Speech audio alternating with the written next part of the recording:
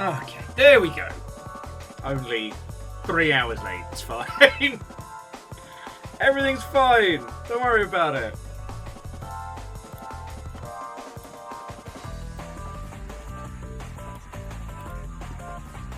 My coffee be healed.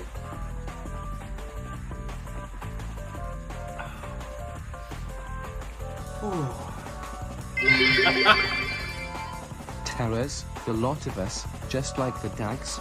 Very, very different kinds.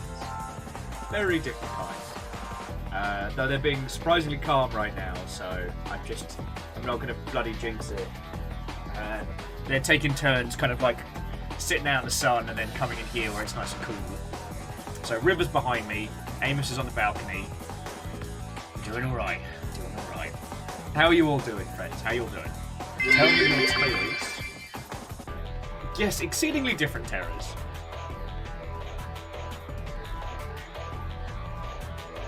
I certainly hope not bacon. I certainly hope not. But, where are my manners? So, Huns, Bacon, Squarepeg, J-Post, Angel Kalina. What? And welcome, friends. Hello, hello. Bacon, thank you kindly for the bits. Also, feck you. And I think... Yes, J-Post, thank you as well. I wasn't at my desk with your first attempt to fuck with me. But don't think I didn't see it. But also, thank you.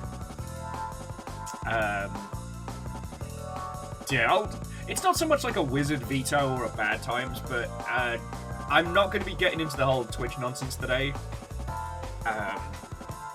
There's nothing really to be doing. Like,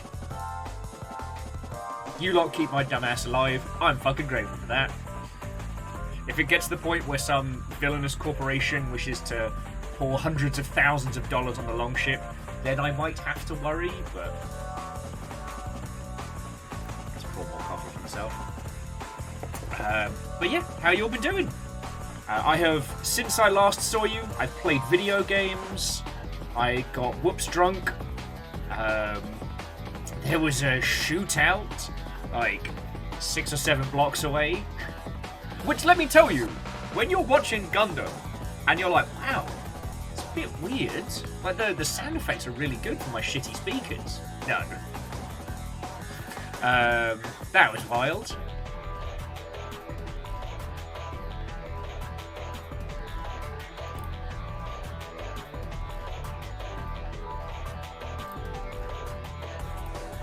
Mostly I've been getting ready for this week because not E3 week is looking jam-packed. So sadly, I haven't done the Sea of Thieves stuff that I wanted to. But I might just treat myself tonight and just trundle about in the seas. We'll see how it goes.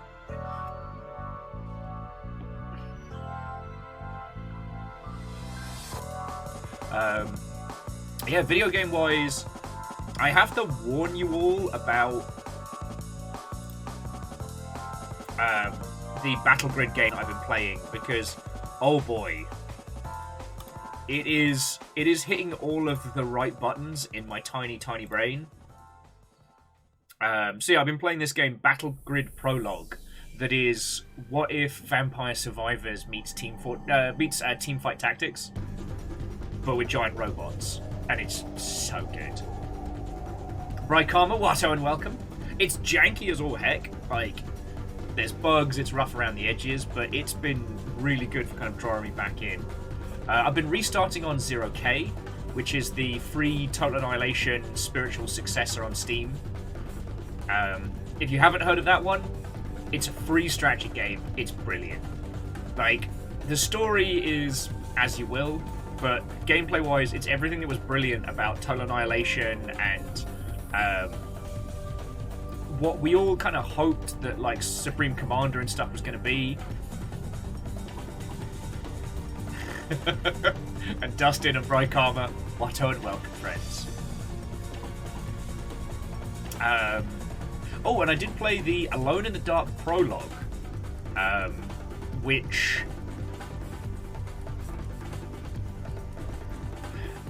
was very well constructed mediocrity. So I'm worried about that title. I do think it's going to be a case of a team who don't quite understand the trappings of horror batting for the fences. I mean, it may end up being like rad.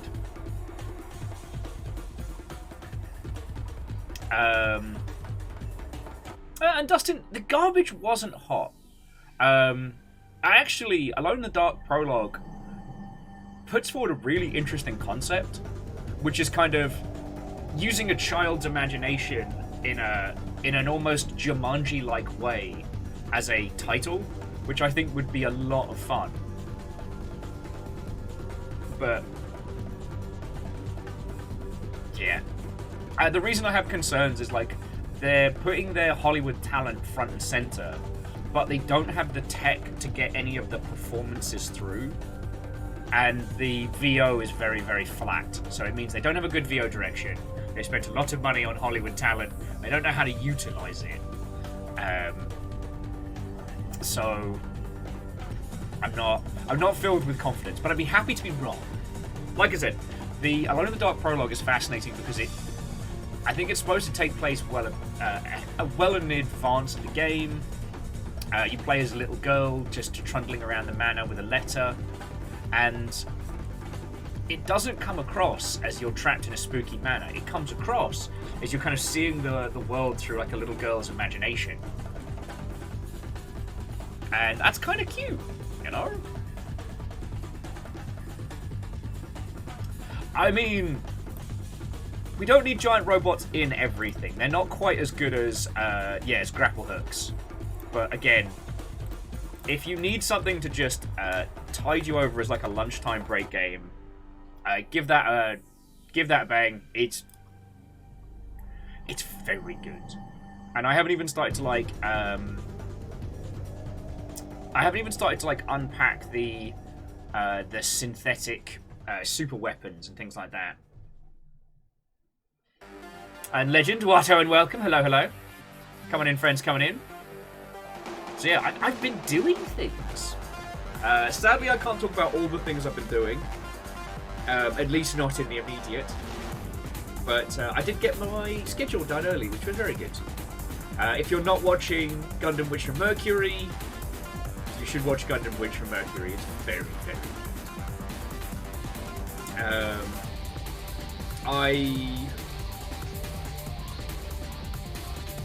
I think I rage uninstalled Battle Operations 2.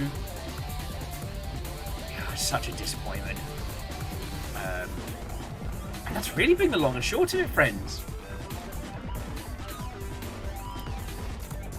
I'm kind of, aside from work, I haven't really decided what I'm doing next Gundam-wise. So I'm just kind of basking in having finished my last build before I start on the next one. Because I got a couple... Oh, and Vanderbeest. Head pass order, Watto, and welcome. I noticed, because you took absolutely no time laying things forward for your house. But no, I'm kind of basking in having finished a big old build. I'm not quite ready to start another one.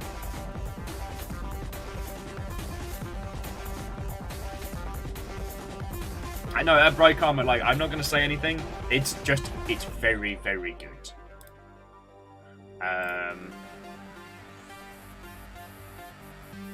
I may have to splash some cash this week and get the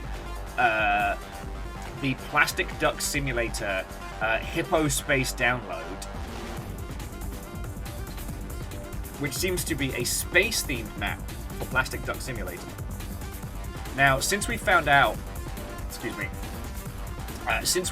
about the amount of hidden mysteries in that game, yeah, so Legend, I thought it was Hypnospace and got very excited for a crossover, but no.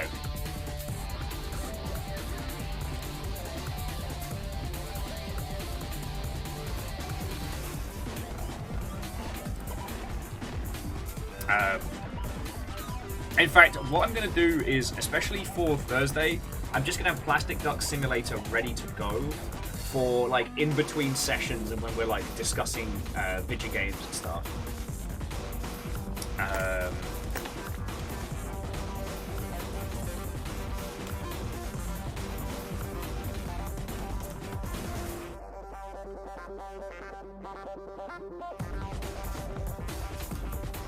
Ah yes, and I'm waiting for Mortal Sin to come out of early access before I give it the once over. Again, after like Zero Seven and a few other titles, as much as I am a grown individual, I still can't get over the whole like binge and burnout effect that we've been having with, early access titles.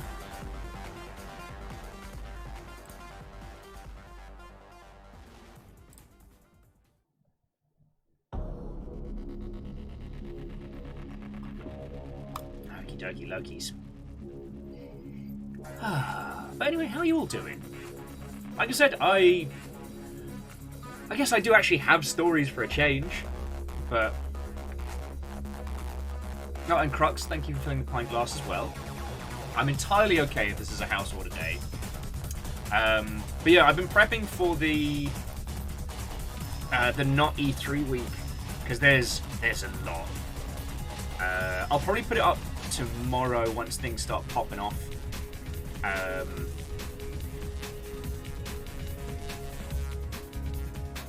Oh yeah, because Guerrilla Collective starts tomorrow at 9 o'clock in the morning. And I love you all dearly. I'm going to have to get up early on Thursday for the snark along with Jet Keeley, but I'm not getting up at 8 o'clock tomorrow morning for Guerrilla Collective because I'm sure there will be some good trailers and good games, but I do not think it will be the kind of thing that readjusts our viewpoint. And actually, I was talking to some industry friendos, and it's like, this is kind of a little bit of what we feared would happen when the structure of E3 dissipated. Because, like, especially on Thursday and... What day is the 11th? That's Sunday? Saturday? Where's my fucking schedule? Where's my schedule? Yeah, so the 11th is Sunday, and there's like 5 things all happening, and some of them are happening at literally the same time. Like, I don't understand why the Starfield showcase and the Xbox Games showcase are at the same time. And then the PC Gaming show, which is usually a long slog of an event, is also happening at the same time. Okay, sorry, no. I know why it's happening, I just wish it wasn't. And I know you all know this, but just for bands. Back in the day, E3 was structured by like physical press conferences, right? So you couldn't have 2 press conferences at the same time unless you wanted to physically compete, because people could only physically be in one place at the same time. So they'd be scheduled throughout the day, usually on Fire Day of E3, before the event started, because the idea would be show distributors and journos what you had on the show floor to garner interest. They then go to those stands and like experience the games or write about them or what have you. This created a semi-amount of structure around E3, with only really Nintendo breaking the mold with Nintendo Direct, which would kind of stream as it was. Now, there's no structure. There's Summer Games Fest, which does have a physical component, but right now, except to industry people who are already signed up to do it, it's very much unknown. We don't know what Summer Games Fest is physically going to look like. If I had to put money to guess, I'd say it's going to look like the old gaming trade shows of yonder.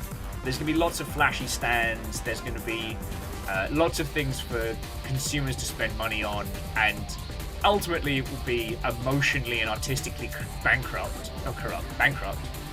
But the lights will be flashy. Hope you like queuing for video games.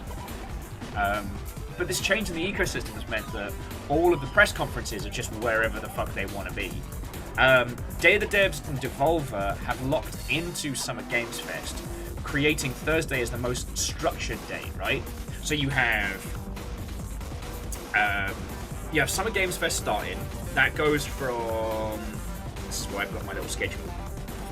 That goes from noon Pacific, so our usual start time, through to 2 p.m. So that's roughly 2 hours. Then Day of the Devs is happening. That's the Double Fine developer showcase, which I don't know if it's actually now its own separate entity. I'd have to look into that.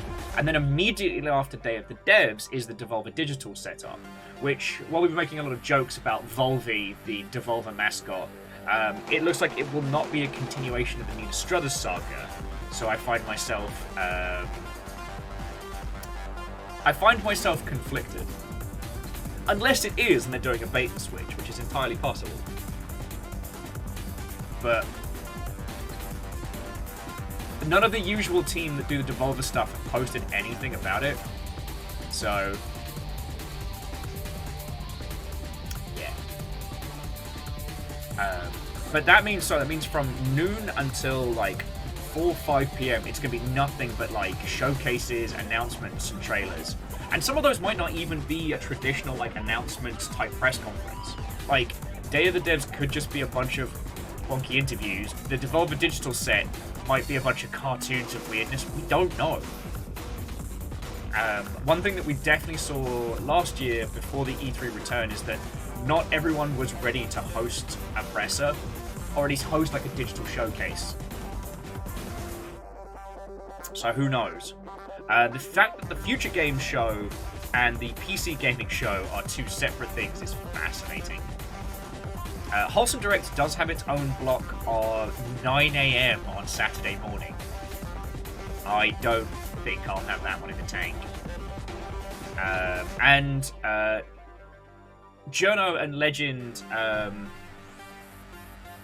oh my god, how am I forgetting their name? There's an Accessibility Summer Showcase on Friday. But I am desperately trying to remember... Laura Kate Dale is hosting that one, so that's fucking cool. I mean, it's stupid early because they're hosting it UK time, so...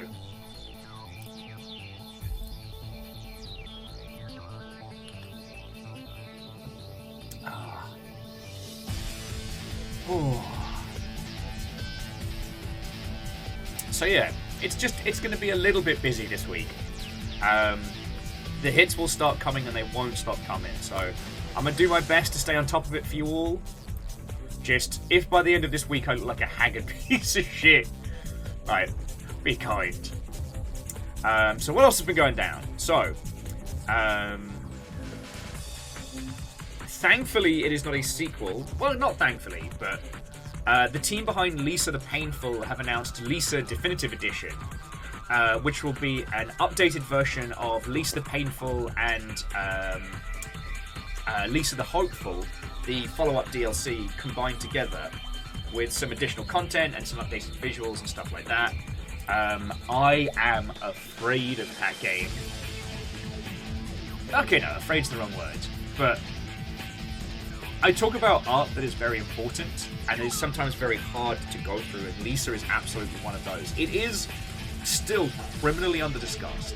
It is one of the most powerful stories we have in video games, but it is not one that I necessarily want to share with an audience. Like, I don't know. One of these days, I keep saying we're going to do like Longship After Dark. One of these days, we'll do Longship After Dark, and we'll do like Lisa, and we'll do Little Misfortune, and some of the like the heavyweight stuff. But I have a lot of plans. But I need is money and time, and I have neither.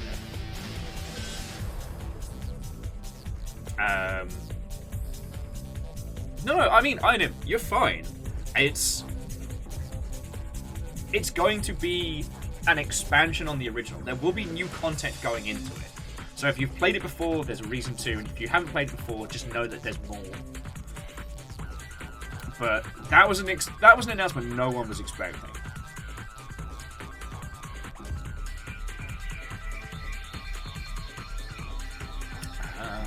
I don't think what else has been going down.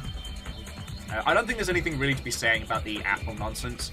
It's not really aimed at the video game market, and you know, at a $3,500 price point.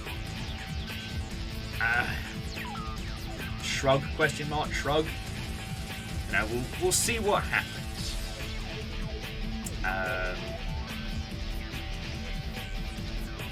Yeah, sorry, I'm chatting Turn into the news super fast. Oh, the interesting one is Star Wars: The Old Republic, the MMO, may be going third party. I'm not entirely sure. Sorry, I'm just looking at the actual like the business nonsense of it, but EA is essentially going to move development and operation of the MMO to a third-party studio and just kind of leave it there. I don't know why they would do this unless this third-party studio is paying EA for the privilege. Like, as it currently stands, like, okay, so here's what we know about it. There's roughly 70 to 80 people who are part of the core team of the Old Republic. So right now, just shy of 100 people work on the Old Republic full-time. They're expected to move over to this new studio, which is Broadsword Online Games. Let's see if we can find out anything about them. Otherwise known as Mythic Entertainment. That is weird. Okay. Oh! Okay, so Broadsword Entertainment are essentially a legacy studio. They currently handle Ultima Online and Dark Age of Camelot. Alright, so I guess EA's considering that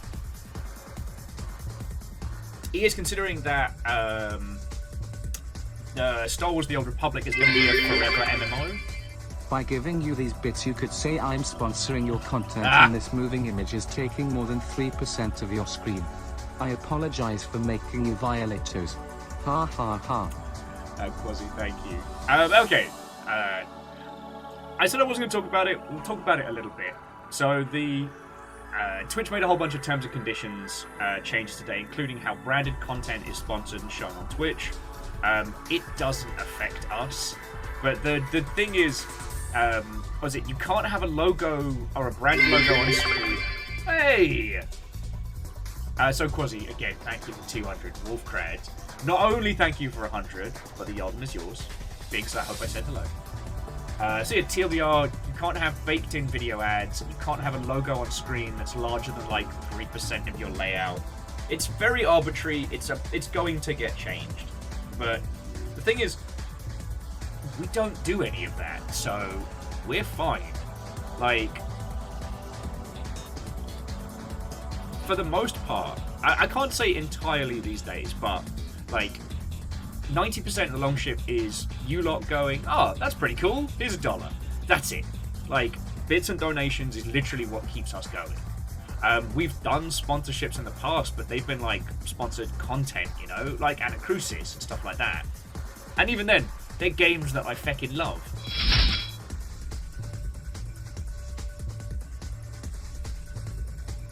Ah, Sean N. Clem the second. Watto and welcome. Hello. But yeah, so it doesn't affect the longship as a whole. If, I don't know, Liquid Death or somebody decides to throw a sponsorship at us, then who knows? But, we'll see how it goes.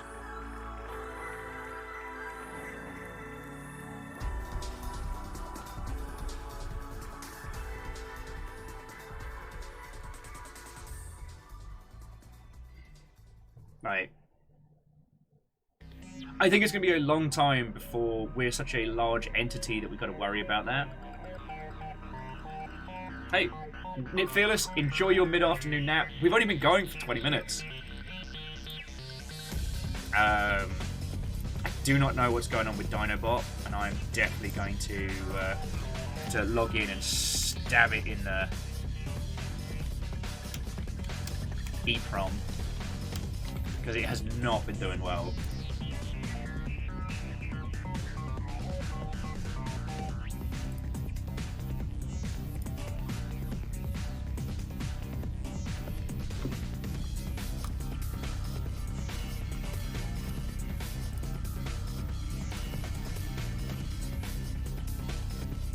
Okie. Oh, yeah, how are you all doing, friends? God, I had an absolute brain melter of a day yesterday where, for a myriad of reasons, I had to join like 4 different platforms in the space of an hour. And one of them was kind enough to DM all other people who may or may not have known me on that platform and go, "Hello, Will's here," which I absolutely would not have done. So that was a stressy spaghetti moment. I did finally get onto Blue Sky, which is just small Twitter. That's it. It's the same. It's just smaller. People are less miserable. Although the irony is, it does kind of feel like a support group, because most people are over there like chain smoking and just being thankful that they're not on Twitter anymore. Oh yeah, and Dustin, we did do Worms yesterday. Which I'd like to point out that I did win. Just saying. Ben did a stream over at Port Center, and they invited me to come play the Amiga Director's Cut of OG Worms. And I surprisingly managed to win it. I'm very chuffed with myself. Mainly because I haven't played that version. I think I played 2 rounds of that at somebody's house once. Oh, so Lizzie, it's not a wizard veto. Like, I don't mind talking about it. I just... Hang on, let me just pause this for a second. I've been thinking about this a lot, friends. I've been thinking about this a lot. And I want to apologize that I've been talking about money and I've been talking about the finances of the Longship a lot over the last couple of weeks. I feel like that puts a lot of pressure on you lot to chuck bits and stuff like that, and I'm really sorry about that. That's never been my intent, alright? I am fine talking about this stuff, you know. It's been very on the forefront of my mind, and I don't want to just talk about that businessy bollocks, right? Like today, I don't want today to be talking about the monies and finances and mechanics. I want to enjoy streaming with you lot, because... here's the thing, I fucking love doing this. And I never want to become one of those people that just talks about, "Oh boy, it sure is hard and bad and dumb to be a full-time streamer." No, it's fucking brilliant. Like, sure, I'm very poor, but you know what? I'm really fucking happy when I'm doing this. This is the highlight of my day. I'm trying to tell friendos that, like, yo, if you want to hang out with me right now, come hang out when I'm streaming. Because this is the best part of... You know, this is the best part of my day. Okay. Dog cuddles does come in at an equal level. So, like, today, we're going to be playing Homebody. Homebody is the follow-up to Dream Daddy that has nothing to do with it. It is a low-poly PS1, like, puzzle horror game. And... despite being a Game Grumps developed title, it only currently has like 55 reviews on Steam. And you'd think the Game Grumps would be able to bring the thunder. So I'm really curious. But like, it's 55 reviews that are all very positive. So like, did it launch at a bad time? Is it not getting coverage? Is the concept off-putting? That people are aware of it, but kind of going, "Oh, that's a bit too horror." Like, that's something that we're going to unpack today. And it looks brilliant.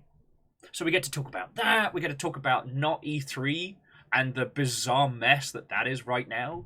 I've got so many cool video game stuff I want to talk to you about. So yeah, it's not that I want to wizard veto the Twitch chat. And again, I am always happy to talk to you about the funds of the Longship, the war chest, where we're at, how we're doing. Like, none of that is... I don't want you to think I'm obfuscating any of that stuff. I've been focusing on the cash a lot recently because it's been a struggle, and I don't want to do that today. So, yeah. Anyway, back to the tunes. Hubba-cha! Sorry. Thank you for letting me ramble. Oh.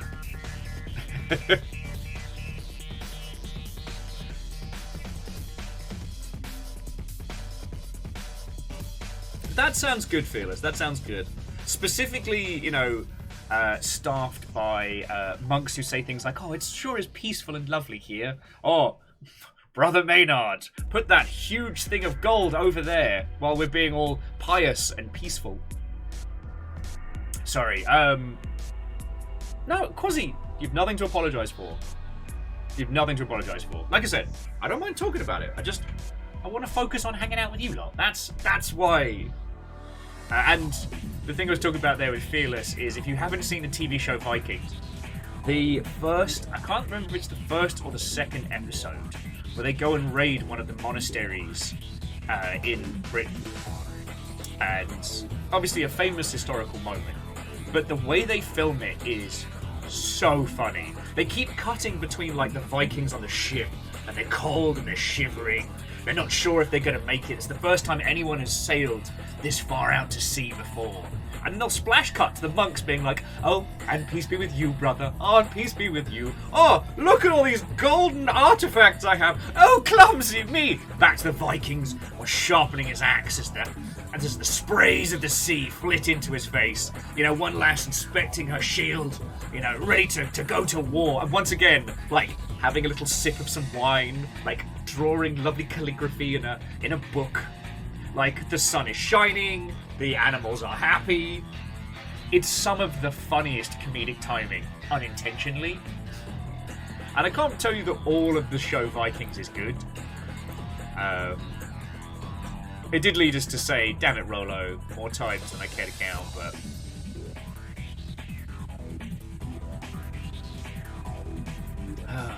But yeah, it still cracks me up, even now.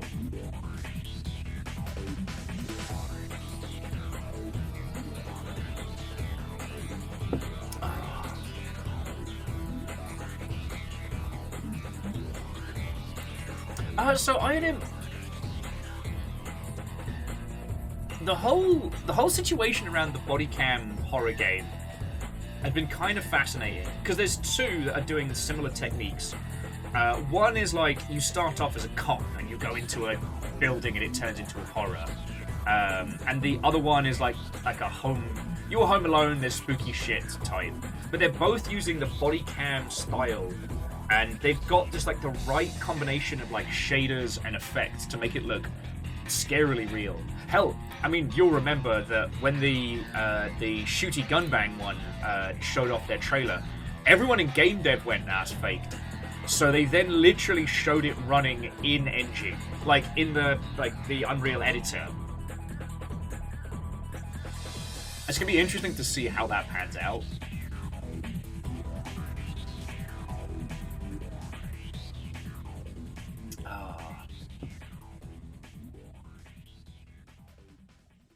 So for no reason at all, with nothing on my mind specifically, I'd like to remind you all that El Paso Elsewhere will be coming out this year.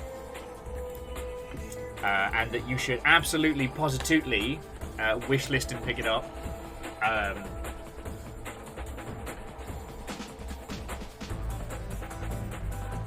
I don't know how best to describe this as it's unfurling, but it is definitely kind of, I don't know. It's a vibe all its own, because before I was describing El Paso Elsewhere as Max Payne meets Buffy, right? But now, I don't know. Obviously, again, I'm talking about this for absolutely no reason, none at all. This is just purely something that popped into my head out of nowhere, obviously. But yeah, by the old gods and the new, El Paso Elsewhere is going to be a one to watch for this year, and I can't wait. But again, not referencing anything specifically or at all. Oh, actually, on the subject of free and interesting games, this one being horror, I came across this one that dropped yesterday called The Lancaster Leak, and this does something fascinating. So, what you were talking about, IRBNB, with the body cam footage, right? Giving it that sense of, like, giving it that sense of reality. So this is low poly, but low poly through an old school, like, handy cam, or like one of the old school, like, shoulder tape recorders, I should say. And it's the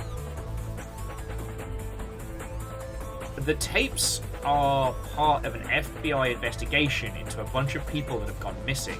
Specifically, an FBI recruit who was looking into the tapes. And it's like, okay, if you dig this kind of horror, go for it. But honestly, I recommend playing like 4 or 5 minutes of it, just because the structure of it is second to none.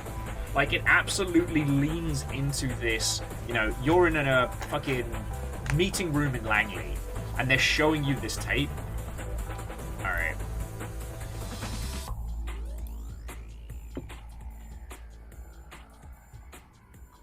Fucking Dinobot. Yeah, Caffeine, you're spot on.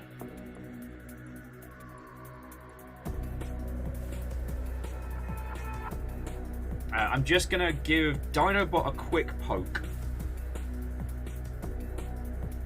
I'm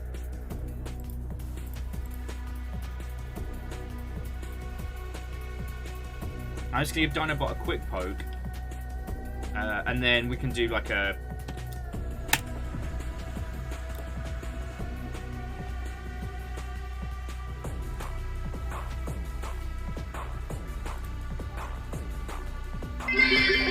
Hey! He's so ill, I got no will. And we're not the Wilsons.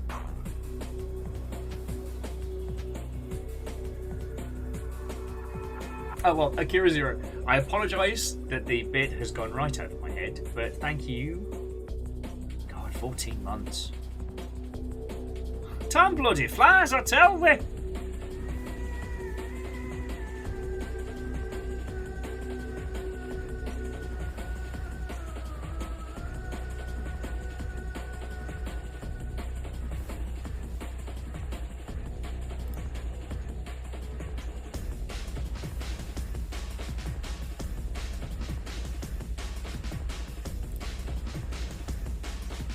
Sorry, bear with me just a second, dear friends.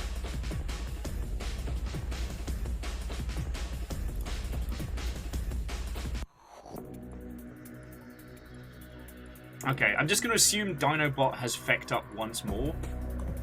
So we'll let the rest of everybody know.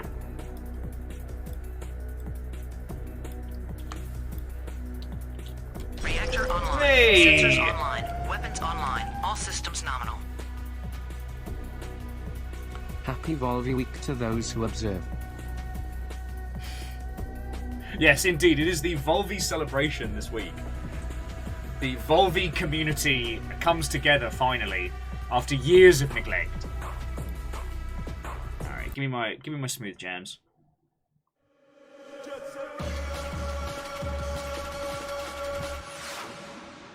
it's always weird to think how Jet Set Radio is completely baked into my soul.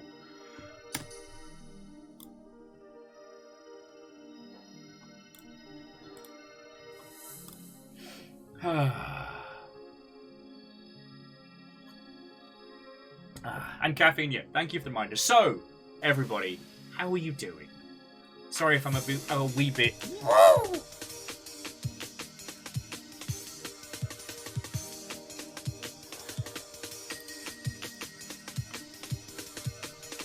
Like, at least video games haven't been too crazy.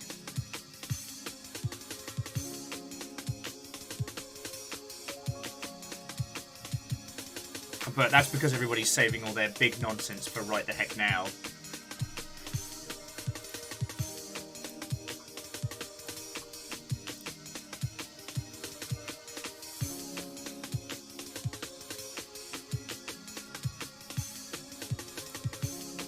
Oh. Shabby Looney, Watto and welcome. Sorry for the wait, dear friends.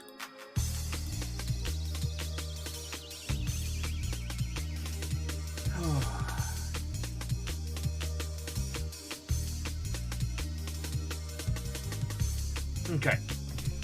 Well, we've given the server a kick.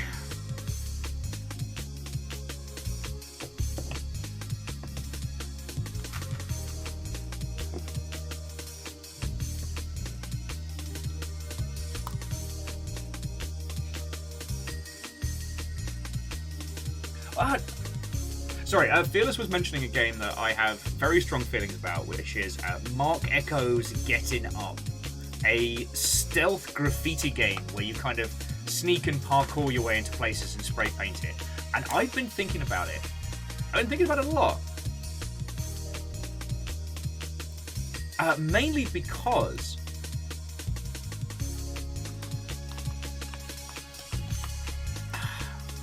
there's a vibe to it that definitely comes from attempting to encapsulate something from emulation.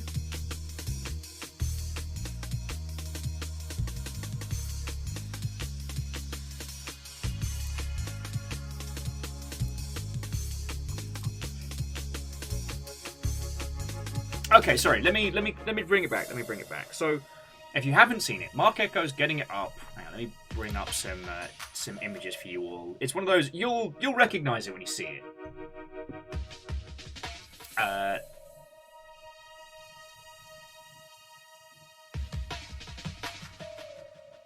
It is an interesting example of what felt like a AAA team trying to copy different elements of culture without understanding them. Do you know what I mean? Yeah, Grand Take. I mean, not a lot of people have. Now, it's not an egregious game. It's not awful. It's just not good. But what's fascinating about it is despite the character and despite the idea and the concept, it doesn't have a soul. It doesn't have a heart. Whereas Jet Set Radio absolutely does. And what's fascinating is that, like, Jet Set Radio doesn't take immediately from one particular subculture, but creates this kind of symbiotic blend of, like, the music, the tunes, the post b-boy culture with that blend of, like, Japanese street fashion just mixed in with this, like, high sci-fi dystopia. Jet Set Radio's varying elements come together in a blend that makes something that really has a heart and a vibe. Whereas Getting It Up, lol, feels like something created in a lab. And what's interesting is the titular person, Mark Echo, was a fashion designer out of New Jersey. So while he is someone who has a successful, like, t-shirt company and things like that, like, he isn't pulling from a culture that he knows. He's trying to construct something that seems cool. I think the best comedic example is, like, Poochie the dog from The Simpsons.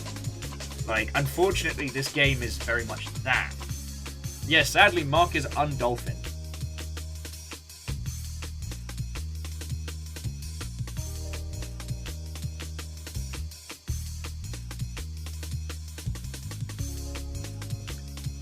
And I'm sure there are other examples of studios trying to emulate a culture they don't understand. Hey, Keldra, watto and welcome. Dinobot was being a POS again today, so we had to just kind of, like, physically punch it, get it working. But, no, it's a fascinating one, and I've got the Steam build. I've considered streaming it for you all, but, like, the thing with this is you've got to play a lot of it to understand what's missing. And the process of getting from naught to there is kind of meh. Do you know what I mean? A lot of people put this... a lot of people put Mirror's Edge against this, even though this is from, like, a generation prior. But, like, the combination of, like, you know, parkour and aesthetic.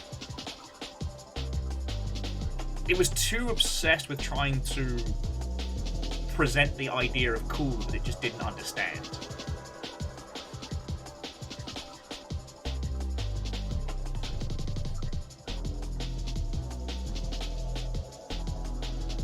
Well, yeah, and so, I mean, different, like, graffiti culture in different parts of the world has different meanings and different impacts. Guinan was bringing up, like, the 80s UK graffiti explosion, and that was a movement unto itself. Making a game based on that would be fucking great. Like, sign me up. And like the mid to late 90s where people started getting really experimental. You know, there was this sudden influx of people doing very, very weird art pieces using, like, you know, contemporary graffiti. And the culture around that, at least in the UK, was kind of fascinating.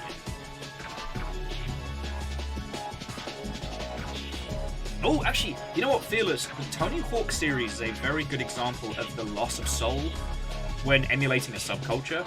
Because the irony being is that Tony Hawk's Pro Skater wasn't necessarily about the subculture of skating, but it brought together so many genuine elements of it that it reinvigorated the scene and actually brought a cohesion to it. Whereas some of the later games, especially the Tony Hawk's Undergrounds, soundtrack was... what was the one after Underground?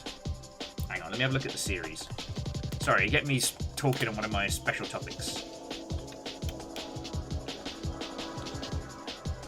Video games. There's the series. What's up, Amos? You alright, buddy? Let's try to see the... Oh, Tony Hawk's series. So what did we get?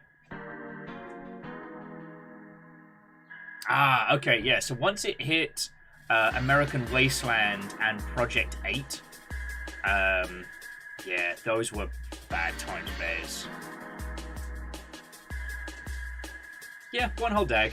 One whole Amos.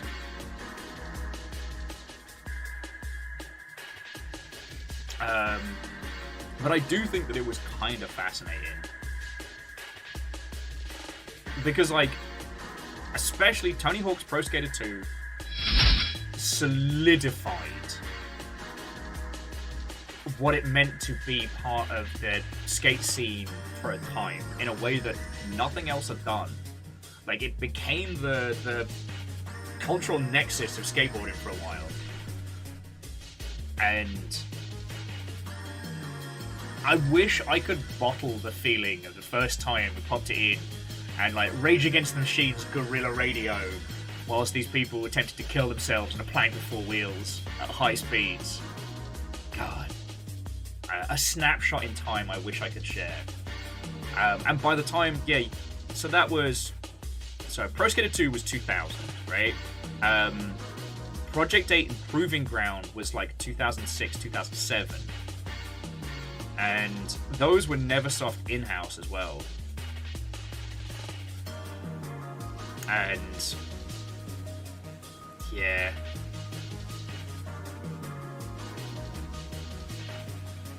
Bad times were had. Bad times were had.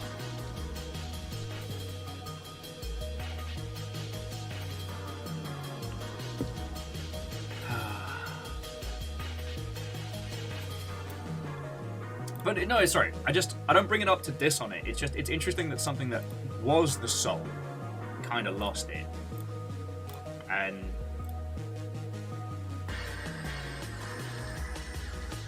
I always kind of appreciated the Wipeout as a series, not the people hurting them on bouncy balls, but the space riding game. Now, whether it was a fiscal decision or not, Wipeout 3 basically kind of called it quits. The Teenage Mutant Ninja Turtles are four reptilian heroes who've overcome the arch villain Shredder. Oh, good on you, Fearless. You managed to get Shabby Looney. Well done. No, seriously, thank you.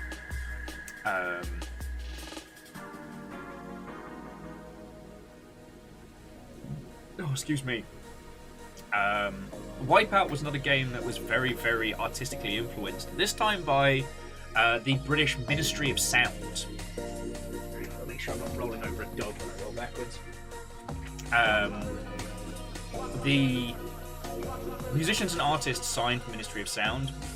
A myriad of them were involved in the soundtrack of Wipeout, and that combined with its like hyper-future supercar aesthetic really created something that was like unique and fresh in the space.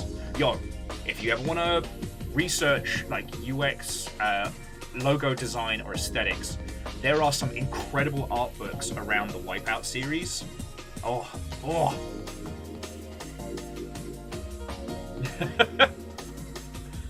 Well, Fearless, if that is your goal, then I am grateful for the support. Thank you.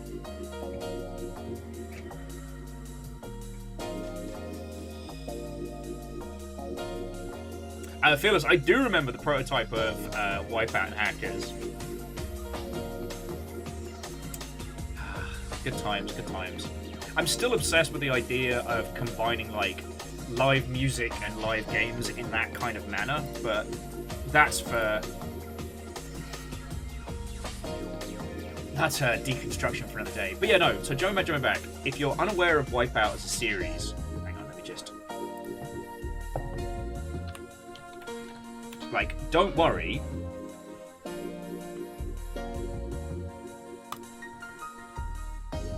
Let's see if there's any good stuff here.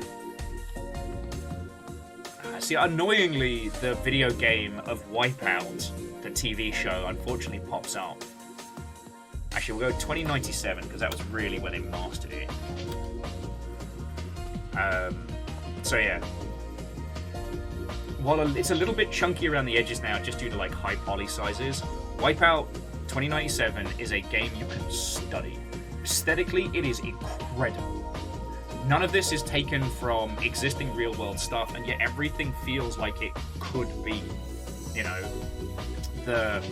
these like high-speed, low-altitude jet vehicles make so much sense. Like, and the way their branding is done, the way they have like sponsors and aesthetics, the way that each vehicle reflects its team's philosophies and things like that. It does this brilliant job of creating a world that feels spot on. It feels like it exists. Oh, Hunter, what and welcome. Talk about Wipeout, because I want to. Honestly, friends, the only reason I don't play the soundtrack to this more often is that it's very, very copywritten. Because it was such a... The soundtrack was put together by a bunch of incredibly talented artists. Lagmeister, the Prodigy was on the soundtrack to Wipeout, and I think...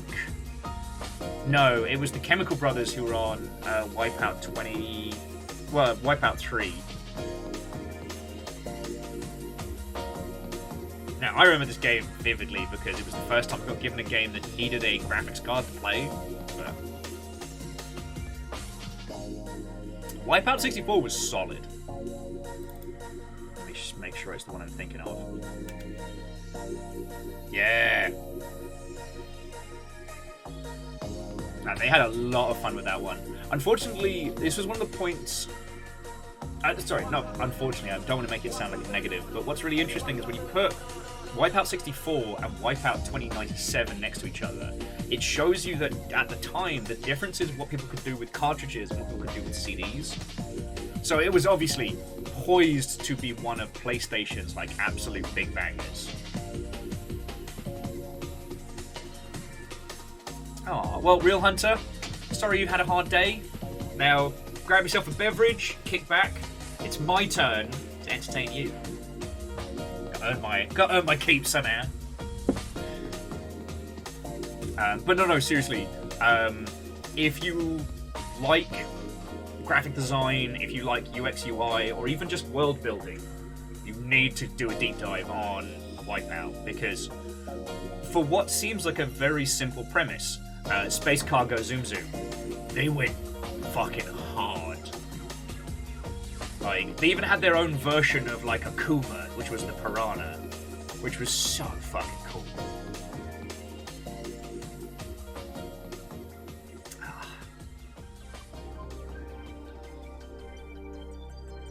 Now, I don't have any way to prove this, but I would bet cash money dollars that the team behind the Star Wars pod racing game took all of their inspiration from Wipeout.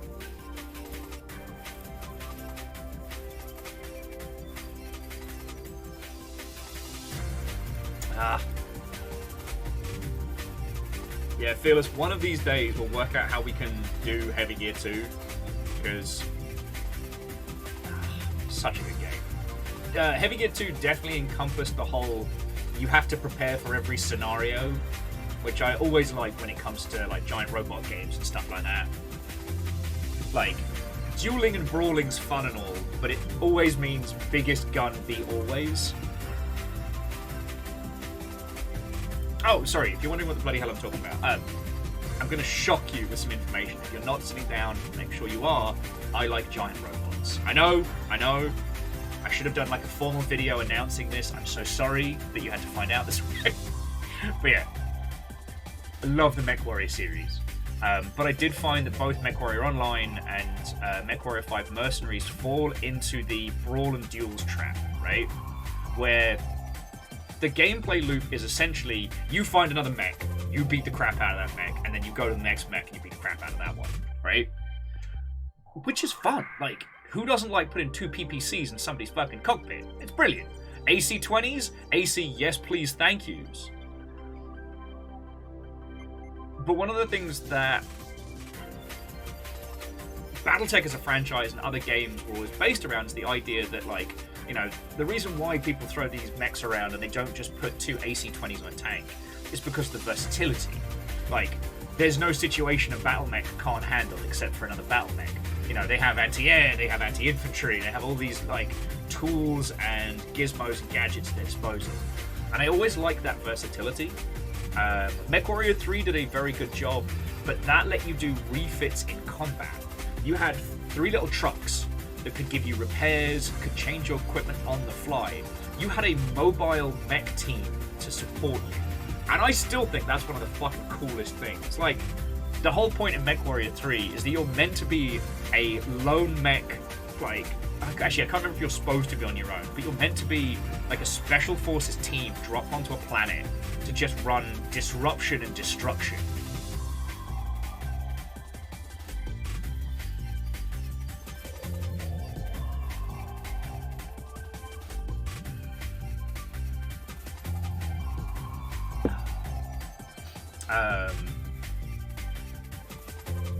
Yeah, so sorry, I always really loved that concept. And Heavy Gear was fascinating because, like, whilst Gears were the other big contender, the amount of different things that game could throw at you really had you building something that could handle any situation.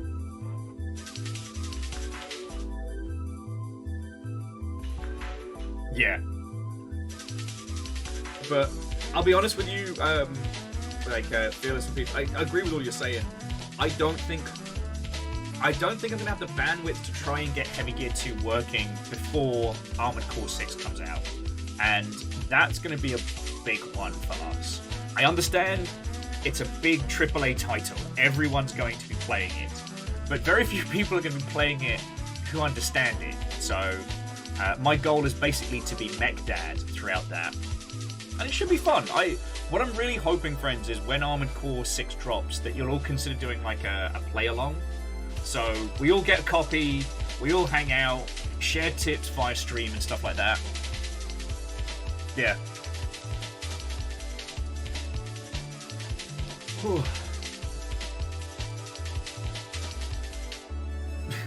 Not quite what I was going for. I don't have that Pedro Pascal smoothness. Okay, I'm more like a, you know, mildly alcoholic uncle.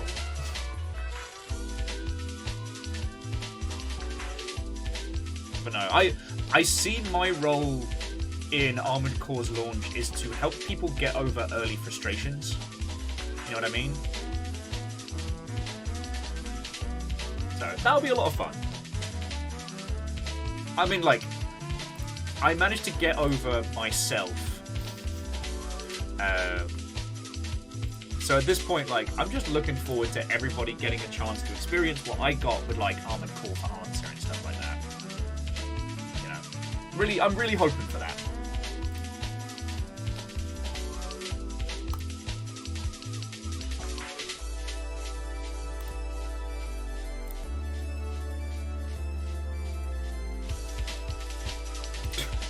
Terrors a lot of you. And yeah, it's because I was saying that they've never played the Armored Core series. It's very different at first. It's very different. You know, when you play Mech Warrior, you feel like you are controlling like a gigantic behemoth, a walking tank, a weapons platform, right? Armored Core, you're a jet fighter on legs. You know, you're a is it the Veritech fighters from Macross? You're one of those mother hubbards that doesn't transform, but you can fly.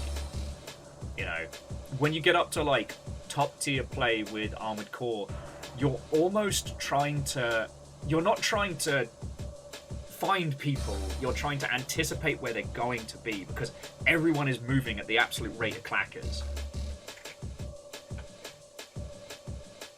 Lagmeister, I'd say Zone of Enders is definitely closer to... if I'm being perfectly honest, it's much closer to Nier than, say, like Dynasty Warriors or Devil May Cry. You know, it's got this smooth, like, melee combat with a bit of range. You know, a little bit of open world, but a little bit of plot.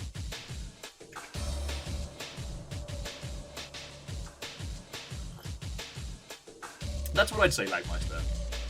Okay, and Legend, it was Veritech Fighters. I don't know Macross as well as I know the others. Macross Plus was the only one I've really binged. And I'm still gutted that I didn't have the cash to go see it when they were doing like a cinema screening. It's bad times, sad times, but them's the breaks. Them's the breaks.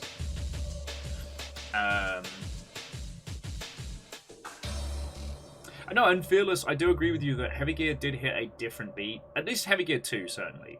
Like, you have the high-speed maneuverability of power armor, but, like, the weighty combat of, like, larger mechs. Like, it hit that sweet spot perfectly. And I'm sure there's a whole bunch of arsery when it comes to licensing and stuff like that. Heavy Gear's currently... I don't actually know the outcome of it, but Heavy Gear's in a bunch of like legal hot water, because you remember, well, okay, some of you might not, Heavy Gear was supposed to be rebooted as Heavy Gear Arena, which was going to be a free-to-play success story. It was kickstarted, and last I saw, one company was claiming that the company making it, or who were going to re-release it, didn't actually have the rights to do anything with Heavy Gear, so it's sitting in legal hell now.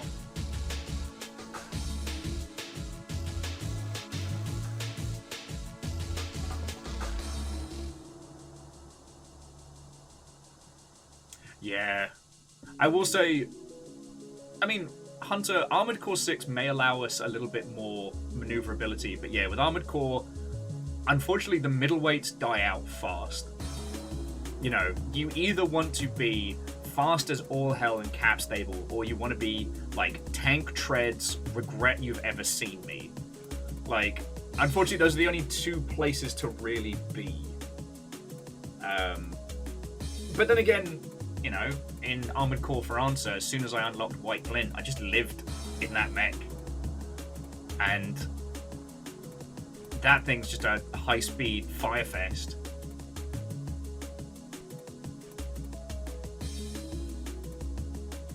Actually, what's the current stats? Oh yeah, for those of you who don't know as well, so Heavy Gear was a FASA competitor. So back in the day, there was a Canadian publisher called DreamPod 9 who made a what if... Okay. With Battletech, they were going for very much the big, chunky, stompy mechs. Heavy Gear was based very, very loosely on Assault Suits VTOMs. Wait, no, is it Assault Suit VTOMs? I've got to get this one right.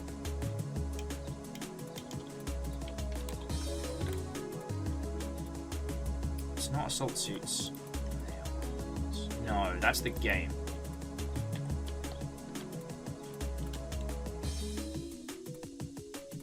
Armored Trooper VOTOMs. Alright. God, that took 5,000 years to find. Which is another old animu. VOTOMs first aired in 1983 and was seen as kind of like a continuation of the real metal genre, the real mecha genre, TLDR, Gundam showed up.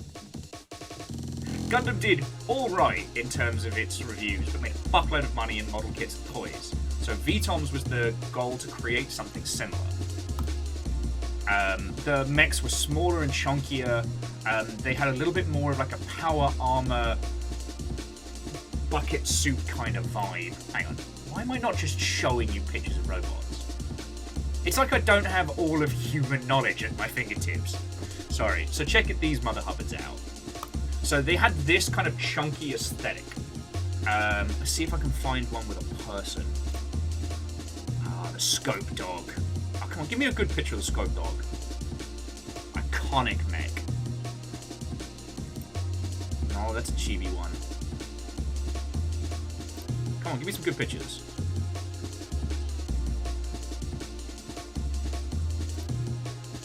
Okay.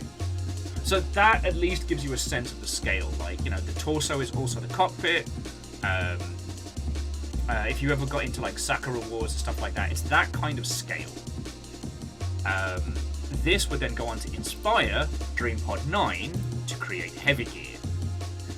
Now, I don't believe that there was ever any legal action like there was between Harmony Gold and stuff like that, because I don't think Votoms got licensed in the US until much, much later.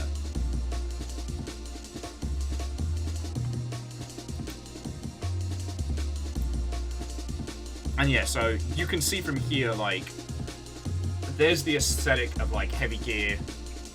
Weirdly, Heavy Gear 1 was a strange, like, apocalyptic junkyard mech game, which was very, very odd. It really did not fit either the OG, but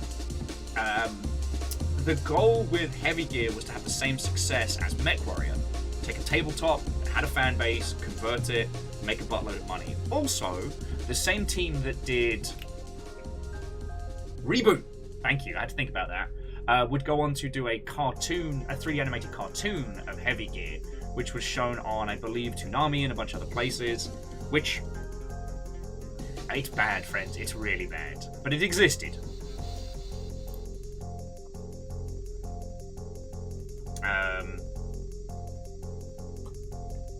Sorry, it's Mech History with Will.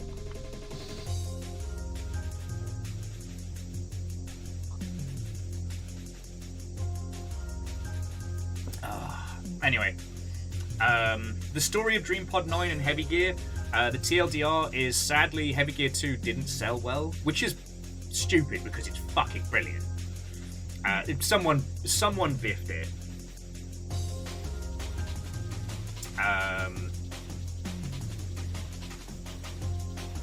So they had a lot of bad times. The rights to Heavy Gear, the board game, went to Steve Jackson Games. They did a bunch of different Kickstarters throughout the years with ever-decreasing amounts of success. I mean, I hope they're doing well. You know, they had their full complement of teeny tiny Heavy Gear minis and goodies and all that. And their website is still being updated with like Heavy Gear Blitz stuff, so good on them. Like, it is something to be said for a lot of the board game based companies, especially the ones that popped up in like the late 80s, early 90s. They never suffered from the monster bloat of some of the later entities, and they really caved under their own weight.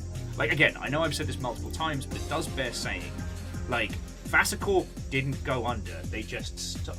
Oh, thank you. You got me a sandwich. Oh, I got a sandwich. Oh. Yeah, so MechWarrior never crumbled. Fasacorp decided that they were they were done. They'd had their fun. They closed shop, sold the IPs to Microsoft, and yeah, pieced out into the hills of Seattle somewhere. Props to them, you know? There's very few times in nerdery where people get to have, you know, where people get to end it on their own terms.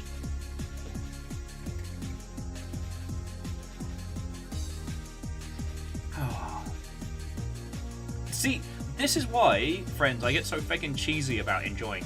We just spent half an hour talking about the history of giant robots and giant robot video games. And you're okay with that. I'm a very, very lucky individual. I hope you all know that I am very aware of that. Because, let me tell you, very few people want to hear about heavy gear.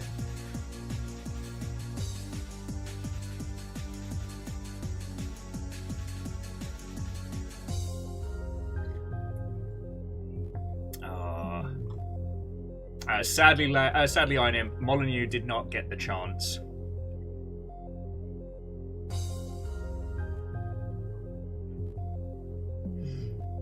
Last we heard, Molyneux was doing nufta things.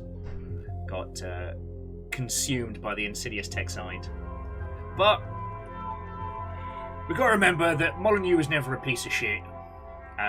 He overpromised a lot of things, but he loved what he was doing. And if you haven't seen the video from People Make Games of him going over his back catalogue, his discography, like, you know, him failing with Godius or whatever it's bloody called and making a nufta game doesn't detract from how good, you know, games like, you know, Populous and Dungeon Keeper were.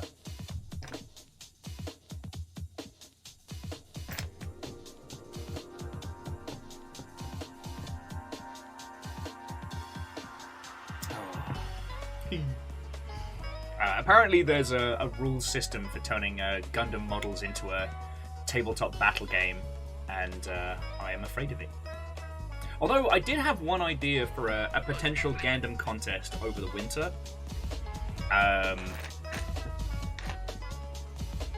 Because, I don't know, I've been really enjoying it.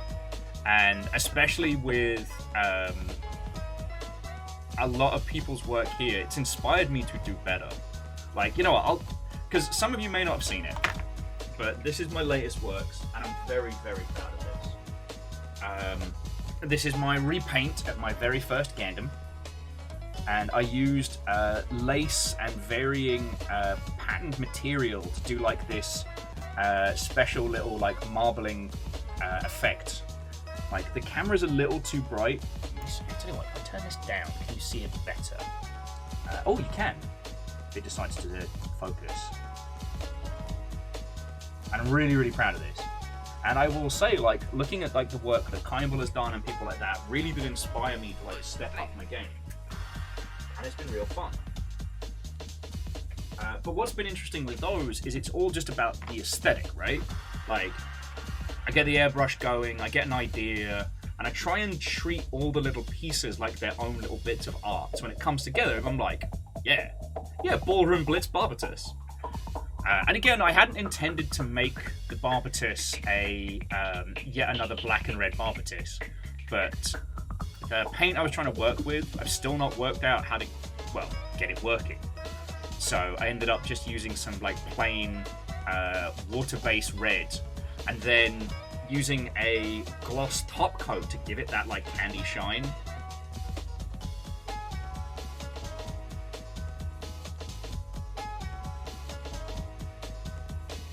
So Moose, I do agree with you. There was also, like, he got shifted from a creative position to a management position, because he went from being head of Lionhead Studios to being, like, the Xbox creative executive.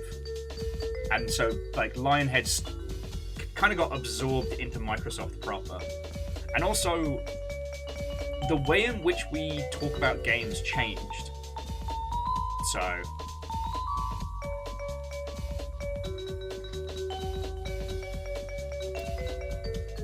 when we moved away from the traditional print media style to the, you know, the blogging style, and then into like the, you know, the content creation format, there was more of the case that people were not, you couldn't make those wild claims and then have the game come out, because people were holding the actual statements to, sorry, I'm trying to find a diplomatic way to say it without sounding like a complete and utter cockwaddle.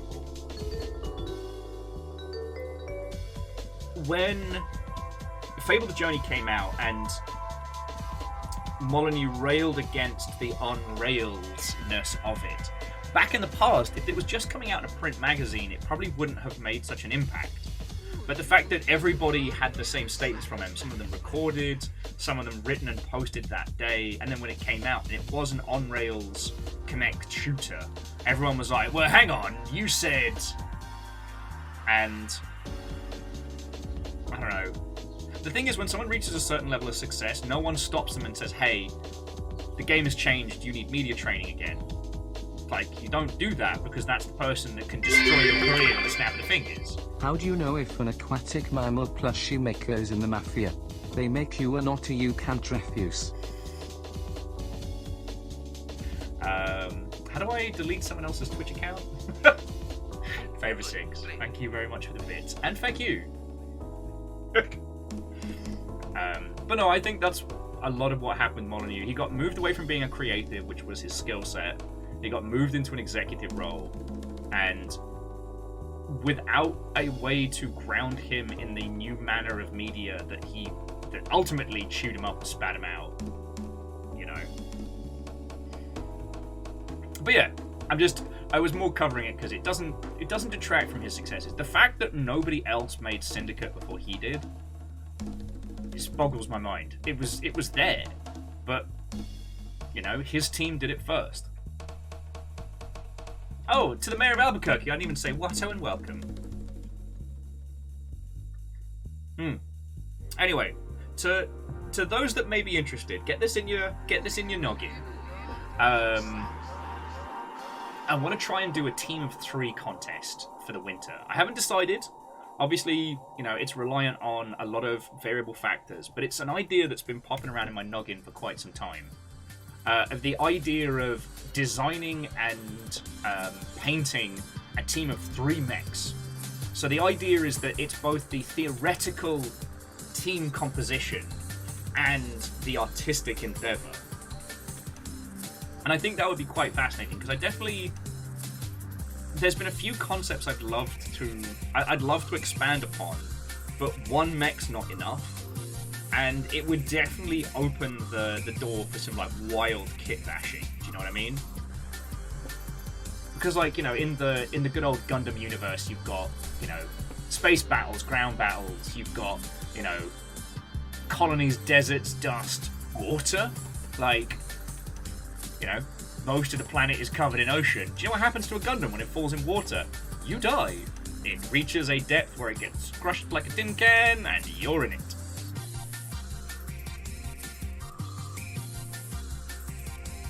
Unless you are, you know, operating something that's designed to work underwater, but that's another story.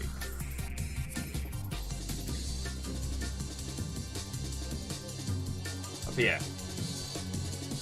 Deep Sea Angler Gundam. IRBNB's like, oh no, kit bashing Gundams and having fun. Whatever will we do? I don't know. I like the idea of thinking about how they would operate, but not having to like write rules or, you know, actually battle them. Does that make a weird sense? Anyway, so friends, the game that we are playing today is called Homebody. Hey! Big I'm y'all now. Bismarck, what will you do with your newfound power? What will you do?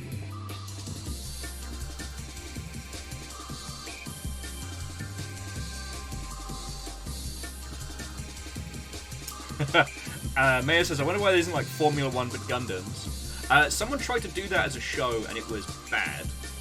Not a Gundam one, but like, you know, robots that like race. There is a show where it's just Gundams dueling to decide who rules the planet. It's G Gundam. God, those G Gundam nights were... God, they were good. Reactor online. Hey! Sensors online. Weapons online. All systems nominal. Fucking yo. Sure, what's one more month wailaloo? Just keep hanging on until you got to get rid of me, huh? How are you doing, friend?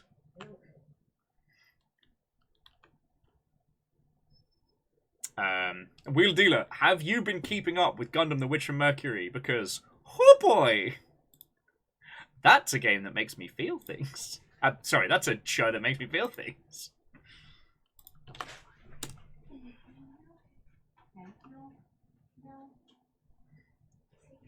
Okie dokie Lokies. So we were just about to get started with Homebody.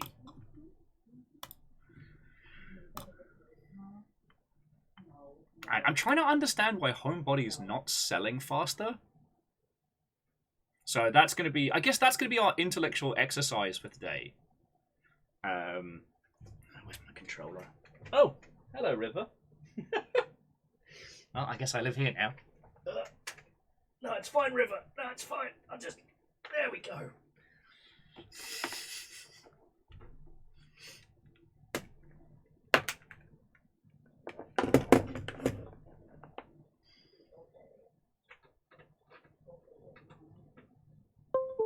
Boop, boop, boop.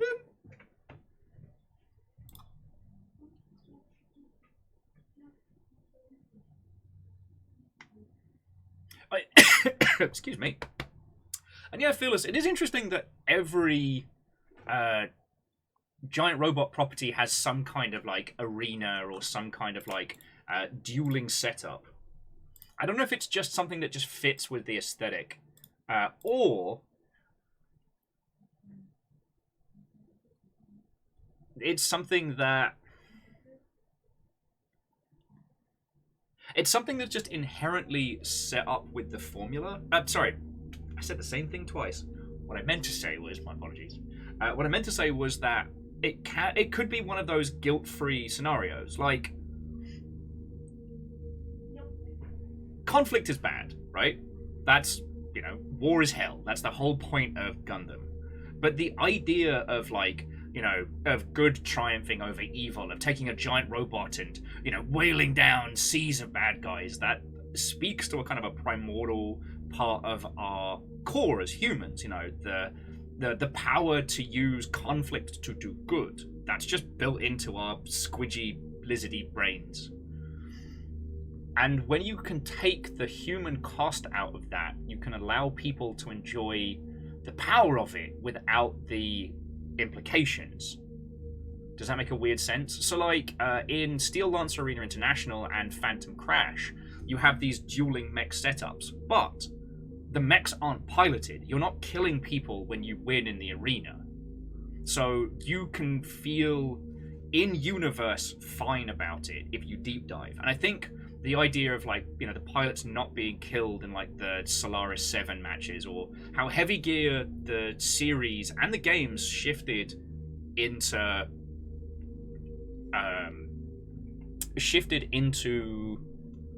more of the arena formats, kind of takes it allows the user to just enjoy the conflict like a sporting event.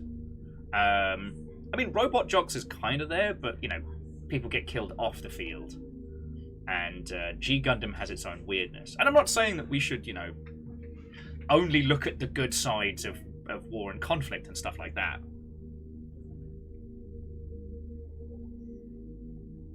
Hunter, absolutely. That's also the same thing with Macross Plus and a bunch of other stuff.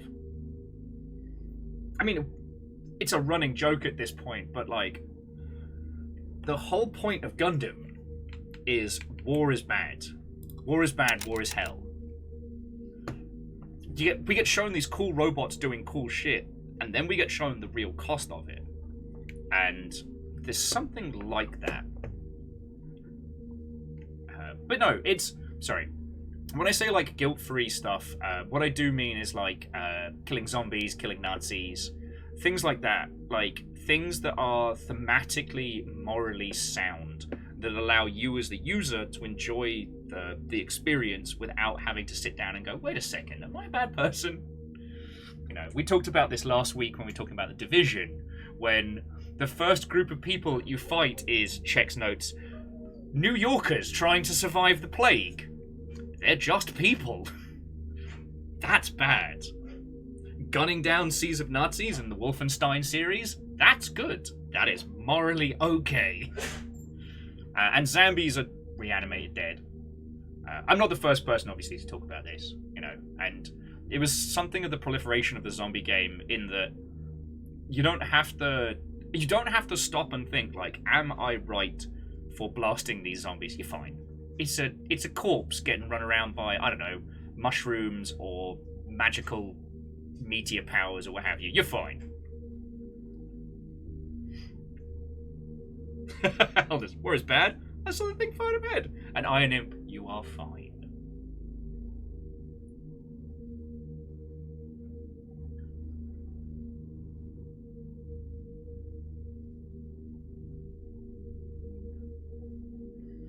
Yeah, so Varbles, the whole thing around the IPs post Vassacorp is a massive mess.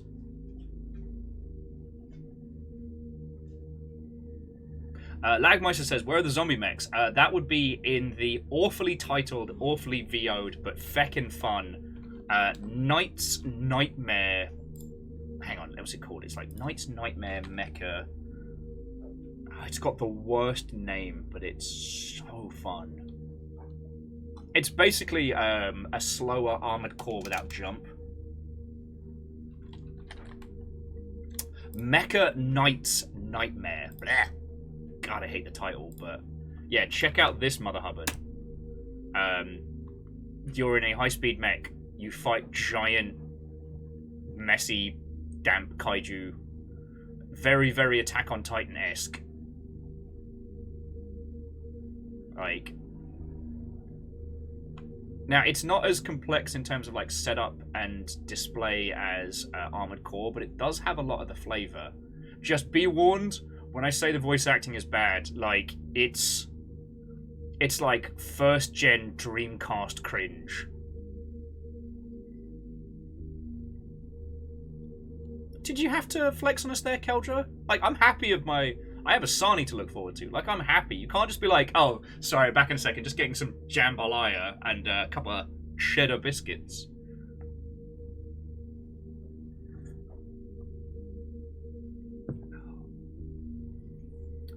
Legend, only you can be the judge of that. But gameplay-wise, Mecha Knights is very, very good.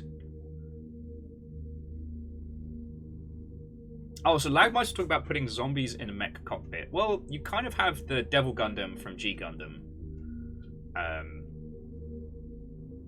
That's probably the closest to that.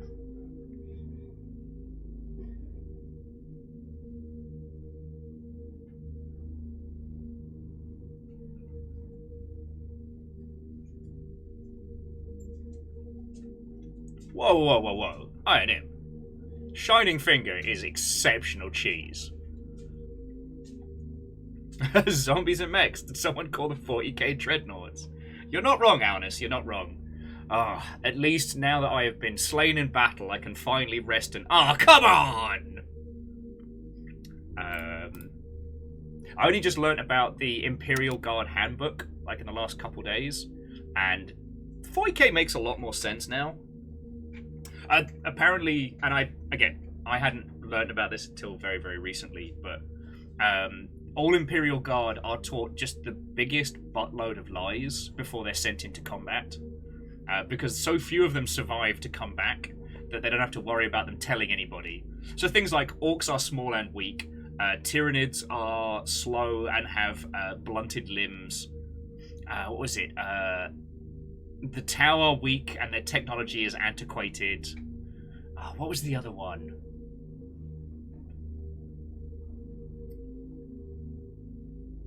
No, okay, what was it? No, so the Tau are weak and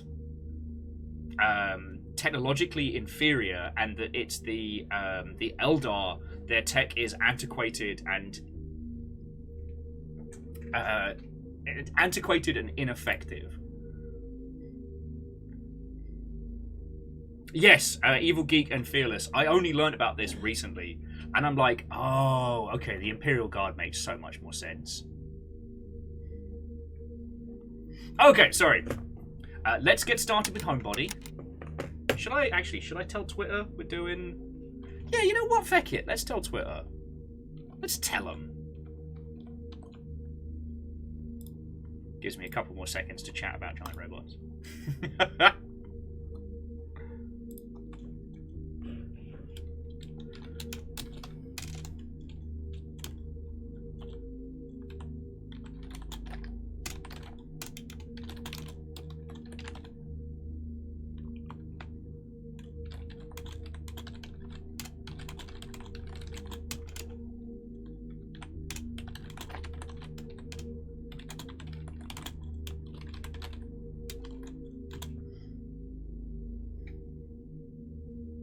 Oh yeah, no, Real Hunter, the Dark Eldar. Psh, who even are they?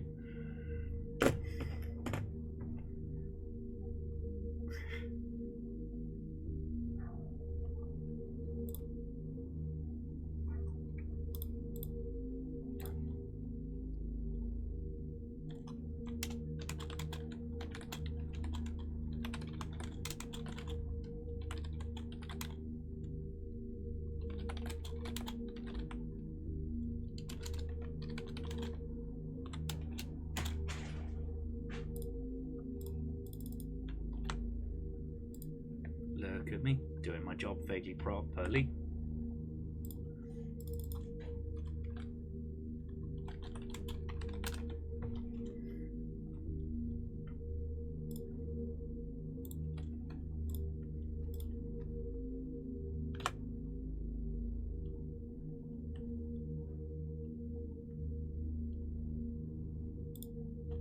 Okay, tweet has been deployed.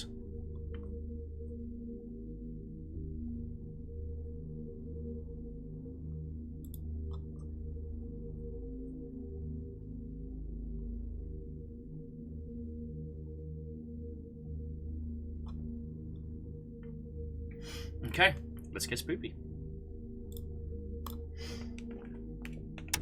Alright, so, one more time before we get started. This is Homebody.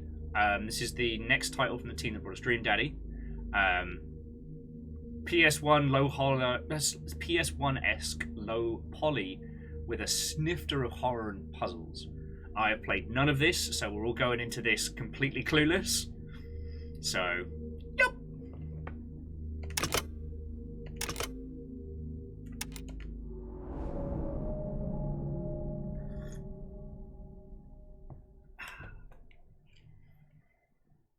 Oh.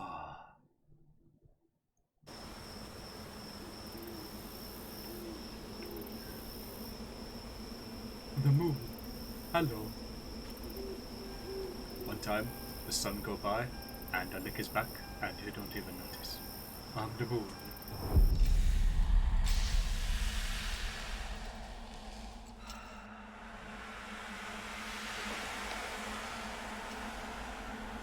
Okay. Spooky keys. Combination. 420 blaze it! Gary's text. Call back if you see this. Going to the Kroger down the road. Sorry if we miss you. The gate combination is the third number on the post-it. See you soon. Okay.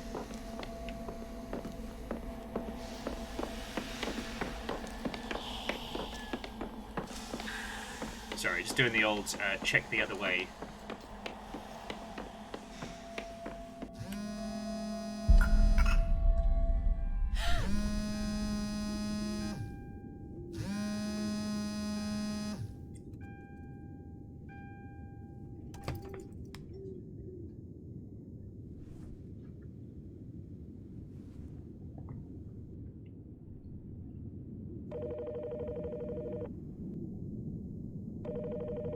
Always look for the secret bananas. Laura says, hey, Emily, you're not giving up already, are you? Emma's like, yes. I mean, no. I mean, I'm on my way. Kinda. Laura's like, are you panicking? Do you need to pull over? I already did. I'm at the side of the road. Laura, you already did what? Panicked or pulled over? Man, Laura's not being very supportive right now. Emily, I've got 26 unread messages from my friends, and I know it's going to be bad news. I've been sitting here at the side of the road for 20 minutes, and I'm trying to stay calm. But I don't think I can handle it. I'm thinking about turning around. And you hoping I'd give you permission, says Laura. Is this the point in the story where we could have had a... We could have gotten away?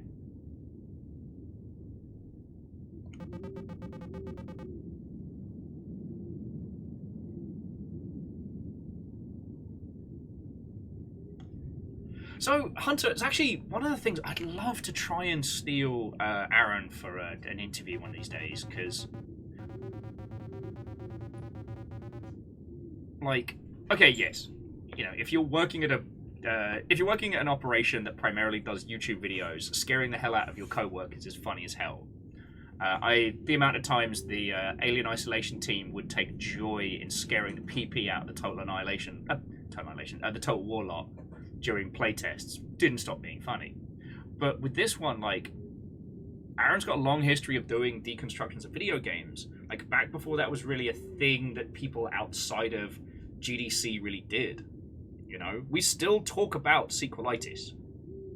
And that is wild. And I don't just mean like us as in the Longship. I mean people in video games still talk about sequelitis. And that's a heckin' hell of a legacy. Especially for someone, to my knowledge, hadn't worked in games before.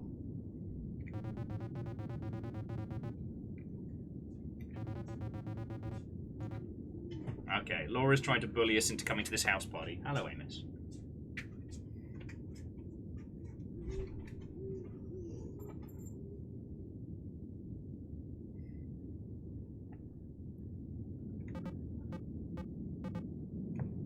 Alright, Emily has agreed to go to the party. And if you'd just gone home, you would have been fine. Laura's like, there you go.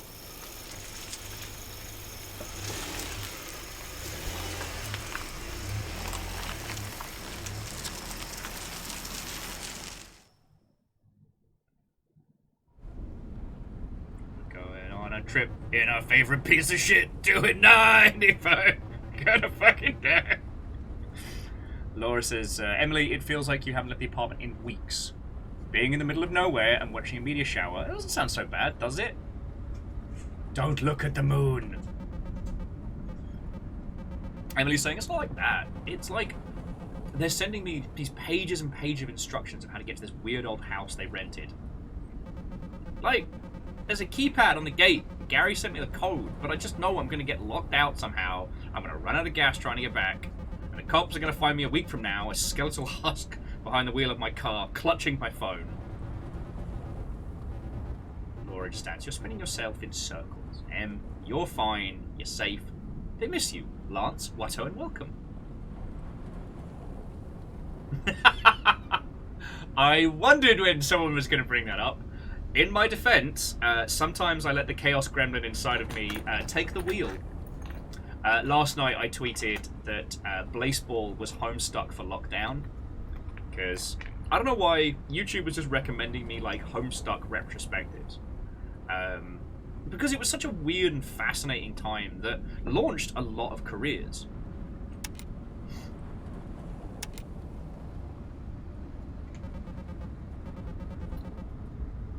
And during that, like, a lot of the comparisons to like the yes and-ness of early Homestuck and things like that, and sadly with the closing down of Blazeball, it made me realize that, holy crap, it was the same kind of vibe. It was a bizarre, you had to be there.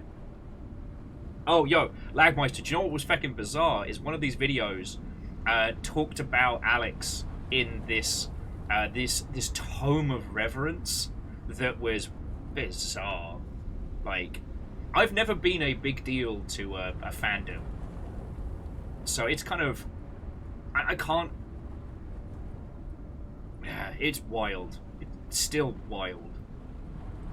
But the thing is, like, I became aware of Alex because of Homestuck, and then I met him at PAX, my very first PAX, and I wouldn't be overly familiar, but I like to think of him as a friend, you know. All right, so Emily is 4 hours late. We're going to a house party to watch meteors.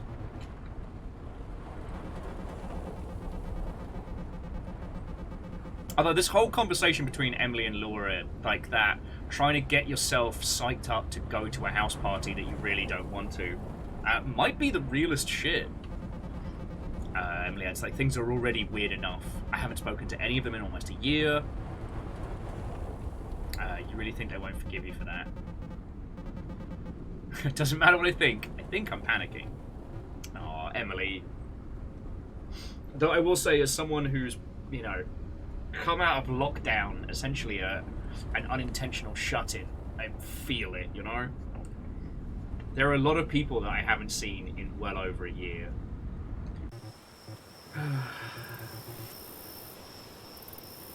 Laura's asking, what are you so afraid of? Spoopy guy with a face. Okay.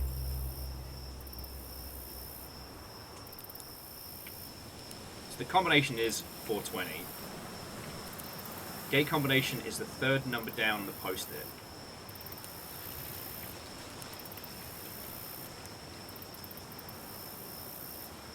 You can recall important facts in your memory log. Okay.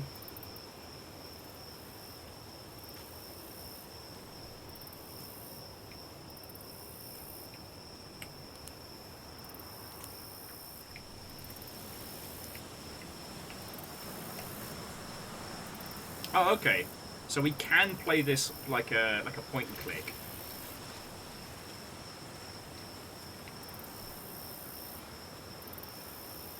And we can't run away.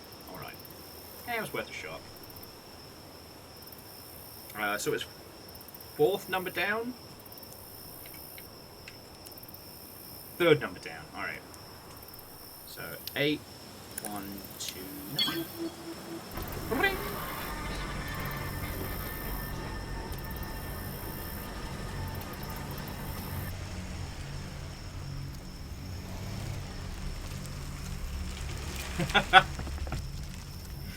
Well, Bayonaut, thank you for describing me as master of the Chaos Gremlin.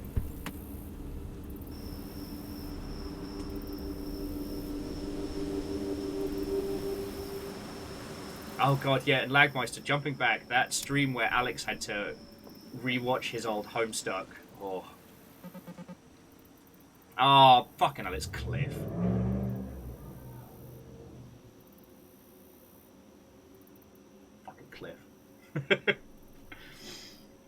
Bayonaut just adding as I rocket towards 40. The house parties I don't want to go to is almost all of them. No, I miss them. I just don't have time.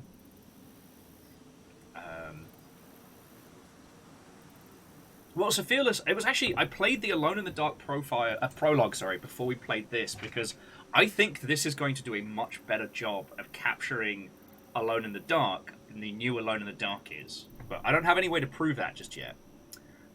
So hey, Cliff. Jerk.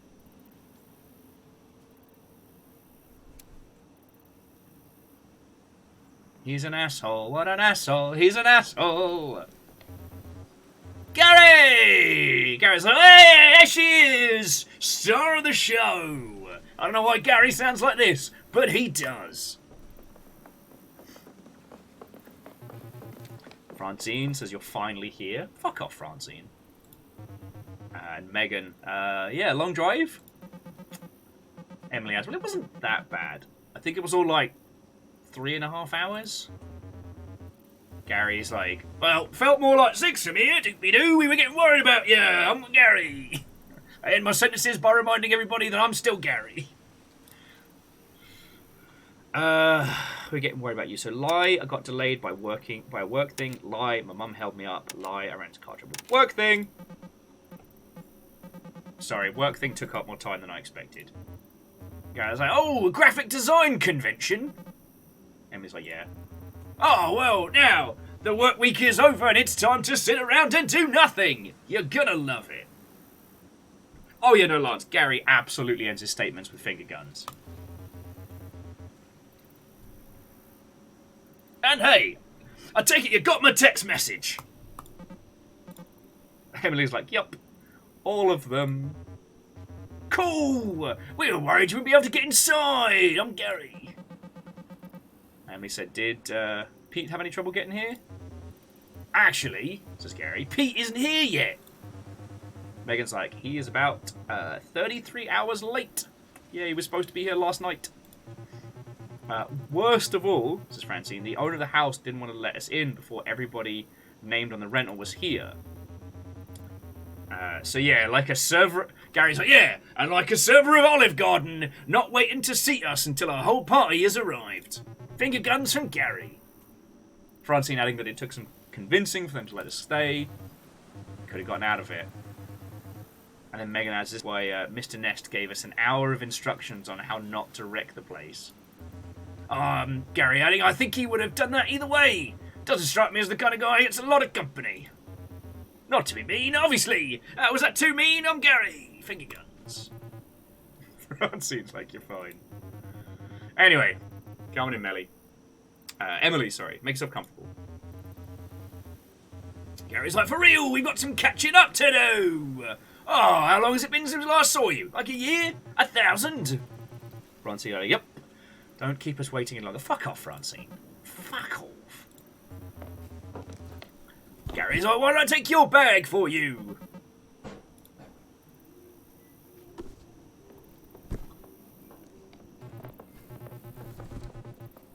Oh, Francine can be nice for a change? Saying, hey, everybody's really happy to have you here. Francine adds, I am too. You could have opened with that, Francine. Stop that insisting. Favor 6 has gifted a sub to Gary! Hey! My name's Gary, finger guns. Lance, while Francine may have resting bitch face, they apparently seem to have also resting bitch mannerisms and resting bitch comments. Like, at what point is it just being?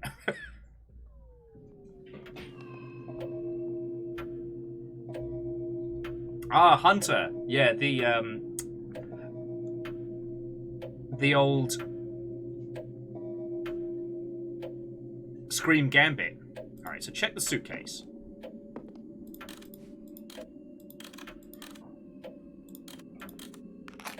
When you blaze it. Is this what I packed? I know I was in a hurry, but this is 2 pairs of pants and no underwear. What the hell? This is embarrassing. My suitcase. There's like 2 pairs, nothing else. So this is the lock. Locking mechanism doesn't have power. A yellow cable to locking mechanism connects it to the other room. You can use the interact reveal button to show you interactive objects in the environment. Okay. Honestly, I might use mouse and keyboard to start with. Longo! For when you absolutely need a sinister clock in the middle of your house, think Longo. I don't know why I'm doing this. Oh, I forget there's like a bit of a real time going on. Nope.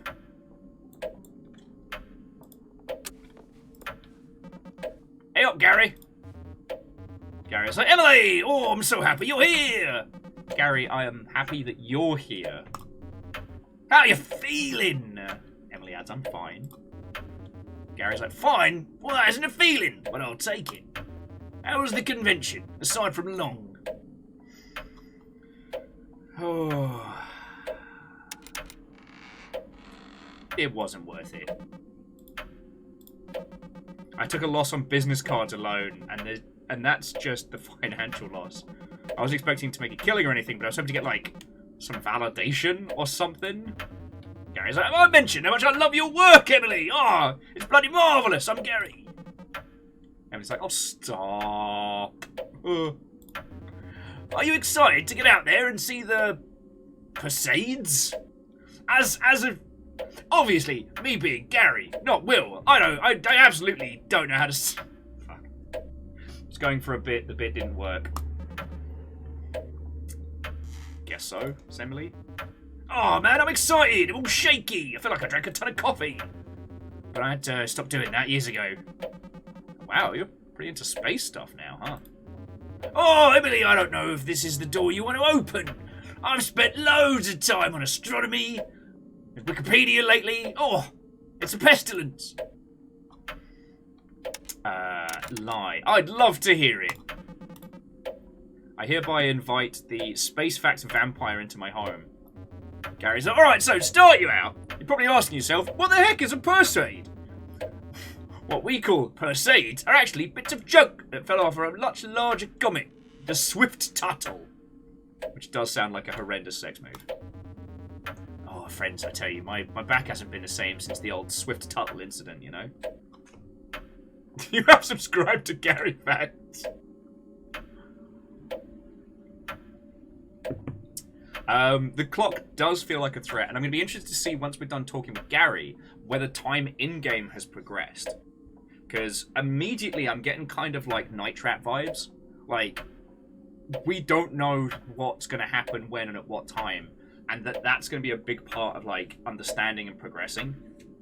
Speaking of Jump Lead's creator, Ben Padden, I did watch Mandy and Ben do a playthrough of Night Trap, trying to get like the proper ending. And let me tell you, if you've ever seen somebody try and speedrun Night Trap, it is fascinating.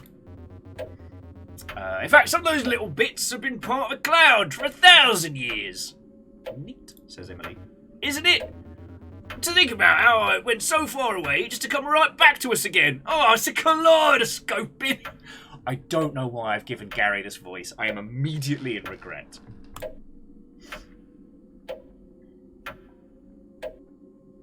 Lance, I do think that Clock Tower is a big inspiration. The Killer in the House vibes, the limited like combative action stuff. Also, as an FYI, friends, if you get the opportunity, and I would never, ever, ever condone piracy on the Longship, and I would never, ever tell you to look up the ROM for Clock Tower on the SNES, not the PlayStation version, because while that does contain CGI cutscenes, it actually detracts from the experience. But the original Super Nintendo Clock Tower, I would never tell you to pick that up and play that, because even if you only play it for like an afternoon, it is one of the best examples of horror is a skill, not a technical implementation. Like, you can't make good horror by just having better visuals and more gore. Hell, if you want an exercise over this week in subject of horror, download the Alone in the Dark prologue and find some absolutely legal means to acquire Clock Tower on the SNES. Play both. Ideally, play Alone in the Dark prologue first, and then play Clock Tower. And it will show you an extremely good example of how a command of horror is an understanding of the experience. So much more so than just can make jump scare pretty visuals. Anyway. Okay, so anyway, I'm gonna go say hi to everybody. Wait. By the way, have you heard the house rules yet? How complicated can they be? You'd think that, right? Sorry, you'd think that, right? Says Gary. The owner of the house left us a big binder of rules we have to follow. Pretty basic, aside from some weirdly specific rules about silverware. I was about to make a horrific joke, and I didn't. So I am going to treat myself to an Oreo when we get to the 2-hour mark as a little treat. The only part that really matters is that we're supposed to stay out of the cellar and the attic. I will immediately go to the attic. I wouldn't want to set foot in any of those places anyway. Okay, so right, well, in this old house, tetanus doesn't sound great right now. Also, you and me are going to be bunking together in a small bedroom next to the study. We're not going to be up to anything for a while, so you can get settled in. Alright, enter the dining room.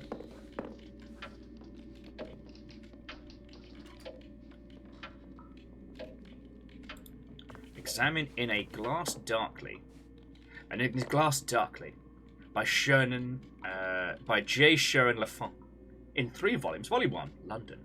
R. Bentley and Sons, New Burgington Estate. This is a whole ass book. No. No.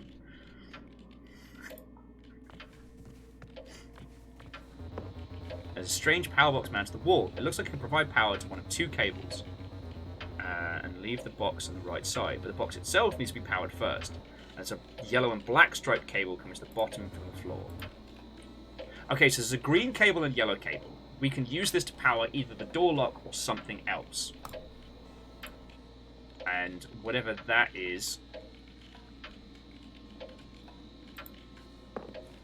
First things first, let's play some video games.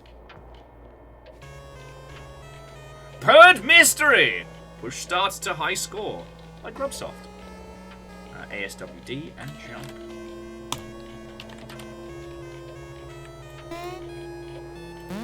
Oh, didn't mean to do that.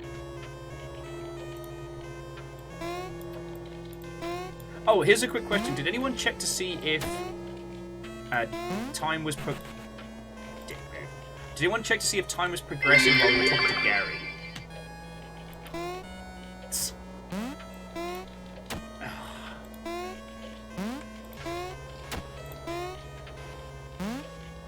How much did I say the whole voice stream was?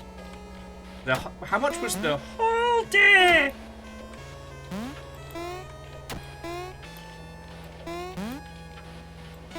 Because I don't know if a Gary voice day would be harder or easier.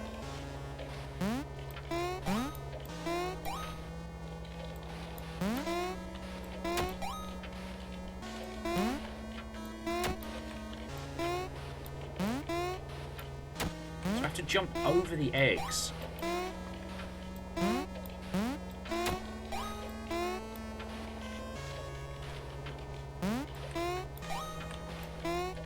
So jumping over the eggs kills the birds, but getting hit by eggs kills me. Alright, that's enough of that. What's up, Megan? I don't want to make you uncomfortable, but I'm so glad you're here. Why would that make me uncomfortable? What ho Vikings? I get to contribute to another Will Day voice stream?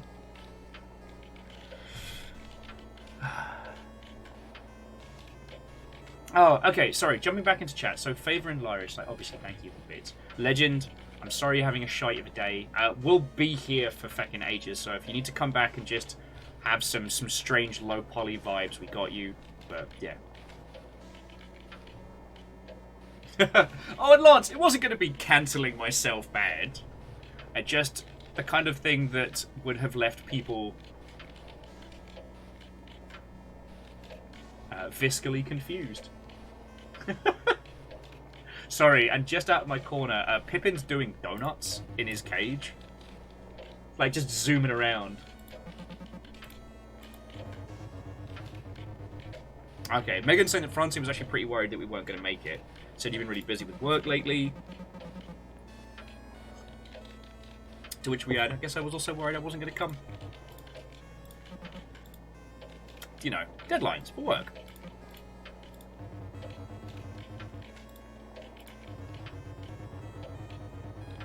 You and Francine must hang out all the time since she moved out there, huh? I was like, no. Yeah, for sure! Speaking of which, sorry again I'm so late. Oh yeah, and we're still waiting on Pete. Pete is 100% super dead.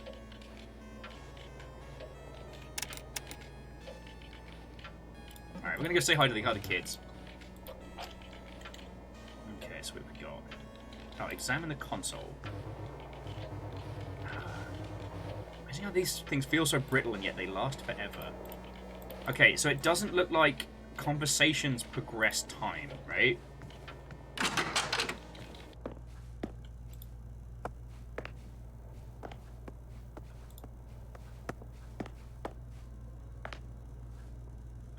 Cliff, you're a piece of shit, and I don't want to talk to you, so I'm not gonna. Alright, the binder is full of pages and pages of notes on how to care for the house and its contents. The owner really wasn't kidding, it's kind of obsessive. Flip through a bit, open to a page about selling the attic being off limits. It gets weirdly personal about what an invasion of privacy it would be to go in these areas without permission. There's something about a fee for emotional damages. I don't know, you could... What a lovely moonlit night. So lovely. Oh yeah, no. Pete is super dead. Or, yeah, Pete is... We get surprised that Pete is finger... Like...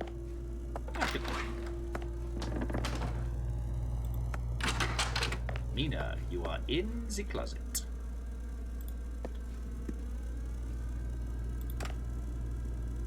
Get a spot of tea going. Whoa, God.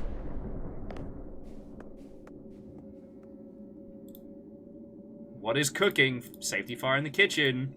Reactor online. Sensors online. Weapons online. All systems nominal. What ho? What ho indeed. Right, so... I'm not talking to Cliff. Cliff can fuck off.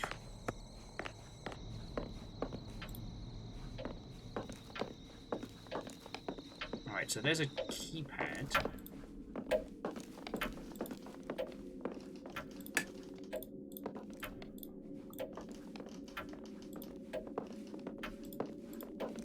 I guess we'll check the upstairs.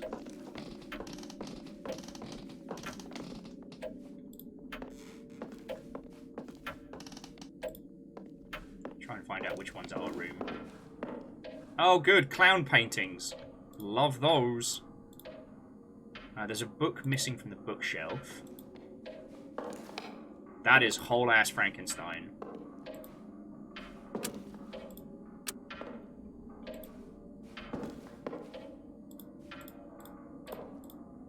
A group of young men and women who ran the gauntlet of creative professional aspirations. A writer here, a hyper-surrealist painter there, an industrial engineer.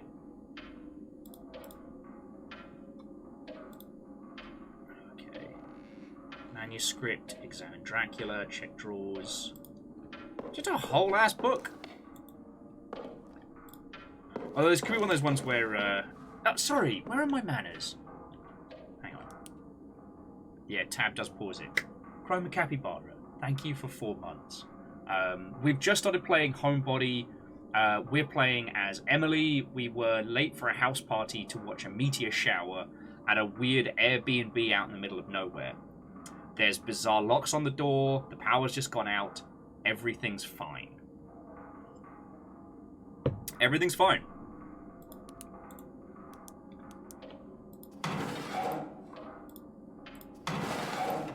This drawer is full of bees! Dead bees, individually encased in tiny plastics, but still. That drawer is empty. Drawer is full of Christmas ornaments. Small plastic baby figurines. Jesus Christ. Full of rocks. Tiny unmarked vials. Rulers of various shapes and sizes.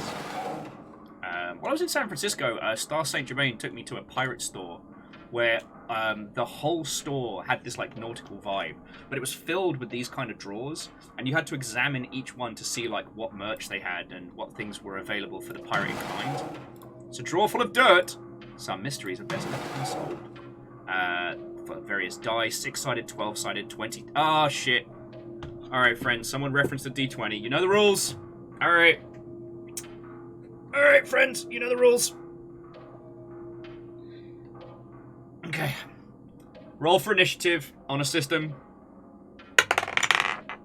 Ooh, 13. Not bad.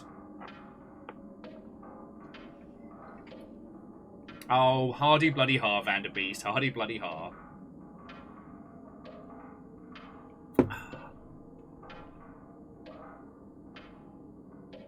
Hunter got a 10. Nice. Like a champagne truck on fire. It's about to pop off. Why does that feel like a Blackadder line? Is it just me and Hunter that have D20s at the ready? God, I want to say I'm disappointed in you lot, but... You know? Oh, no! Shabby rolled a 2. Hey, it's not a critical fail. Caffeine got a 16. Not bad. Lyris with a 15. Dustin with a 14. Alright, Caffeine to start. I'm kind of middle of the pack here.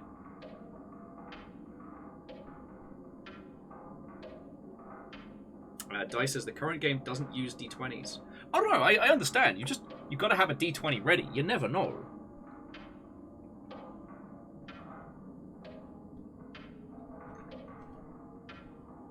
Grandscape says they don't keep theirs in the kitchen. Well, I keep mine on my person. The dice comes with me.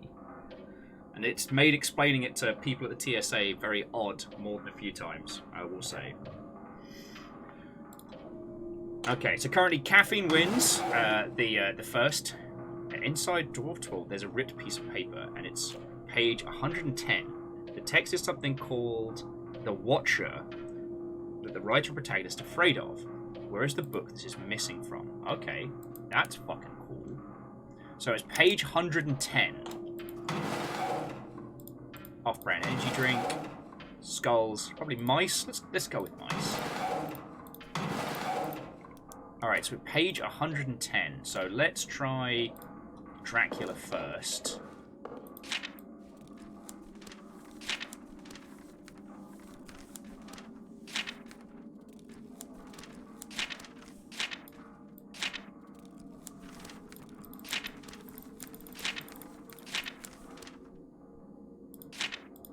Alright, it's not Dracula.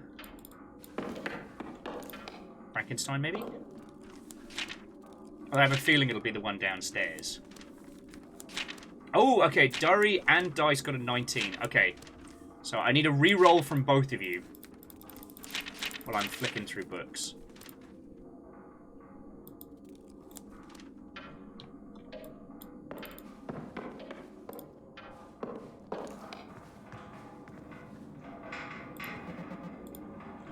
Emily says, so Gary, hey. Gary's like, Emily, what's going on around here? It's creepy, right? The lighting was intense. Oh, do you know anything about a book with a monster called The Watcher?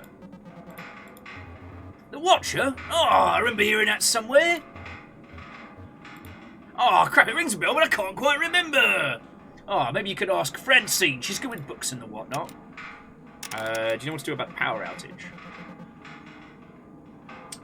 Durry and Dice Goddess both got a 7 on the reroll. Okay, once more. Here we go, once more.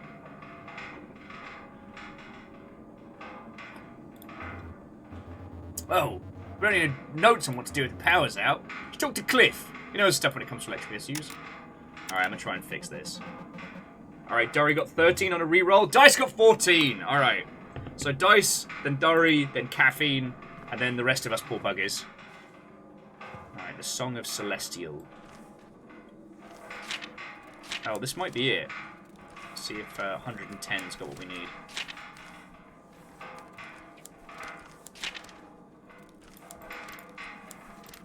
Nah.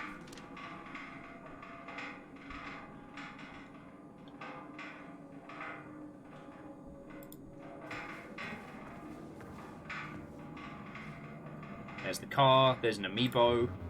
Parker says, thank you for the vials. I swear these will last on Edom. Do remember to change your bandages because I don't plan on taking you to the ER again. The work will be done soon. Rest assured. It is as convoluted as you feared. I'm going to be a boss.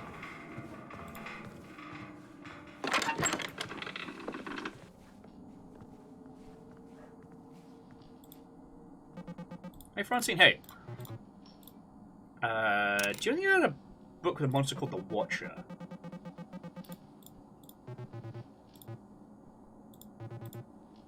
Okay, A Glass Darkly. Oh, shit, yeah. Okay, cool. Alright, so that's downstairs.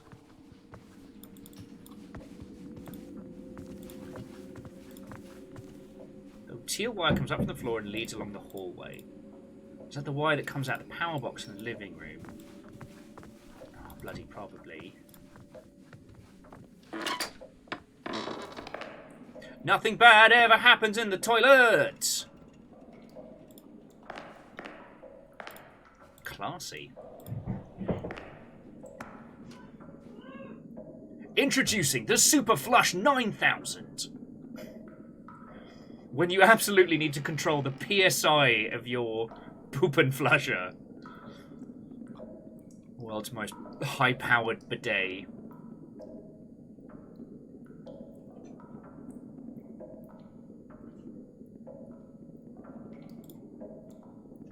It's definitely not powered. Alright. Okay, so that's the adjoining area.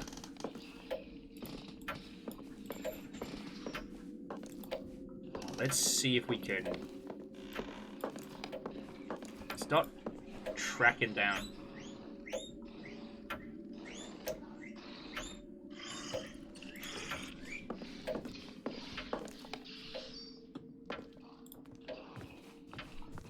So I hear stuff coming from downstairs. I'm going to ignore it and read a book.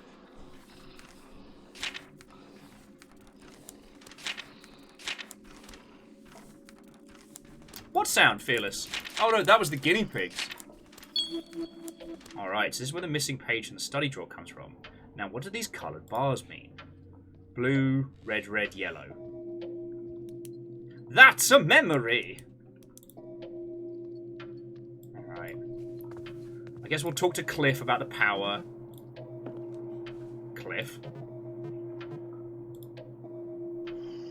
The fuck is that awful sound? Cliff's like, I don't know! Knew we couldn't trust this place, we gotta get out of here! Fuck off, Cliff.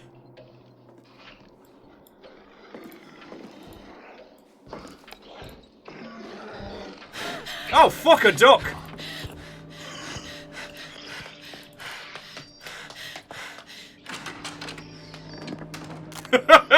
Bye, Cliff!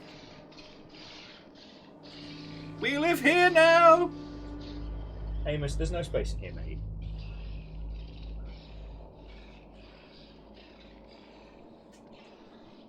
Yeah, maybe you shouldn't be in such an asshole, Cliff. I don't hear anything that sounds like Cliff getting killed. So...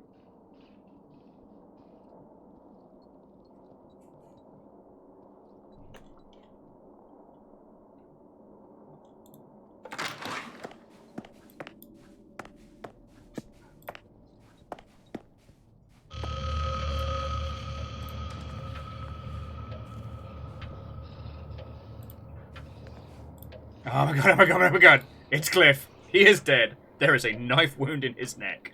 This can't be happening. Aw, poor Megan. Megan was cool.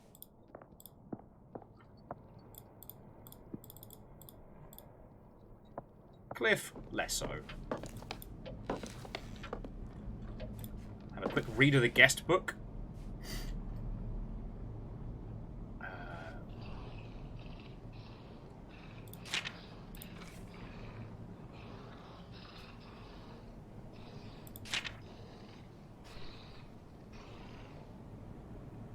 Okay, so most of these guest books are from, like, yeah, 1981, 82, 86. Love You Forever, Mark. Cozy Vibes. Don't know why it feels like this, feels like a yearbook, but this place is cool for hangs. Gary. Thank you for having video games, Megan. Nice to leave a written note for once on real paper, Cliff.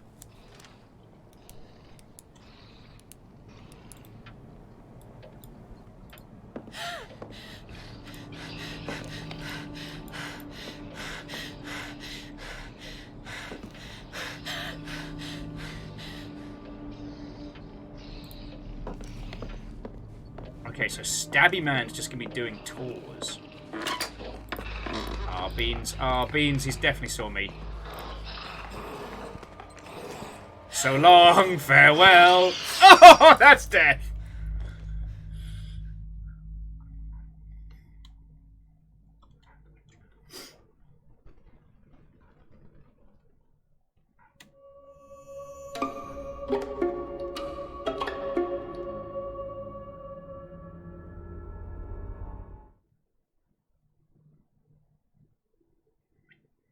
Yeah, I can't really be mad at, okay.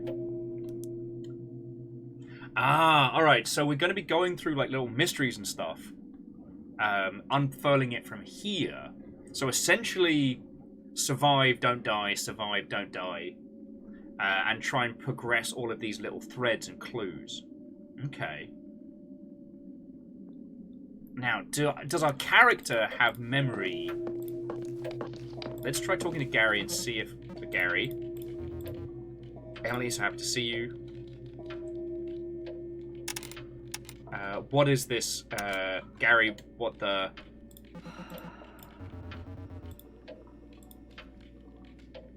I was just here. I just saw this place, all of you guys.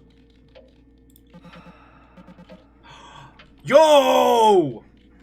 So I clicked, hey, something's coming to fucking kill us. Emily says, I'm fine. Sorry I'm late. Ellie, I'm serious. You look pretty rattled. Long day? I'm serious, Gary. Something is wrong. I was already here. It killed us. It came from nowhere. And then Emily says, yeah, the con just took it out of me. Too much social pressure in one weekend. Yo, this is gonna be good. I was a little worried when the killer was revealed to us in a very unceremonious way. Do you remember something messed up just now? Like, I had this weird dream of something scary happening. That would have been the welcome adrenaline spike. Remember the Hills Have Eyes / Texas Chainsaw situation in college?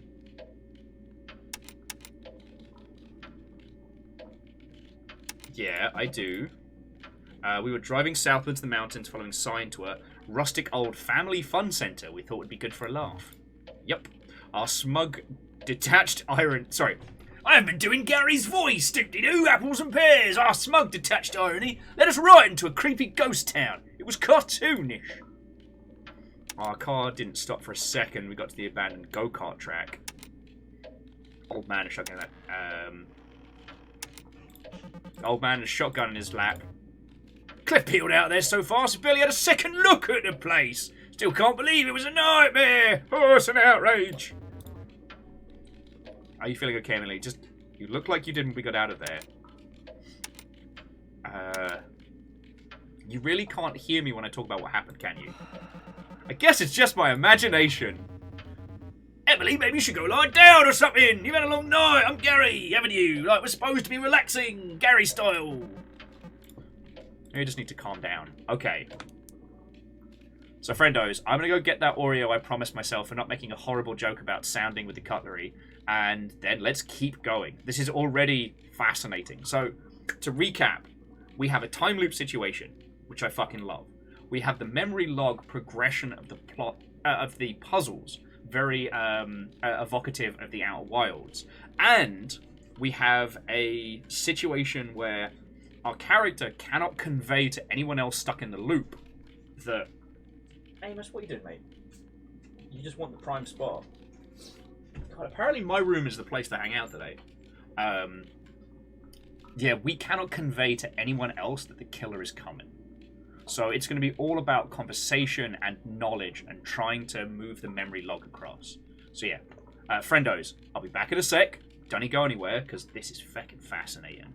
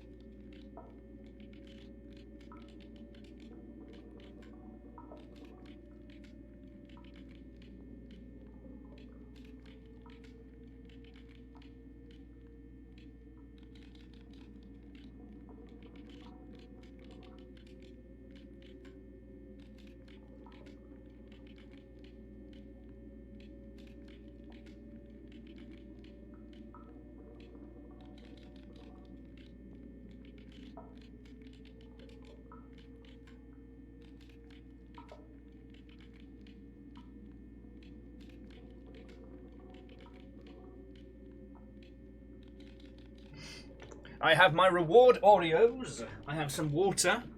Because it turns out that human beings are supposed to hydrate.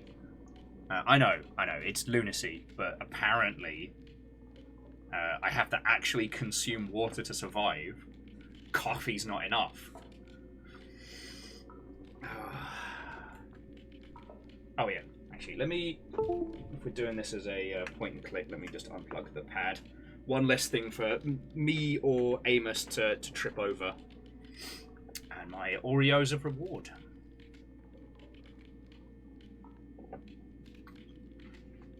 Captain on the bridge. Oh! Hydrate. Alright, my friends. Hydrate or die straight.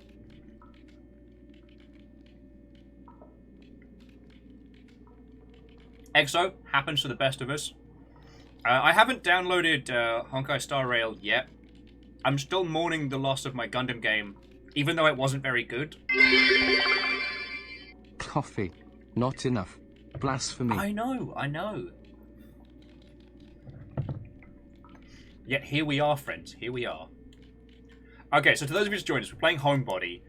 We've just gotten into the start of the loop. So let's hit the... Okay, so... That doesn't open, because that's the keypad. Alright, here we go.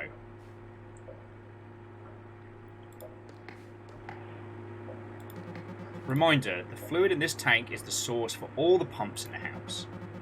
When improperly calibrated, the pump's positioning above this tank will drain automatically with gravity. For pumps positioned below, manual drain will be necessary. Cool. That seems like a simple and intuitive system.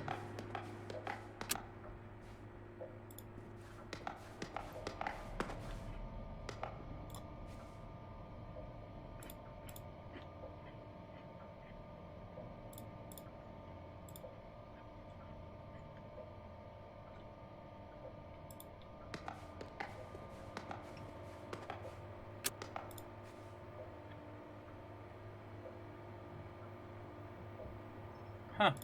So the garage door doesn't open right now. Okay. We got a 4-digit combination lock, which I guess opens whatever's that.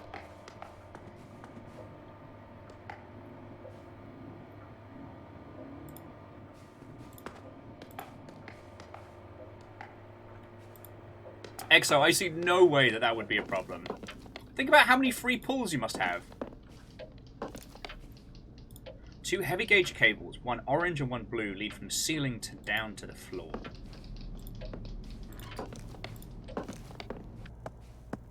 Alright, let's find out what's eaten Cliff. Oh, hey, who are you again? Cliff, hey. You're looking at me like I know who you am. I don't think you do. Man, Cliff's a piece of shit. I can't wait for you to get stabbed again.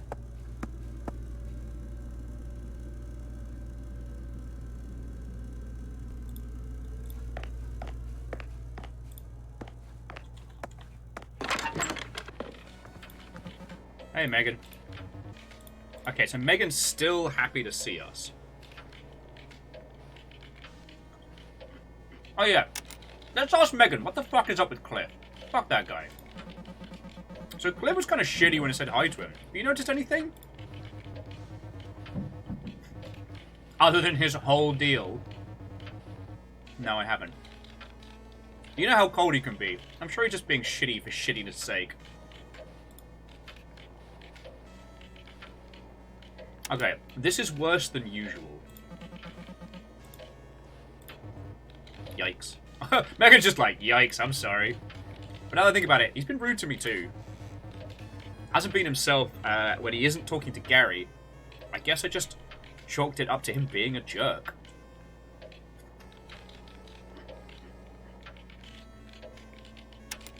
So, Megan, do you have a memory of something strange happening?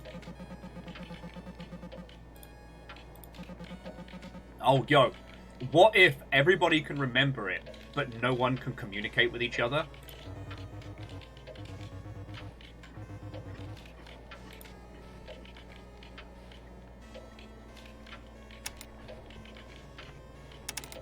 So that thing is going to be back soon. To which Emily says, you know, if I'm being honest, right, that this weekend wasn't going to go too well. Glad I'm not alone. Megan says, it's no offense, but you seem kind of off somehow. Maybe go take a breather or something.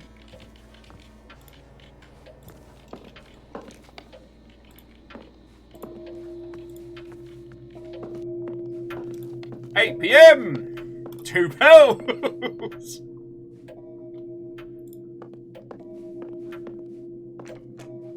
The front door doesn't open. A deadbolt holds in place. Oh shit, so yeah, the power lock, we are locked the fuck in.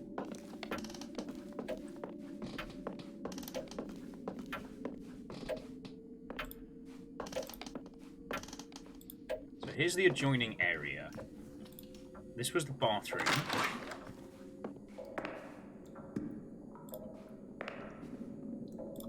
Okay, output pressure should be at 12 psi all the time. Do not touch.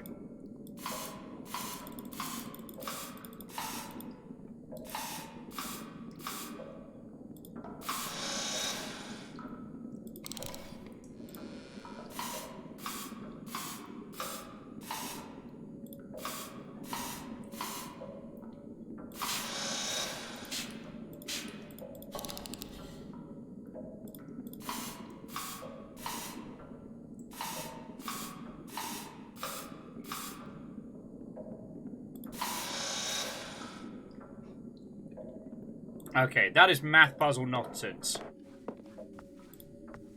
I may need more Oreos and or coffee to solve that one. Yeah, Rainier, it's got big mist vibes, but you notice the garage downstairs gave us a very clear, like, alright, like, here's where we can take this.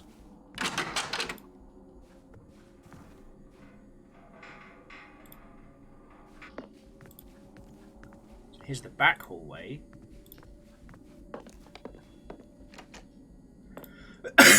Excuse me.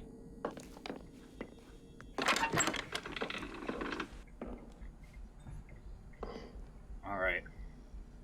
So we've got a place to hide. Got a little power box here. The computer is on an uninterrupted power supply, so I guess it means it's important. Alright.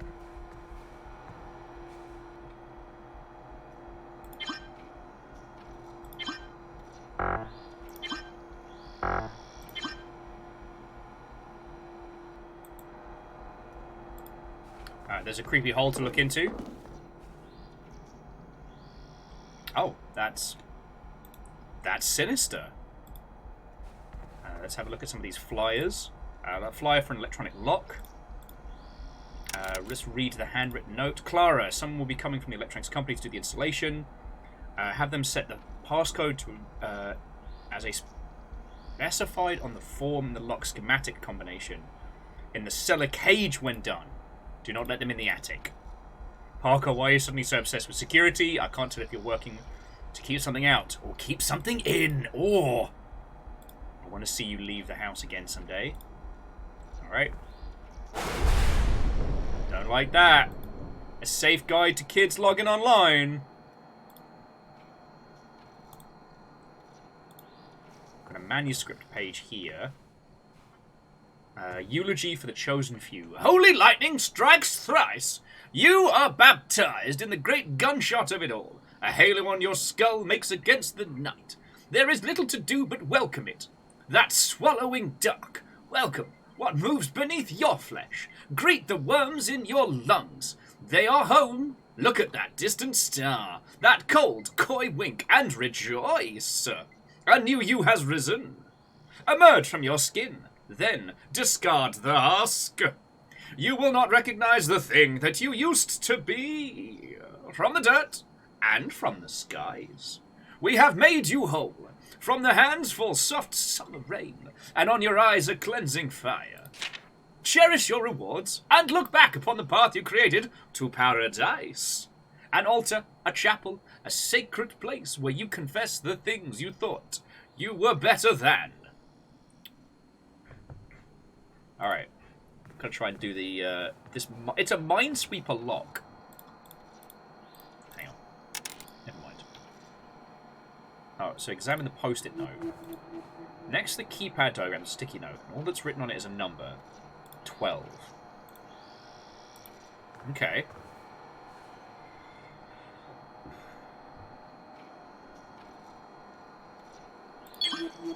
Alright.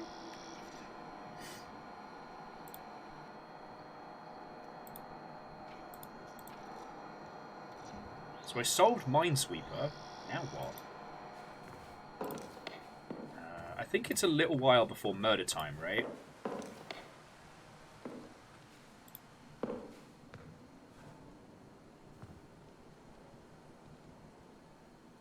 Looking at the window, dun, dun, dun, dun, dun, trying to see some spooky. Dun, dun, dun, dun, dun.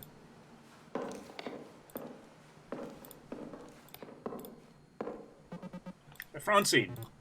Emily. Do you have a feeling of deja vu?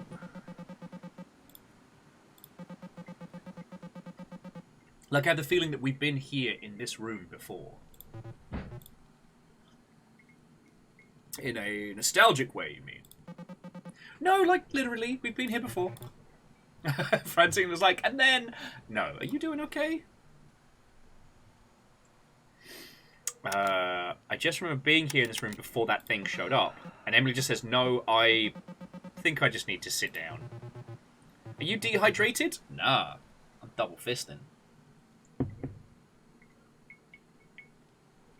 Yeah. Sorry, Moose was just saying that they remember the old days of never tell anyone your real name on the internet or they'll kill you. And then, like, now we have Facebook. Weatherspoons is still the worst place in the entire world to have bevies.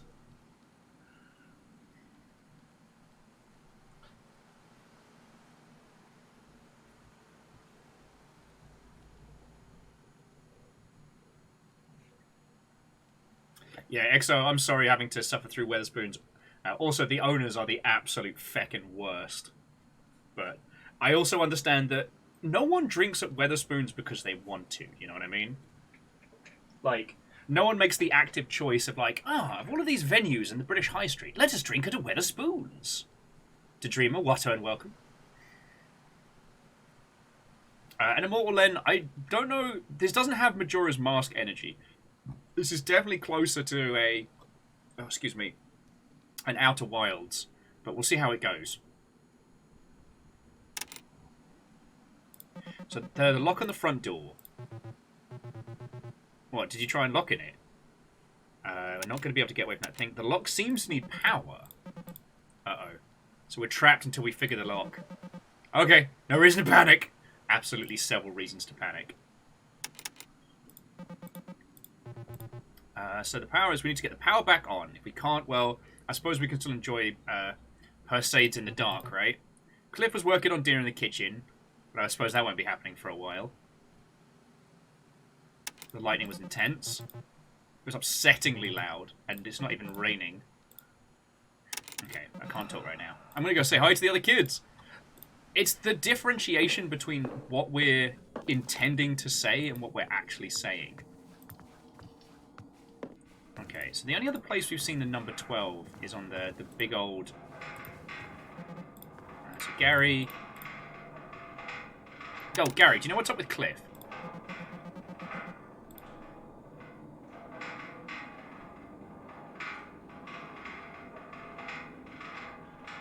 Oh, Ehrman, that sounds lovely. I'm sorry, Ehrman, like, tell me your tales. Also, Quasi, did I say a proper thank you for 55 months at a tier 3? Because I don't think I did. I apologise that I've been off my game a little bit today, friends. But on the plus side, the game that we're on is very, very good. Like, is he mad at me?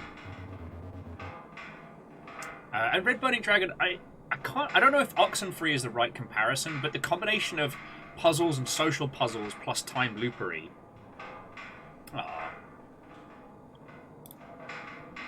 Is he acting like he's mad at you? Yes, and I think I need your help out of this one. So yes, even more than usual. Gary's like, damn, is it that bad? I don't remember him saying anything particularly shitty. Come to think of it though, I don't remember saying anything about you for a while. Even when I brought you up.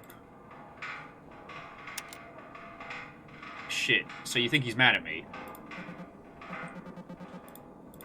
Oh, I haven't been doing Gary's voice. See, here's how far up I am. Wait, you apples and pears. I'm sorry, buddy. I'm Gary, and I am very confident that he is mad at you. Is it just that it's been too long? Like, absence makes the heart grow fonder type of deal, but for masculine rage. Gary's like, that's probably the part of it. Gary, finger guns. He keeps bringing up how you live in the big city and that you're too good for us. It was all he wanted to talk about for a while, and around the time he first started clinging to me constantly. Ah.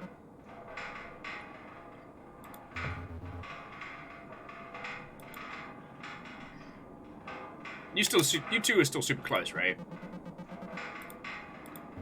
Oh, absolutely, yeah! Oh, God, I wish I could get rid of the guy. Oh. I'm joking. I don't actually want to get rid of him. Oh, I'll bring this up to him. And you and I both know he won't react well if I actually talked about him to it. This is going to be a little bit of subterfuge. I can't promise it'll all be done by the end of the night, but I'll try to bring it up. I wish we could talk to him regular style.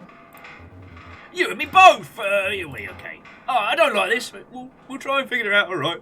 That's the Gary way!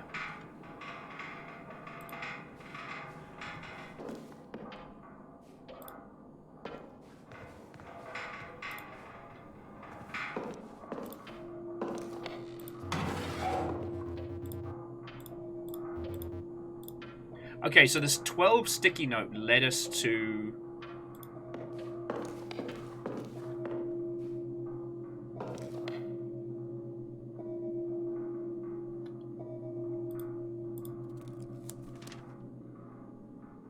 Nope. So that's what the sticky note was about. The sticky note led us to the other thing. Alright. I'm just trying to think what else there could be. I got this feeling like the guest book is going to lead us to... Oh, this is bad. So this was locked earlier, and I have a feeling that matey boy down here... Right, so check the locker real quick. Look into the tunnel. There's a tunnel near the floor. That creepy matey boy is in like a time lock setup. Examine the plans. Check the machine. Oh, it's Minesweeper.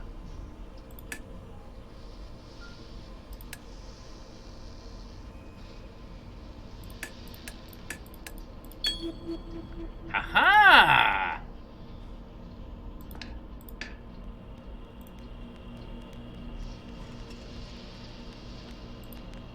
So we might be able to...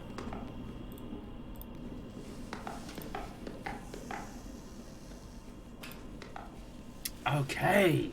So, the Minesweeper upstairs shows us the puzzle for that one. So there isn't too much to be doing.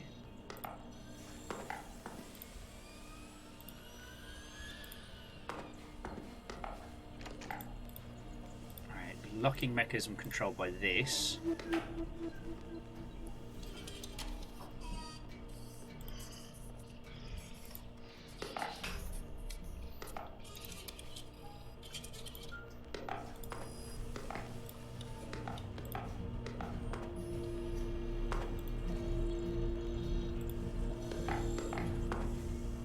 Hollow tubes and animal spirits. The body is a machine and the body is a house.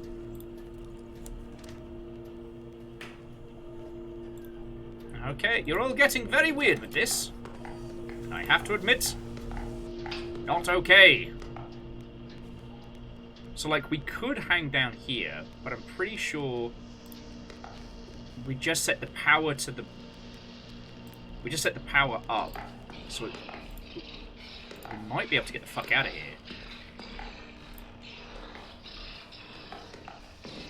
We may also be about to get, like, proper stabbed.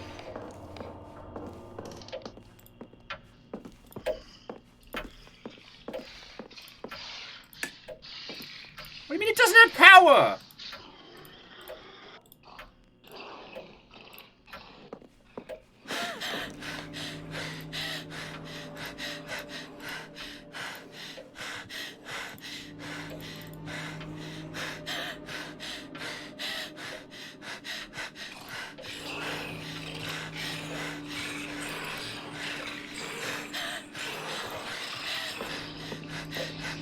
Alright, so we're gonna head upstairs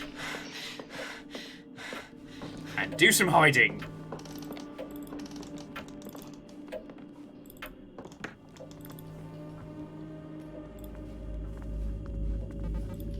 Gary, Emily, my skin is crawling. What the hell is going on? Gary's like, I'm really scared, but it's okay. Doop-de-doo apples and pears. I'm Gary. We're gonna be alright. Doop-de-doo.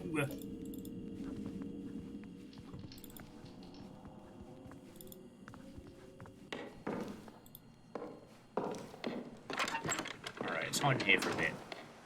Oh, what the hell?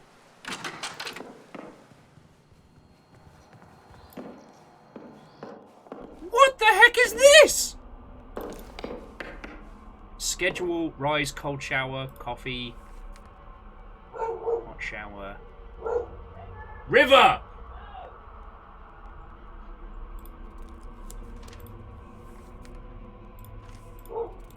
River! Hang on. No! Fiona's got it. No, ma'am. Inside. I have no idea what this is. Plans. What in the bloody hell is this? Parker, I've tempted my doubts about the accumulator at this point, but a lightning rod? Really? It's into some old movie serial. Even if electricity did work that way, what are you using it for?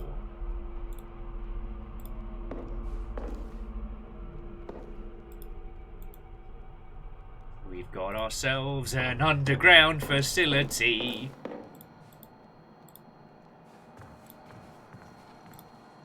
Okay. River defending the house. Oh my fi look. Oh.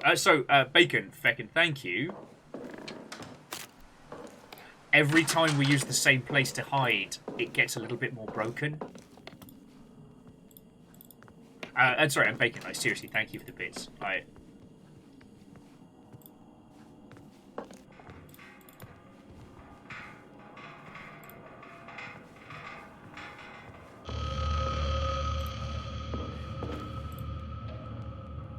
Francie says, damn this heart. I can feel it pulsing off the sand, pushing me upwards. I swear I could fly. Just a little lift in my wings. And Francine is not okay.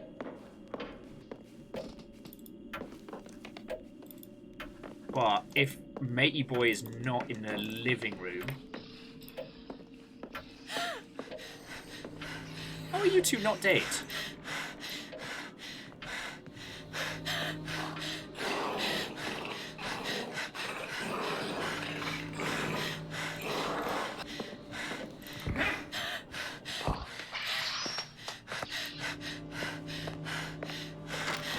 Alright, so that needed me to mess with it. Alright. Lance, what a welcome. It's not spoopy right now, right? Like, it's not messing with us in a jump-scalian type manner. And Vanderbeast, thank you for filling the pint glass. Sorry. My manners are all over the place today. But so far, it's very unsettling. Like, this is definitely Clock Tower. Our overall goal will probably be not just to solve the mystery, but get everybody out. So currently, this is what we found so far. Got this locker downstairs. The desk note and the book clues are something. The cellar box is the minesweeper up top. The front door lock, we've got an idea. We have no idea what the question mark panel is.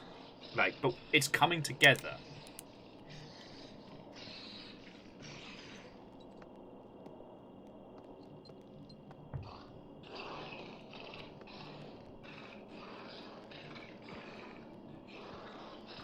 Whatever the creature is, It hasn't gone upstairs to kill Gary yet, but it did manage to get Francine. So I think what happens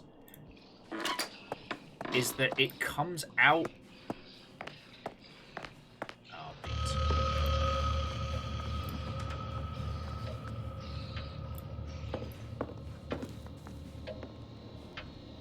Oh, what the hell? Alright, so we need the power to go...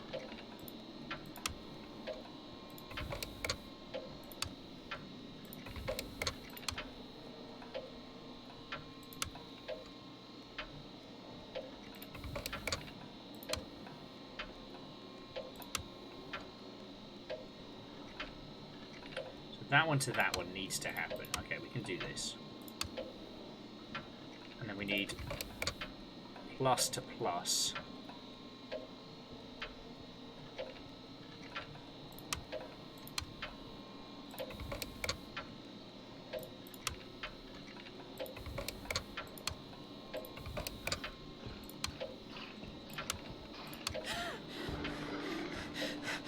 This is gonna give you... This is a stabbing.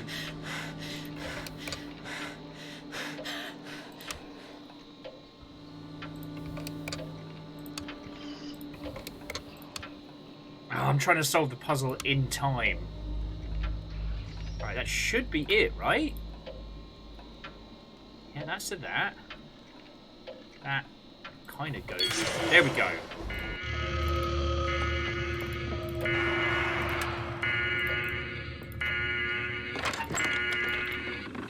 Fucking yeah!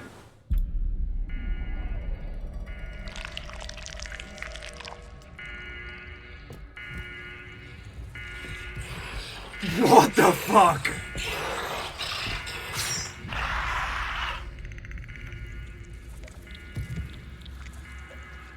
What?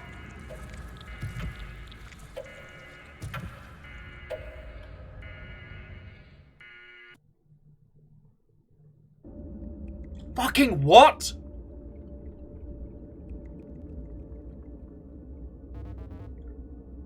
So we managed to get an achievement for leaving it. And question mark question. Hello, Emily. My name is Parker Nest. Do you feel strange spending so much time in my home? Emily's like, wait, your home?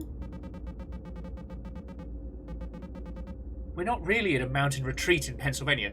That place isn't your home. Nest says, is not Rome still Rome? Are there really the last days of the Roman Empire? Are these really the last days of the Roman Empire? Ugh, these make sense.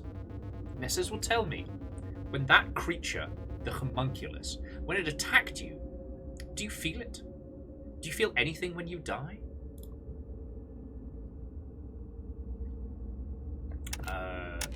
Homunculus, is that what that thing is?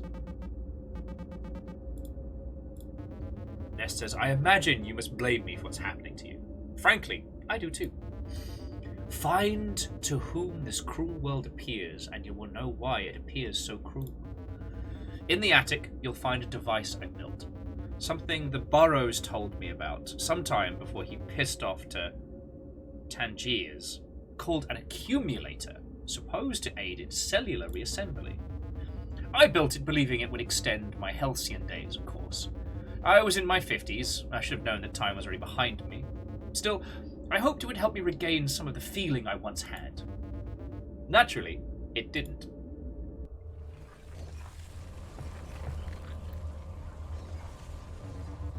Instead, over time, I made the house.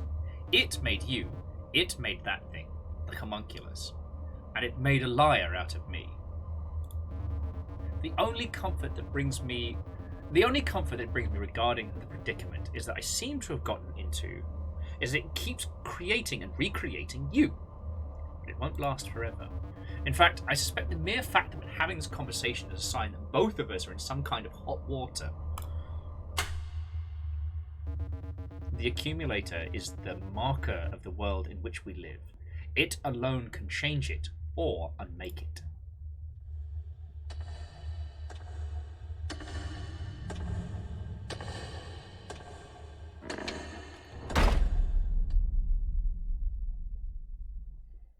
Okay.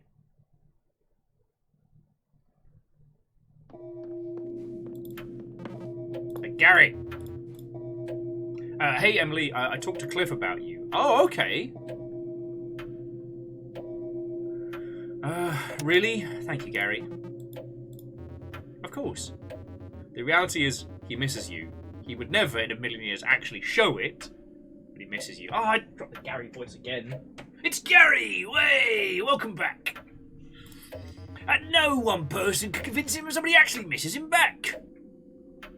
Yeah, Dustin, we went from 0 to control like whoopah. This game's got weight.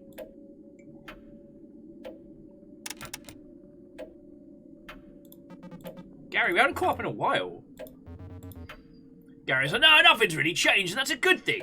I'm still noodling around as an illustrator, all day at the glove factory, and hanging with Megan and Cliff a bunch. Life is pretty good. Things are good at the glove factory. Are you still working on your comics? Of course! In the sense that I sit on ideas until the week before I need to write, draw, print, and assemble a run of minis for a convention, but it always works great. Wow.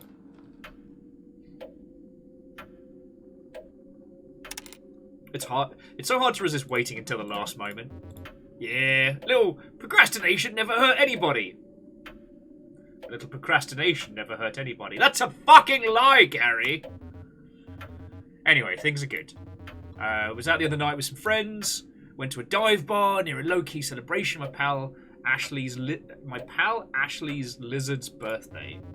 We drank too much in honour of the little bastard and ended up one of those touristy pick and mix candy shops, which is not a good thing for a drunk person to have access to.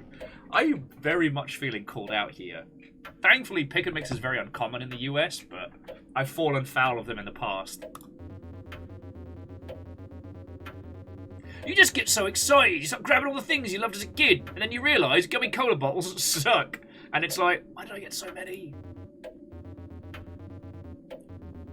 Anyway, it was pretty dumb fun nonetheless. Got anything exciting lately?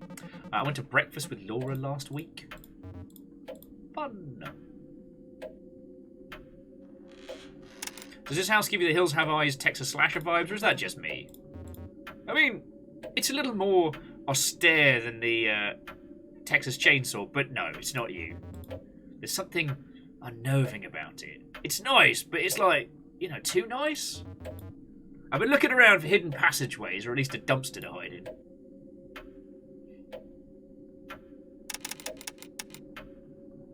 Oh, a dumb waiter. Trees around here are gnarly. Yeah. A kid would totally mistake them for something that crawled out their window.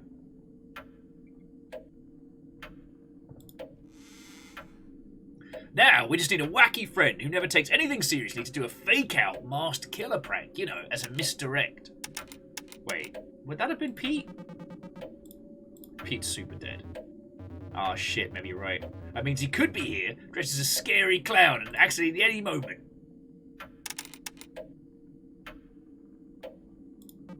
You guys already went out to watch the Persades? Went out last night, yeah, it was a bummer not to have the whole group, but it was good. Did you actually see the comet? No! I gave my eyes time to adjust and everything. Burn the stars into my retinas. The Persades are supposed to be at their peak this whole weekend, so it's not too late. Not that a meteor shower is actually why we do this. Rodstein and Cliff both said they saw you one last night.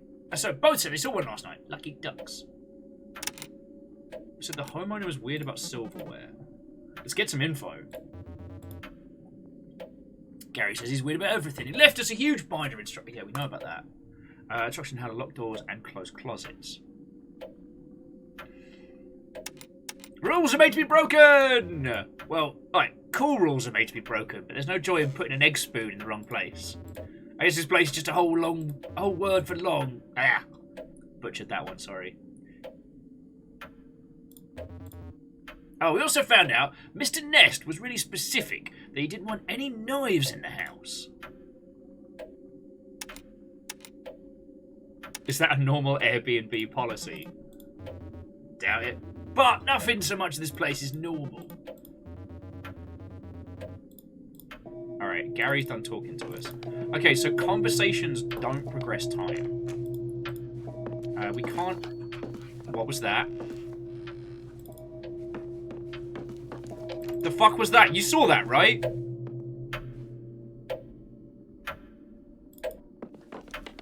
Alright, let's see about doing the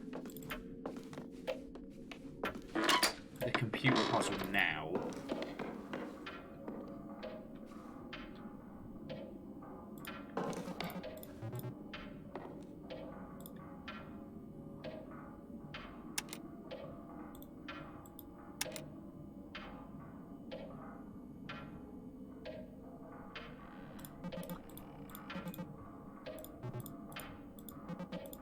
Okay, so we're just apologising for being late. Francine was just kind of like very short answer saying, no, well, hope you've been well. Looks like you've been playing off. I saw Plummeton at Borders. Congrats.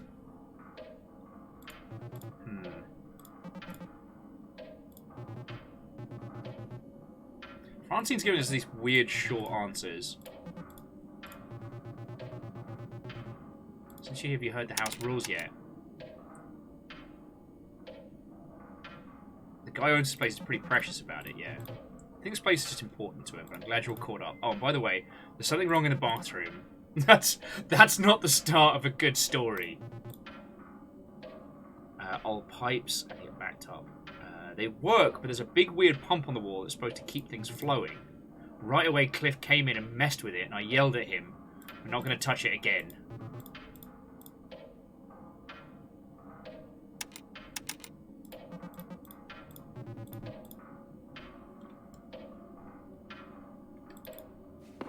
Okay.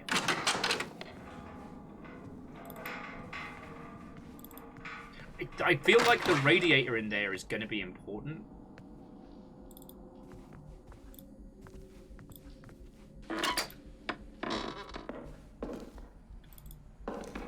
Yo, what the fuck? Computer's been smashed, seemingly deliberately. How could this have happened?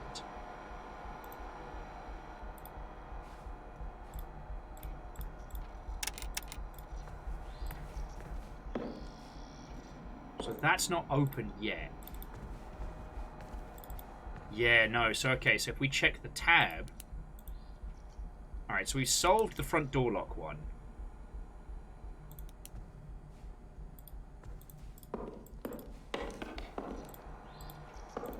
The uninterrupted power supply isn't functioning because the... Okay, so this isn't like Outer Wilds and others. Now that we've solved that one thread, either it's been broken or it's been kind of removed from us. Alright. Friends, we are going through this together. So if you have any ideas and suggestions, like, once we get stuff to where it's supposed to be...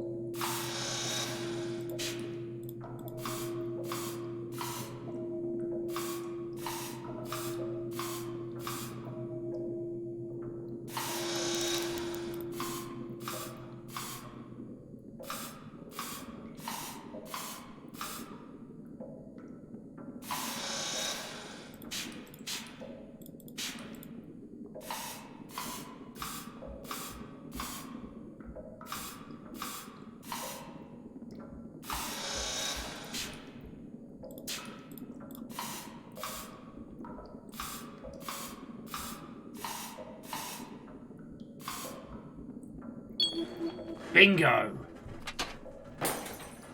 Okay, sorry. I apologize for kind of like blitzing through that. It was kind of reminding me of the water jug puzzle from Die Hard 3. Okay, so pressure pumps, operations and basics. Every Iliac brand pressure switch comes with a configurable set of pressure cylinders. Figure out in any order. Normal cylinders increase PSI output by 1. Heavy duty reinforced increase the PSI by 5 per fluid unit. Input the fluid amount into spade. But we just solved that, right?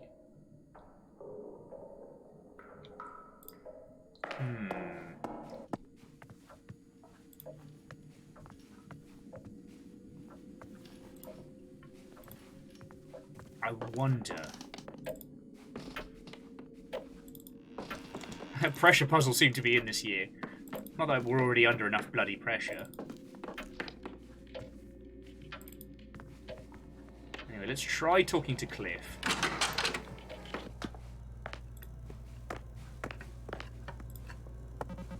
So it's, hey Cliff, look who's here. Not as good at it as you think you are, you know that? I'm sorry.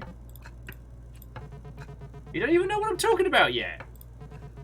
The asking questions so you can control people thing. Like, you get the upper hand over people without them ever knowing. Like, you can control everything. I'm saving Cliff last. Are you angry at me? No. Gary pulled me aside this morning and told me you're worried about me. I'm worried about you, too. I missed you. Emily. Missed you too, you obnoxious douchebag. Cliff's like, whatever. Okay. Cliff, you're an electrician, right? What do we do if there's a power outage? Not if you ask the IBU, but yes, I'm an electrician. What do you ask? Because I saw it happen once in another version of these events. You never know? Okay, so all we need to do is reset the breaker, and that's a basic as hell fix. Problem is, the breaker is usually close to the ground, which should be in the cellar, and the cellar's locked. Do you know how to unlock the cellar? I think the lock automatically releases when the power is off. Okay. So that's an electromagnetic lock that would have a fail-safe mode when the power is off. Alright. That's a pretty thoughtful feature to add to an Airbnb. Okay, the thing was installed in the 80s before they could have anticipated renting this place through a tiny computer in a box. Normally, these types of locks are used for fire escape doors so people don't get trapped and building owners don't get sued. That doesn't help us get down there, though. Do you have any idea how to unlock the cellar without waiting for the power to go off? Because it's locked with an electronic keypad. It takes a 3-digit code. I've already tried some of the most common phrases, 1, 2, 3, 4, 5, 6. All the lines and diagonals. Did you try 666? Cliff's like, I did. I told you. Try the common ones. 667, neighbor of the beast. 420, blaze it. Who would be silly enough to have 420 as a passcode? It's us. We have 420 as a passcode. Blaze it.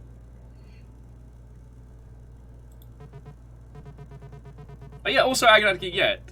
Like, Cliff has been cutting the same piece of, like, I don't know what for about most of the night. Like, those are like atom split asparagus by now, yeah. Alright, we don't need to worry about it. It's late. Head down. We get it fixed. Okay. Have you seen the power box in the living room? Oh yeah, the weird wall enclosure. Usually that'd be done with simple switches, but setup is some kind of wiring distribution is offloaded to the components inside the enclosure. Alright, so that's the one that we solved. Alright, so shut up, Cliff.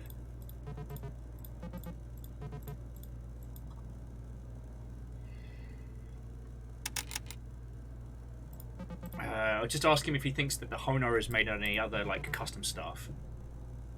The question is why. So everyone is just ignoring the escape room puzzle in the living room. Maybe they don't know how abnormal it is. Whoever built this thing was trying to keep somebody out or somebody else in.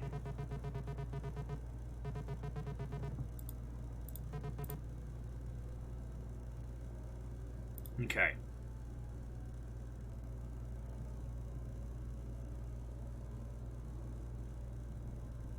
Ooh, okay, so FYI isn't going to work if it doesn't have power. Probably control the main separator. Wait. It has a cover. How could you remember seeing it? It just says it's all just a guess. Ah, so maybe everybody's going through the same shit and they can't communicate. Live Action Pixel, how are you doing, friend? What? Oh, and welcome! We finally started Homebody, shocking nobody. It's brilliant. Like, it's genuinely brilliant. It's not as spoopy as I was expecting. It's very clever, though.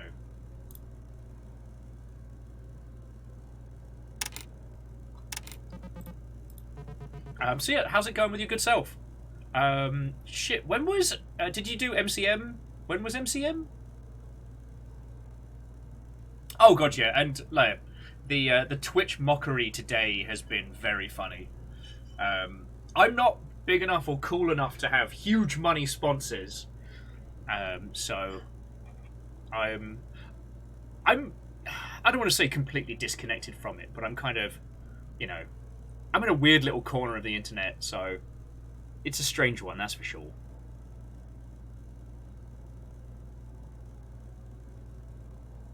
Oh no! Well, I hope work stuff's going well. Sorry, for those of you who don't know, so friendos, so MCM is the big kind of like animu nerdery comic convention in the UK, but that has like one of the most jump-in cosplay scenes. And Live Action Pixel was one half of Sneaky Zebra that helped basically pave the way for the con. Big enough and cool enough for mug-shattering drops. I am neither big enough nor cool enough, but I don't control it. Quasi, seriously, thank you. That's fucking $20 right there, you fucking legend. Thank you. Fucking yo, and you got a new shield. Fucking yo. No, seriously, Quasi, you throw in so much to keep this whole thing going, and I will never be able to say enough thank yous. Cheers to you. Fucking yo. But jumping back. Yeah, so Live Action Pixel was part of the Sneaky Zebra team that kind of solidified the style of doing cosplay videos at conventions and things like that. So I'm sorry you didn't get to do MCM. I was kind of looking at everybody's photos from the US being like, I'm so alone. But I got to do GDC, and we've got PAX coming up this year, and so I'm not going to be short of getting to do conventions. Also, I'll try and show you without... the saddest boy in the world is now lounging in here because he's overheating a little bit. The blue blip you can see over there, that is the wee baby Amos.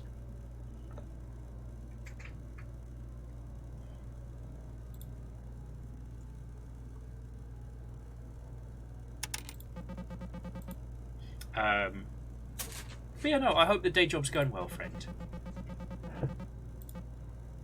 So yeah, so we just started playing Homebody, and this is like a time loop, like teens in peril. Well, they're in their 20s and 30s, but you know what I mean. It has that vibe, and it is fascinating. I'll give you the hook, because then you're up to speed with us, and if you choose to play it, this won't spoil anything, but currently we have been killed by a strange masked monster that stalks these halls come late at night. However, we have been killed and woken up back in the house.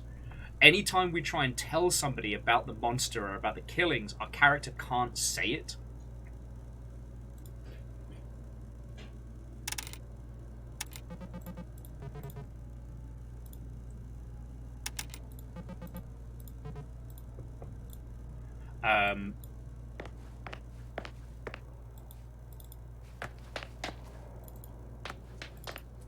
Anyway, I'm gonna make some tea.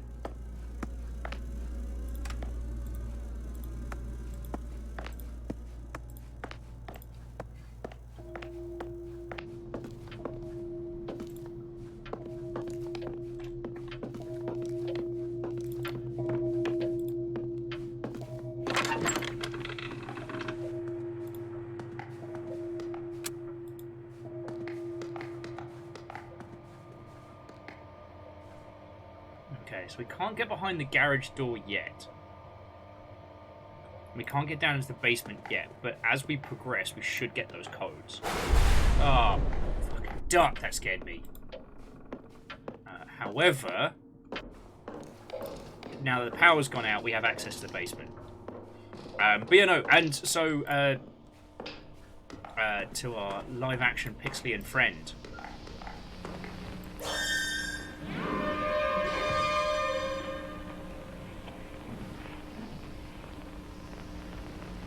Wow, I wish I'd never done that.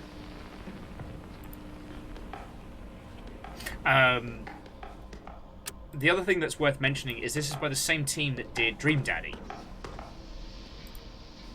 Because...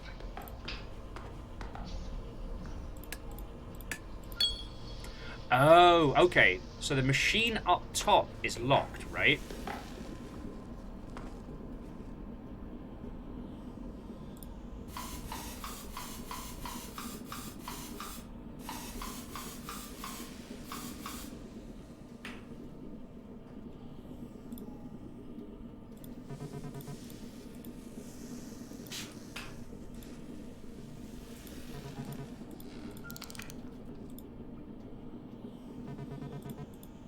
Okay, so we can't brute force that because we don't know what we're doing yet.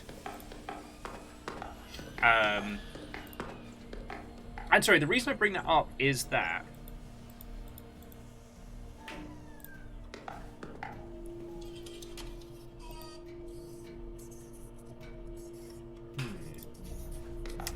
is because there's more than one project the Game Grumps have been involved with, but I think this is the only one that's been their in-house team. I think the previous one was... Oh! Yeah, we can head up to the upstairs now. I think the previous project they were involved with, they just published it, because it was called, like, Super Soviet Jump or something. Had a bit of a rocky launch. Hey, kids, you want to see a dead body? It's coming. Okay, so that one's still where it needs to be. God, these paintings are creepy. Oh God, I can't even finish a sentence because I'm trying to think my way through all this nonsense. Okay, so there's the Ah, okay. So I have a feeling that this is where the creature comes forth. So we're going to wait here. One, it gives me a chance to chat to all of you lot proper. And gives us an understanding. So we'll just sit and watch. Like creepy people in a corset. Okay. Let's get those brain cells working together. Come on. Both of them rubbing together, get something working. Bingo.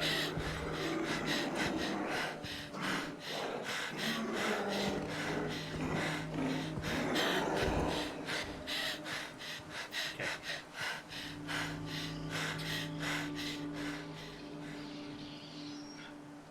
So Real Hunter, I couldn't tell you if... I did mean Soviet Jump Game, and I couldn't tell you if it did well or poorly. But all I can tell you is that it had a bit of a rocky start.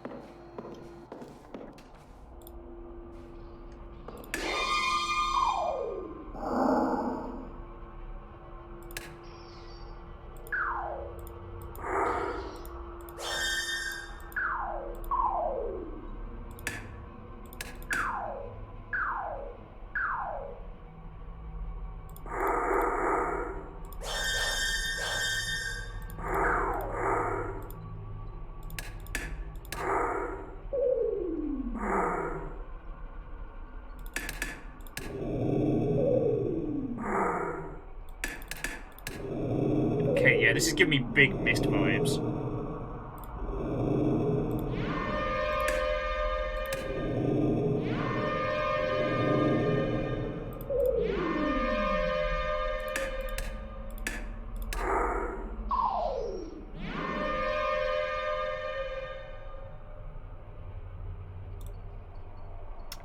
Agananiki, yes, we might be the correct canonical ending to Silent Hill, the Corgi ending. Ah, beans!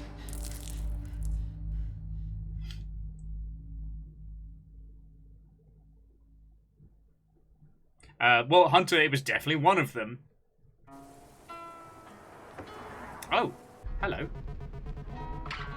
Cliff's like, so at that point, I looked at Gary and say, well, that makes two of us. And Gary clearly wants to back down. But I don't want to back down. So we stared that guy until he backed off. Emily's like, so you intimidated him? Cliff's like, no, I never wanted to fight. Turns out I was joking. God, Cliff, you're a dweeb. So that happened at the Roadhouse, huh? Cliff's like, yep.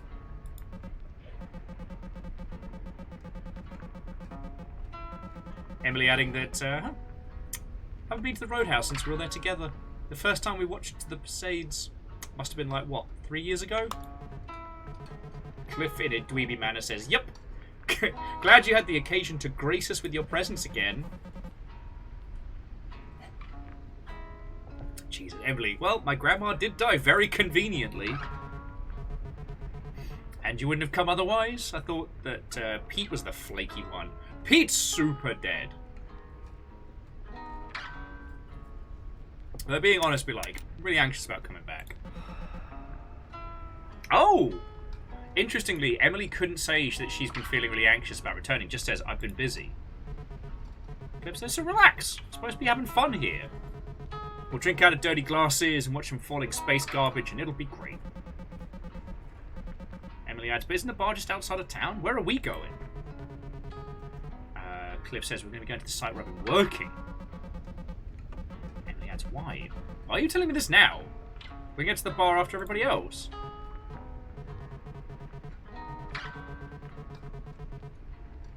Cliff says, I told the others a later start time. I wanted to make sure I didn't have to pick up my last check alone. Oh no, Cliff lost his job. Emily's saying that last time he spoke, he seemed crazy about the job. And then Cliff's like, it's been 14 months since we last spoke.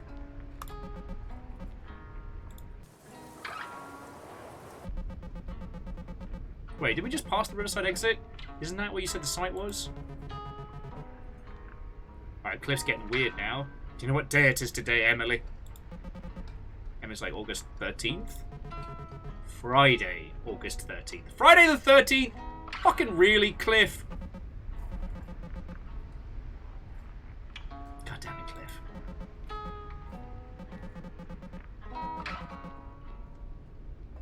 Huh. Emily says you're afraid to go back there. Is that why you quit?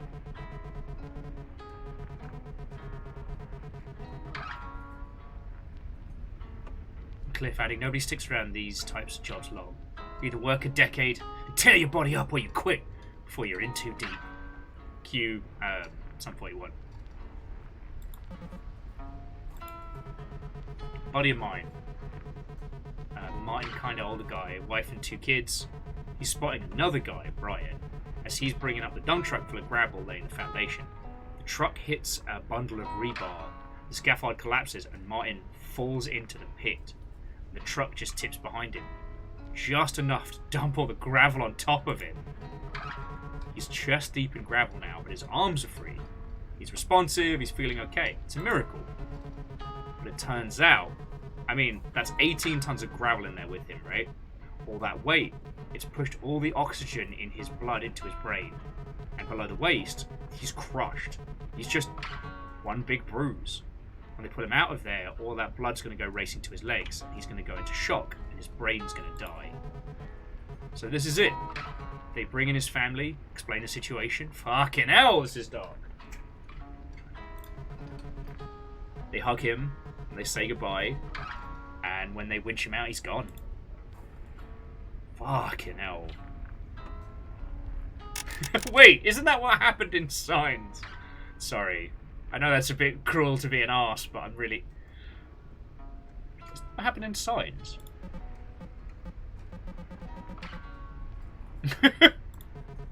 Signs. The M. Night Shyamalan movie. Signs. The guy's wife gets hit by a truck, and he goes to say goodbye to her. Sorry! Cliff, if you weren't such a dweeb, I'd be feeling things. Cliff's like, it happened to somebody I know, Emily. Sounds a lot like you pulled the plot line from a Shyamalan movie there, Cliff. It's gonna happen to me. Either I live hard and die young like Martin, or I become a lumpy old arsehole like my dad. Alright, eyes on the road! Oh shit, Cliff, you nearly hit nothing there.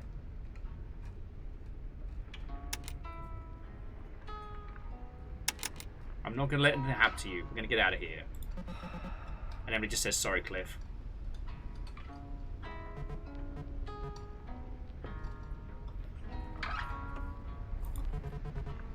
Don't mention it. I'm sorry, too. Wait, where are we? How long have we been driving? Why is the sun, people?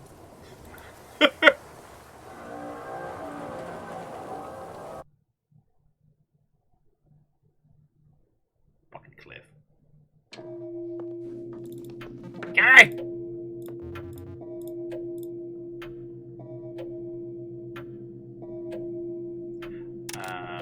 I feel like I'm in a dream. A nasty, confusing dream. Sorry I'm late! What's up?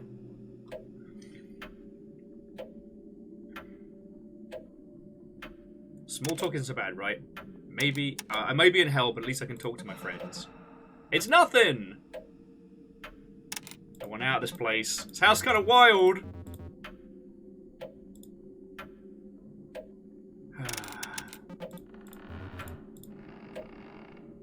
I hope Pete is okay. Said he'd be here by 6, but you beat him. So wait. You're actually in touch with him. I haven't heard from him in forever.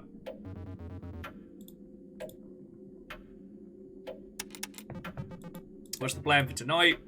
Watch a movie. Just gonna watch Megan play video games, see if Cliff needs help in the kitchen. Okay. Alright, so let's check the memories here. So we fixed the bathroom. We've got the pumps guide, but we don't have the connecting tissue that we need.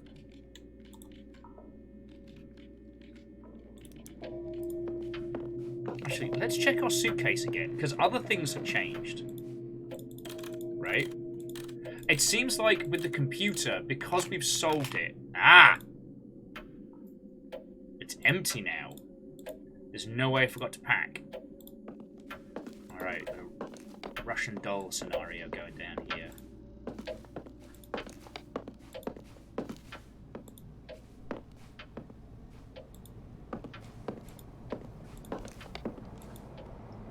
Alright, I really feel there's something going on with the guest book.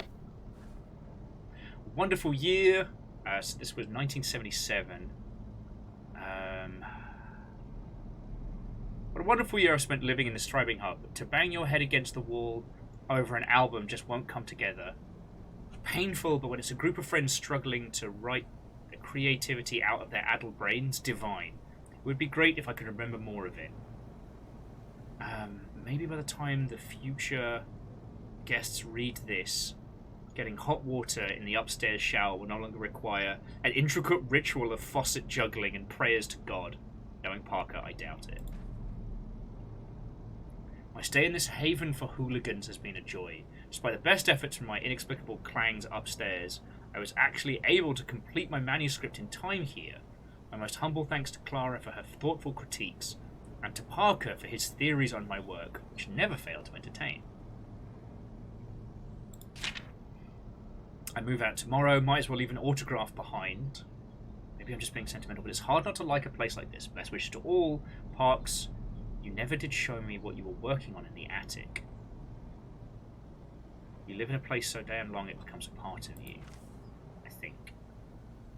Like, what if people can't write about the shit that happens here? Same as they can't talk about it.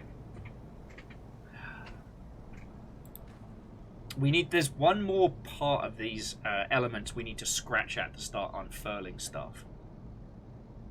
Because we could fuck around with the monster summoner for a while, and considering that there are 3 lights that must all be on, and then each light has a pitch of 3 tones.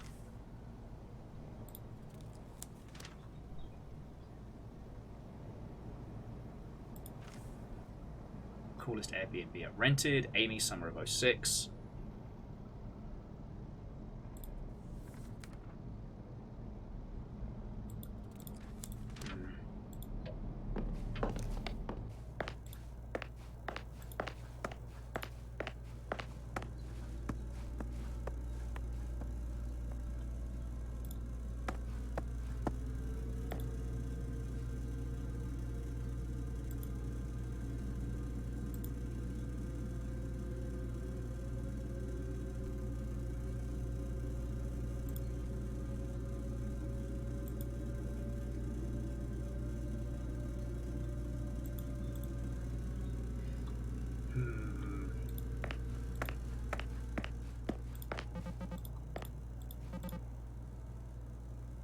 So Emily said, Cliff, I'm wondering, where did you end up after the last time I saw you?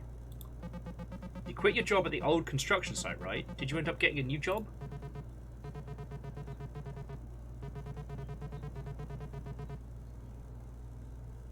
Okay, so he went back after a while.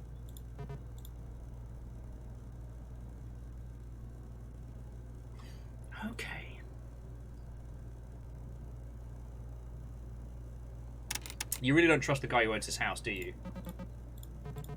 Cliff adds, no, why would I? He's got gizmos locking us from important parts of the house, and he's locked us inside with an electronic thing on the front door. He gave me the creeps, and he pretty much asked if he could hang out. We had to convince him to leave. That's sad.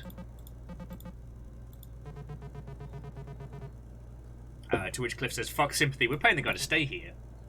I'm just saying, trust is a two-way street. Okay.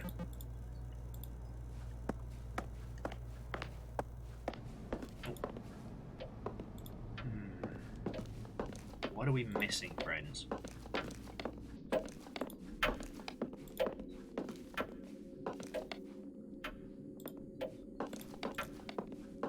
Because for all intents and purposes, we kind of need a way...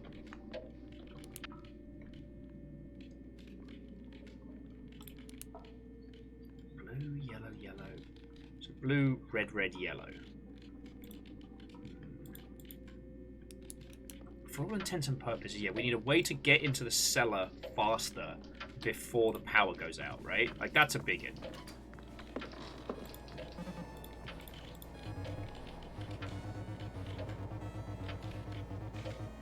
Oh! Okay, so Megan is just asking us straight up what happened with our Nan. Last time we saw each other was right after she died, but I've never heard you talk about it. You always said it was no big deal. Almost didn't come back for the funeral. Had a lot happening in my life, and it was pretty disrupted to come back so soon after I moved. But you seemed really shaken up by the whole thing, says Megan. Didn't she have Alzheimer's? It was tough. The changes were disorienting. When the last time she was a little bit lucid, I realised that she was treating me like a kid. Like I was her toddler granddaughter again. She told me time was cylindrical, that soon it would wrap around and the dinosaurs would be back. Oh man. I could go for some dinosaurs right about now.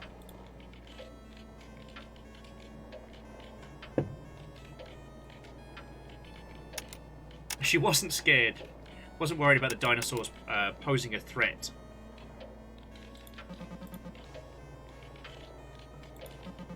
I guess she knew that if the cycle kept going, she'd eventually be back too.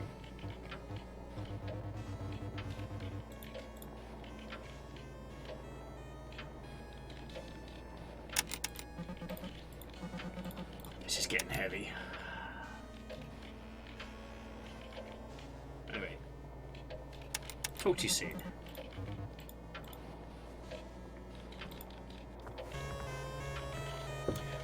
Let's jump a little bit, shall we?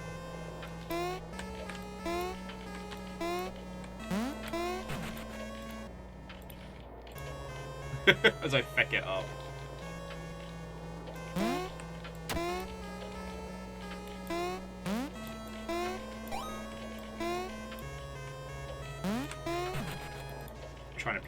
I'm trying to be too clever here. I'm trying to cheeky Jimmy our way over this.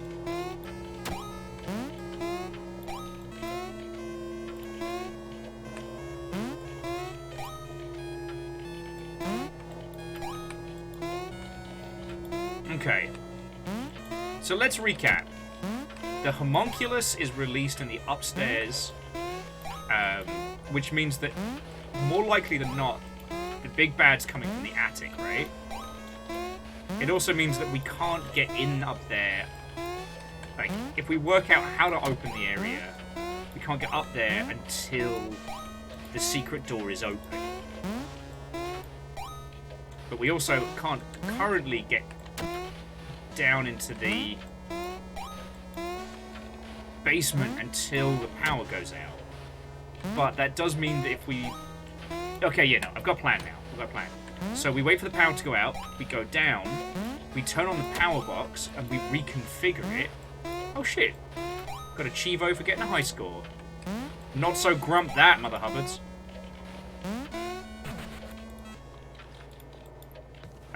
So once the power goes out,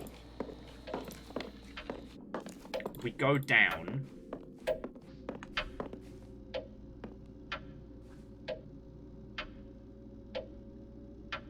We change the power in here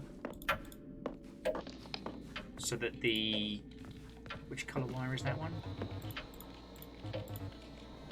It's like a blue-green, and then we follow that one upstairs.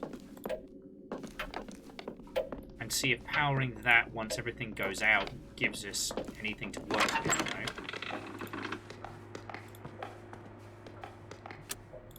Okay, so the PSI interaction hasn't happened either. God, there's got to be something to do with that.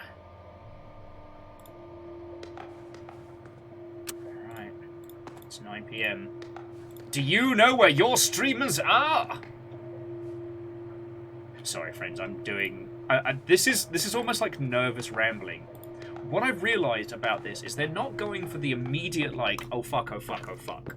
Like, if this game is going to get real horror time...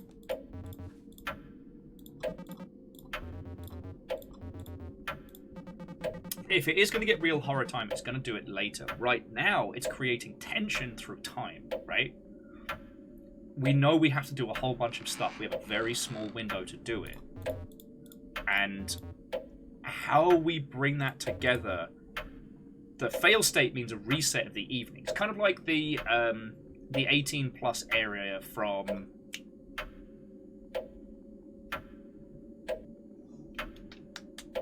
the club. That's it. The threat of having to restart creates a small stressor, you know? I don't know.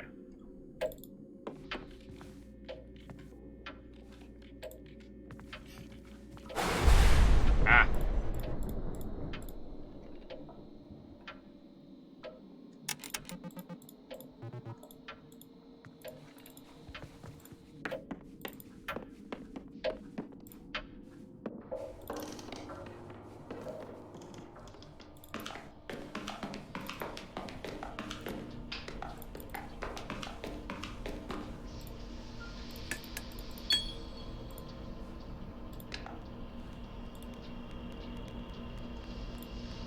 Okay, so the power's back on. Hang on.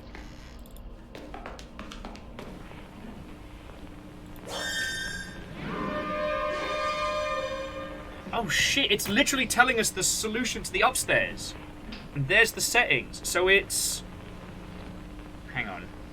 Let's hear that one more time. Is it all sirens? Anyway, I took a quick cheeky screenshot of it, so that should give us something to work with. Alright, so now we need to get the power to the other side. So square to square.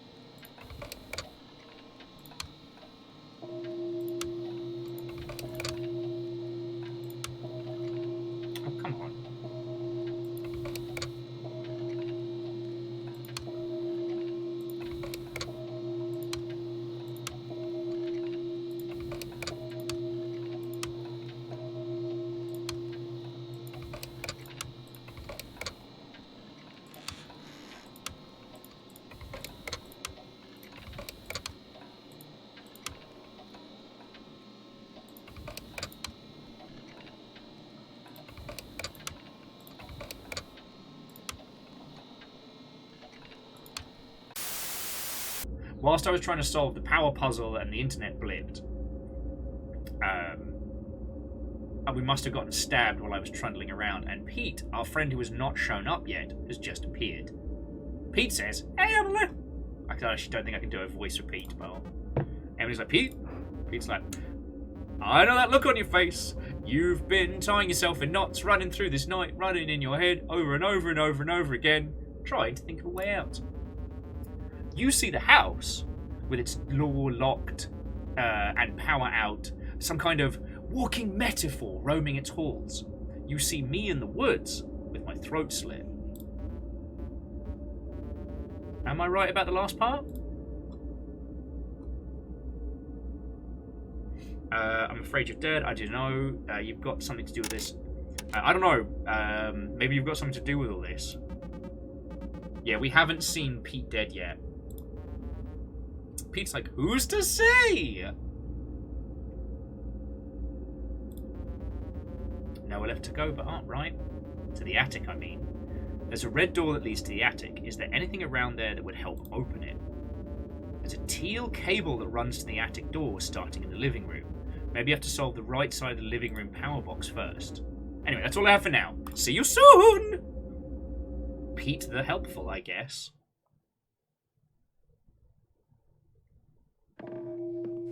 Okay. So we're going to exit out the title, just very quickly.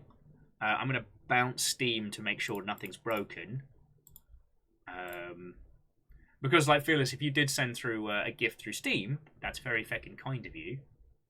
And I'm not getting any messages about it on this end.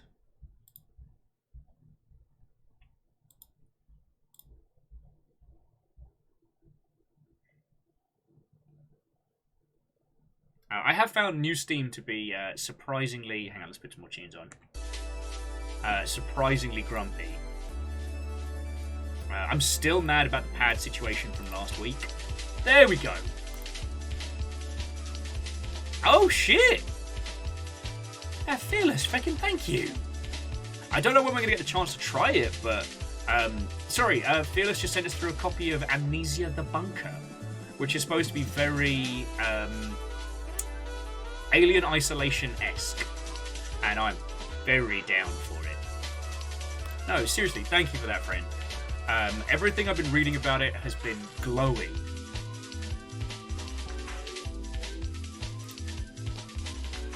So that's really fucking cool of you, thank you.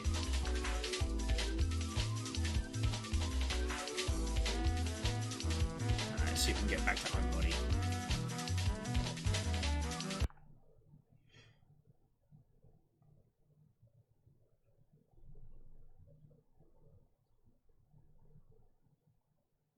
Yeah, Fearless, like, when you were saying that it had that, like, immersive sim tinge to it, I got very curious, and I am definitely not disappointed. So, the game is pointing us towards unlocking the attic, so that's going to be our goal. The pisser is we don't have a way to open the downstairs yet without... We need a code for it. Oh! Where? Where?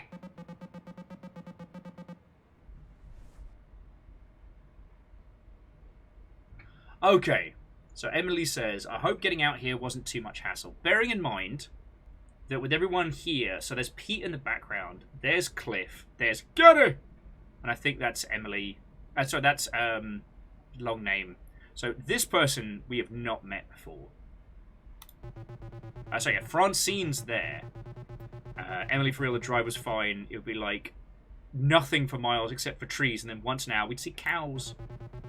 At one point, we stopped one of those roadside boiled peanut stands, and we saw a guy ladle some hot nut water into his mouth, so we left without getting any.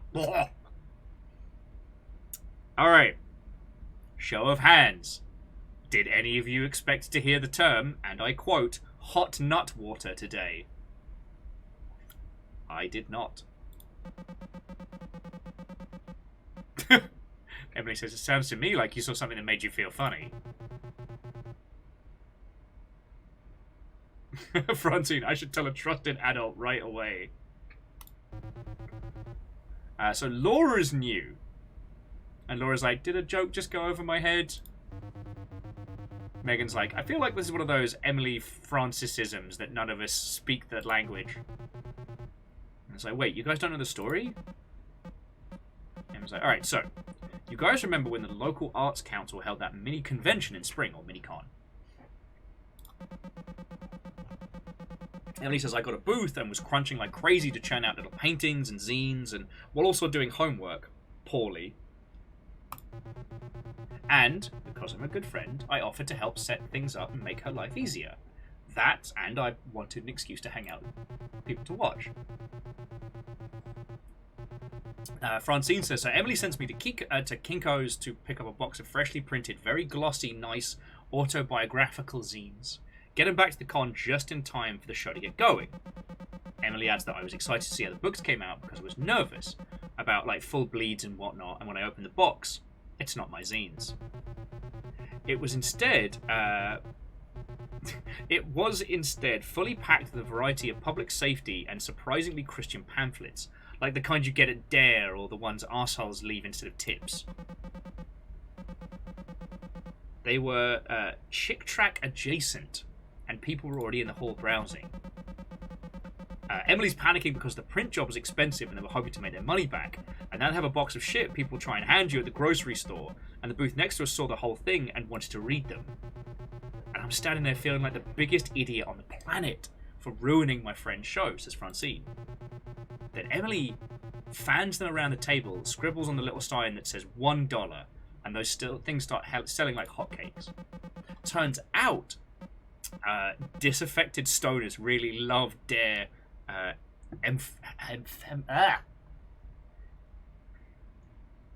This is one of those words that now I've looked at it, I can't say it. Ephemera, I believe. This pamphlet's sold better than anything I've tried to sell since. And I've still got some, somehow. And ever since, little snippets of those pamphlets would just randomly pop into my head. Drinking ain't cool, don't be a fool. Random might be right behind you. Don't get fried, stay inside. I mean, that's just the ginger anthem.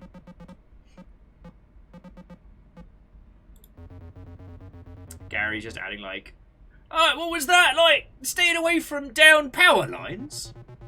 Francine adding, no, but it might as well have been. It was about staying inside during thunderstorms. Christ.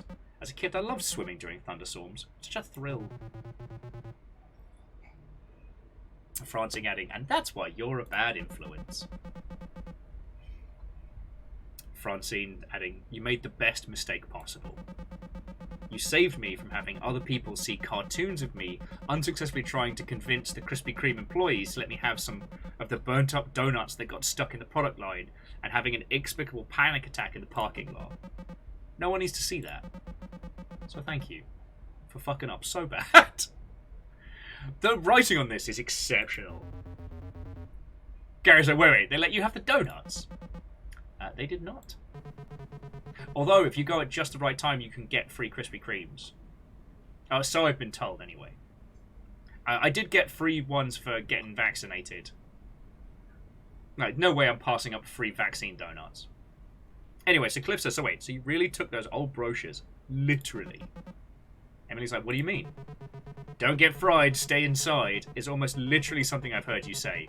I remember one summer you wouldn't stop talking about tornadoes for weeks. Emily's like, you know what? I just realised I need to go find my binoculars. I'll be right back.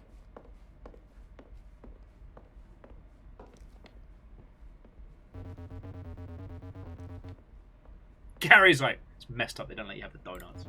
I mean, they're just going to let go on the track anyway.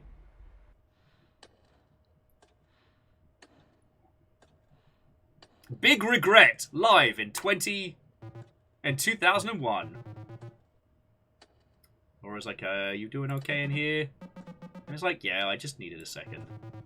You said that like 14 minutes ago. Well, I told the gang I would bring these binoculars along for the trip. So I've been looking for them, and I don't think they're here. So now, you are curled up in a ball trying not to hyperventilate, says Laura.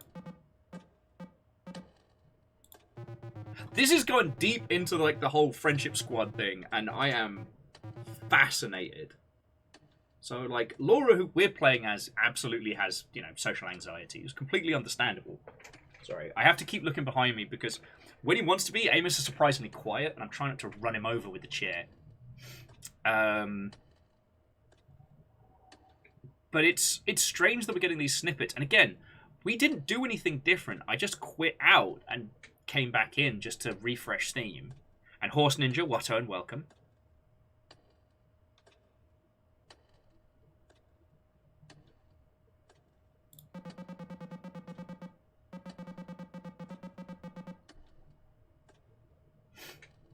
Emily's saying that they think about 20 minutes of on is all they can do. And I think they can only do that because of Francine's wingmanning. Emily adding that it's embarrassing. When we met, I was all Captain Cool, helping Francine get her shit together. But I'm not like I was back then, in school. I don't even recognize that person. Laura adds that you don't have to be perfect for them to like you. You're their friend. They already like you. Emily adding, do they like me, or do they just like whoever I was? That's the brain spiders talking. Laura says, unless you've been quietly struggling with demonic possession or something, whoever that was is still you.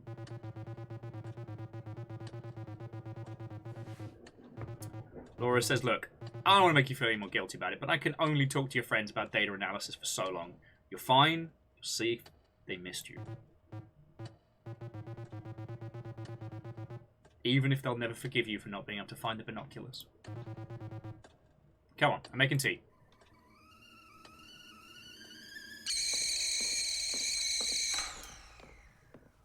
Get you a kettle that screams. Cliff says, what? Did you need a pair of binoculars to find your pair of binoculars? Cliff, you're a piece of shit. Emily's like, get your feet off my table. Jesus, what are you, my mum? Cliff, I'm going to watch you get stabbed multiple times.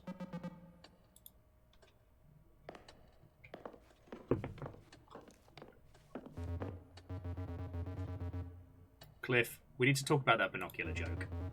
I'm disappointed in you.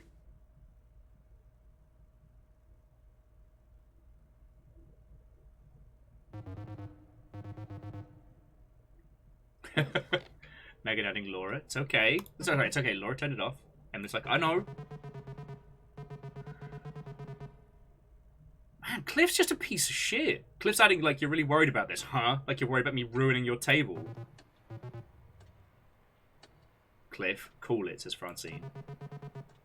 Cliff's like, I'm just messing around. Set Cliff on fire.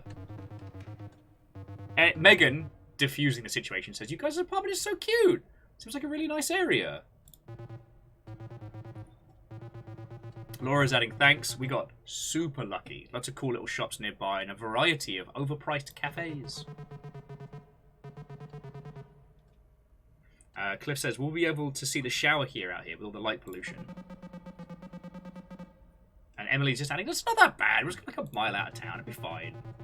Anyway, Francine says, anyway, the moon is just a tiny crescent tonight. Barely any competition for the Perseids. Gary's on space shit again. Saying, hell, maybe the binoculars would be cool. Getting lost, looking for Thirsius Major. And... it is Gonad's district. And all the other stuff the magic school bus tried to teach me about.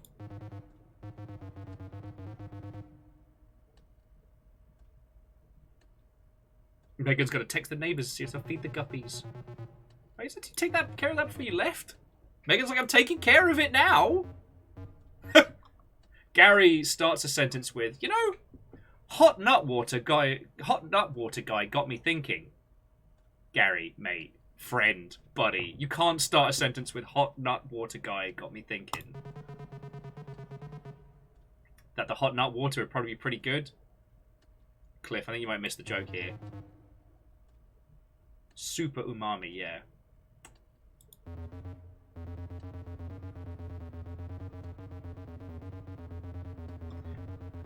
Okay. So Gary adds, obviously, and I apologise, I've had to drop the Gary voice, but there's so much going on. Hot nut water guy got me thinking. I feel like travel becomes way less stressful once you just accept all the things in a new place are going to be uncertain and weird instead of trying to control every last detail. Are you saying you want to guzzle the hot nut water, Gary? Is that what you're setting us up for? Just go with the flow, like that time we were out in the mountains, and start to follow the signs for Family Fun Centre. and ended up in a burnt-out old ghost town with no signs of escape. And Gary's like, totally. The creaking of a distant rocking chair, unreadable billboards bleached white by the sun. Tetanus on every surface. Gotta love that pearl-coating sense of unknowable danger. Percolating sense of unknowable danger. Francis like, guys, guess what? I'm changing the subject. What are we doing for dinner? Cliff could go for some Tsar. Oh, my dude. It's like every time I don't think I can hate Cliff more. Pizza deserves your respect. Pizza deserves honor. Pizza deserves being pronounced in its entirety.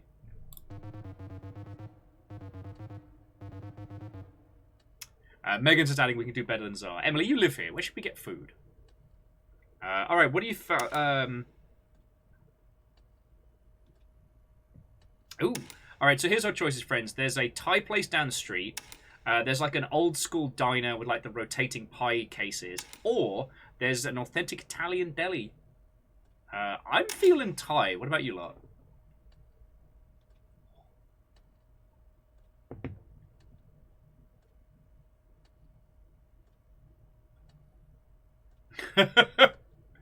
You know what, Orzine? I actually think I think Cliff's Tsar. I understand a lot of people use that as shorthand, but you know, I hope those people use it like ironically. Yeah, respect the Tsar. But I think it's because I hate Cliff and I hate his whole deal and I hate his stupid face. Alright, well, Shabby and Chroma want to go get Ty. And Vanderbeest, thank you for the bits, friend. So yeah, let's get some Ty. Ah! Da-da-da-da-da-da. Okay, so we all said Ty, right? Emily is having like, I guess, a kind of like a social panic and says, yeah, sure, let's just get some pizza. Man, Cliff's a piece of shit. Ha! That's the only pizza we got here, is Cliff being a piece of shit. Friends, being this witty and funny all the time, like every day, it's a real tax on me. It's so hard being this cool and funny all the time. Like, honestly, it's exhausting. It's exhausting.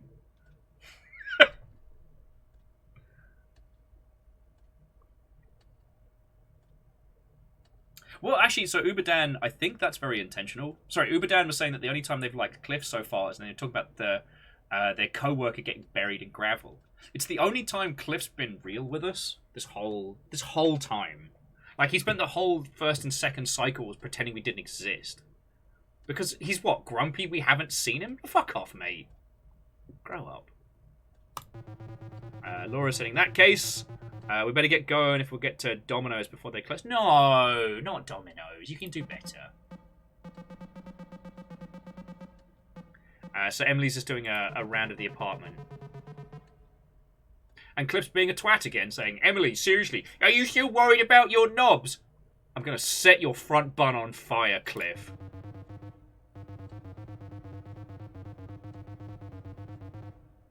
Megan adds, it's not that unreasonable. An apartment next door to mine was like, I guess, a crash pad for pilots who were coming into the airport down the road. The city shut off the gas, and no one is around to turn the pilot light back on. No pilots with the pilot light. They had one job! Cliff says, I'm taking heat from a binocular joke, and you can get away with that one. That's because Gary and Megan are funny, Cliff. You should try it. Anyway, with the pilot light off, the room just slowly swelled with gas. By the time the landlord finally came to shut off the valve, the apartment was so filled with gas, the windows had bowed out from the pressure. Noreds, sure, but that has to be rare. Rare, but it happens. Gas is invisible. Carrie's like, worry about that too. It's the thing that bothers me is like, what happens when my lungs are full of gas that it ignites? My lungs getting like, all burnt up from the inside. Fucking hell, Gary! We're going to get Domino's! The fuck is your problem? Although, I think I've told you all the Sega gas leak story like 5 times. Yeah, Gary, what the fuck? Also, Krypton, Watto, and welcome.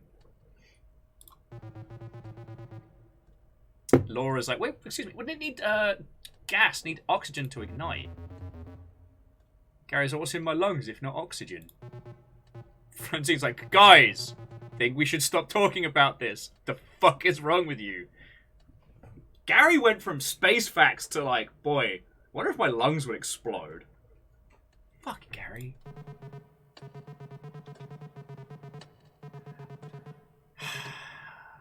Cliff has once again decided to make it worse by saying, why should we? Listen, gas isn't a magic murder monster coming to kill you. It's a turn knob and that's off. And that's it. Pete, help me out here.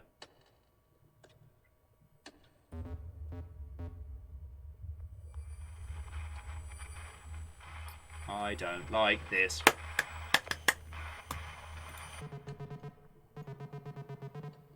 What the fuck? So, Cliff's like, hey Pete, I'm being a monstrous twat. Back me up on this. Pete just ambiently radiates static and screeching, and Cliff's like, exactly what I was saying. Thanks, Pete.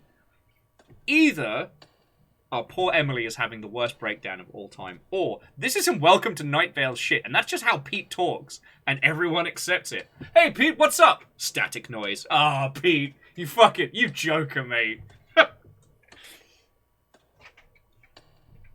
Twin Peaks. At this point in Mortal End, there's fucking 5 of them. Sorry. That joke is old enough to drink. I love how Cliff just can't fucking leave it alone. Look, let me put it to the rest of you. Emily.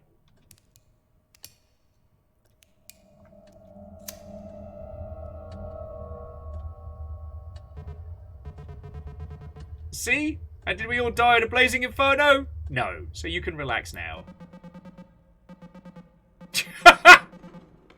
Emily's like, wow, Cliff, you're so right. I'm so relaxed right now. If you'll excuse me for a moment.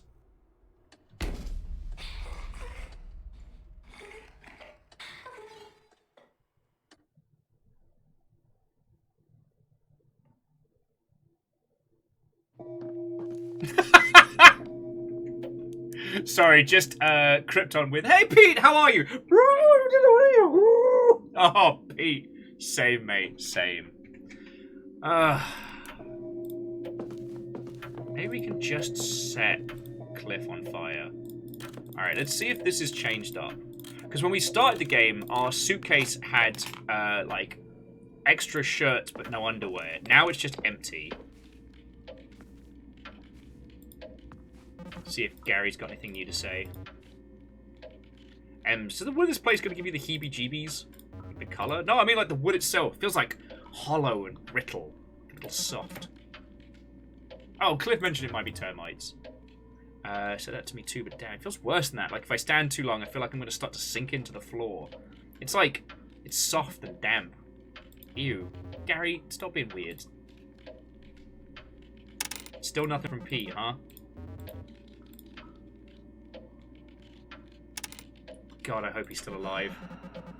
Something about this doesn't feel right. It's not really like him to go silent for days at a time. Yeah, it's like, once Pete starts talking and Matt starts making that white noise sound, you just can't shut him up. He must be having a really crazy weekend.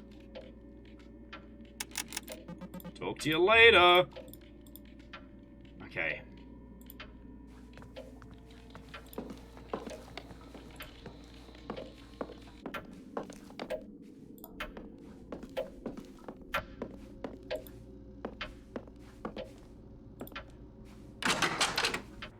I have this theory, Shabby, that at some point we're going to look outside through one of the windows and we're just going to see Pete get fucking eviscerated. Fuck you, Cliff. Nobody likes you. Get the fuck out of here.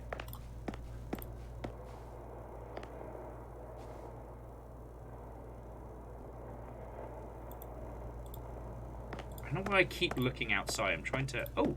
Inspect the palm. Eggplant palm in progress.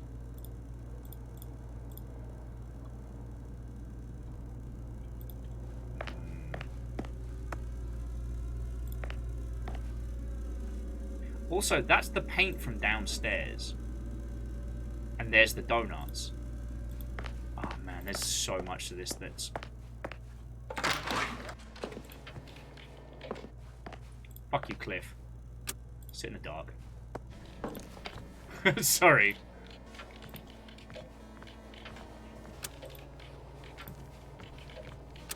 It's just super fucking dark in here.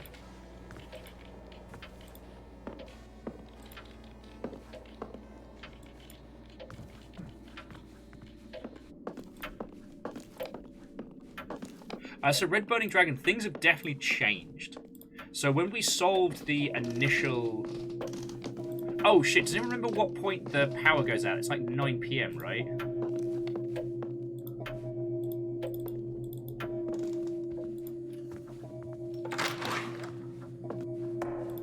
Yeah.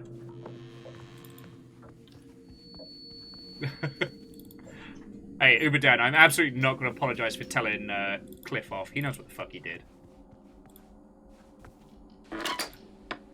But yeah, so there are certain things that have been changing, right?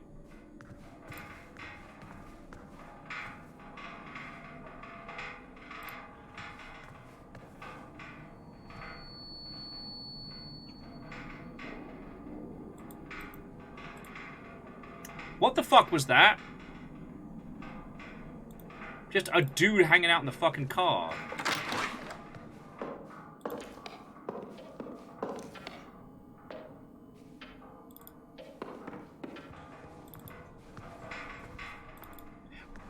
Oh no, I was about to say, wasn't there a whole thing about somebody being in our trunk?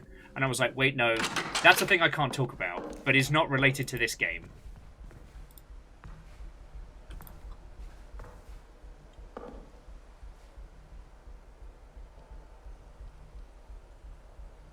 Yeah, I think we'll be able to see Pete once the lights go out. Yeah, so we've got to get downstairs.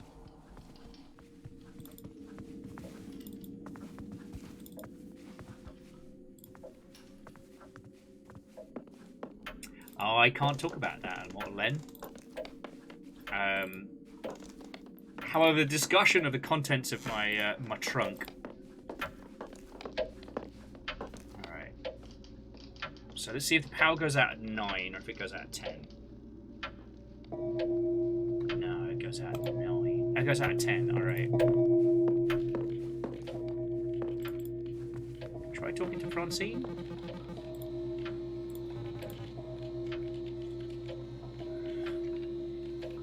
Sadly, whether my trunk is or is not full of junk, I am not at liberty to discuss right now. Unfortunately, in reality, I have no arse. I have no arse to speak of.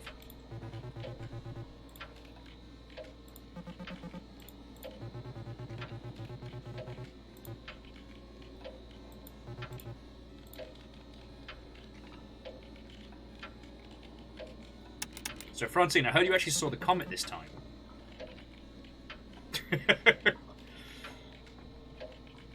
One day, Deus, one day. One day-us. See what I did there? So a meteor, not a comet, but yeah, it was amazing. Kind of humbling. Does it feel kind of small? It does. It's a little cliche, sure, but it puts things into perspective. It's a nice touch to be back in touch with everybody. Sorry, it's nice to be back in touch with everybody. It feels like a kind of dream.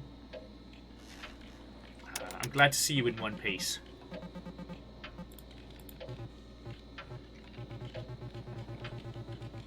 You're referring to the last time we went out to watch. I'm sorry, what? Francine says, Emily, I wasn't paralysed, I didn't go missing. I fell and hit my head. Sure, we spent a portion of the night in the ER, but that was its own kind of togetherness, wasn't it? I have complicated feelings about that night. Alright. See you later. Great.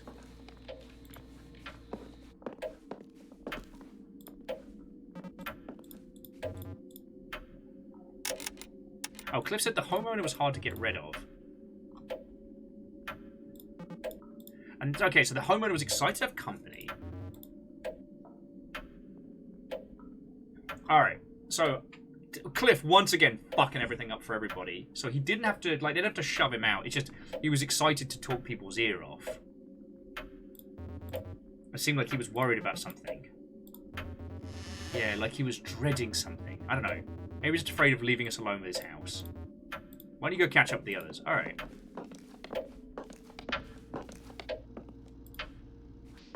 You're just going to stare at the clock. Alright. On the plus side, it does seem that with like each rotation, there's only so much we can do. There we go. Alright, so 9:15 is when the lightning strikes. Alright, so let's go get the power back on. We're going to try and solve the box puzzle. But we should have the... Because here's the thing. I don't remember at what point during this we lost internet earlier.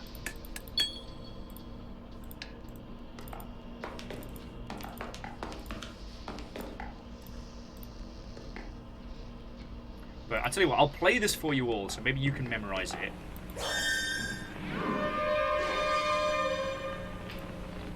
It seems to be all 3 alarms, you know what I mean? It seems to be different, whatchamacallit,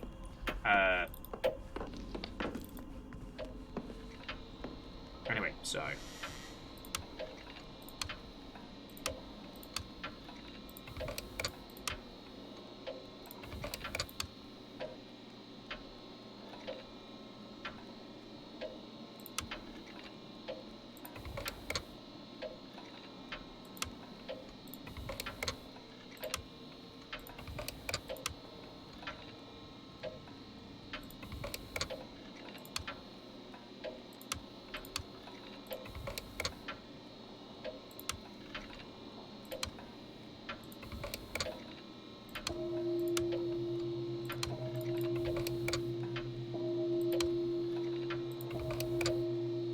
So that's right. Now I just need to get this one to there.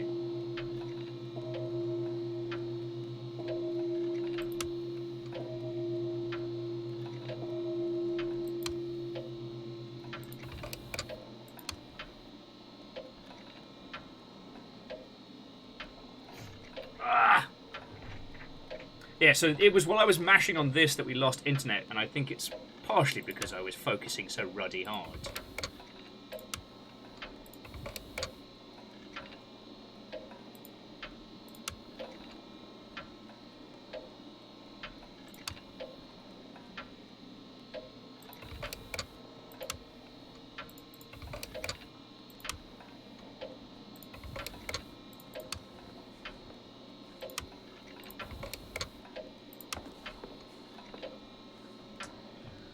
Okay. Think, man. Think! Yeah, no, it's a classic slider. So you, the left and right is just swapping the mids and the outs.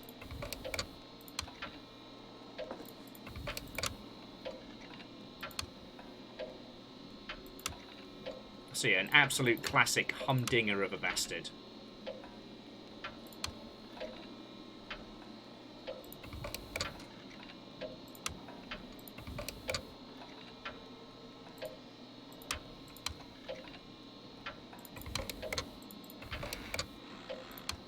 Okay, so Murder Guy is now up and about.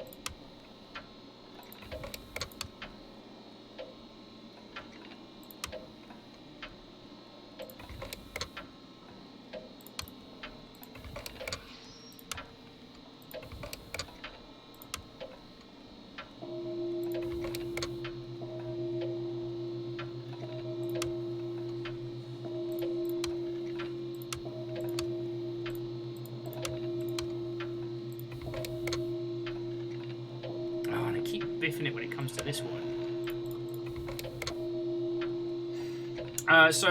Cheshire, what we're trying to do is we're trying to connect it to the blue wire. So if you see on the left side, over here, this is the solution to the yellow. The yellow opens the door. We've done that. We need this one here. So that means we need this negative to this negative, and we need this positive to this positive.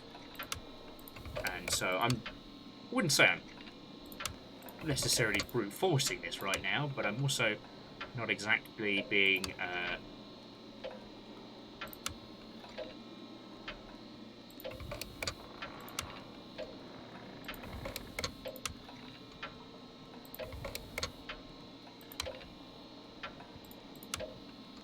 not exactly being the most cohesive Mother Hubbard right now.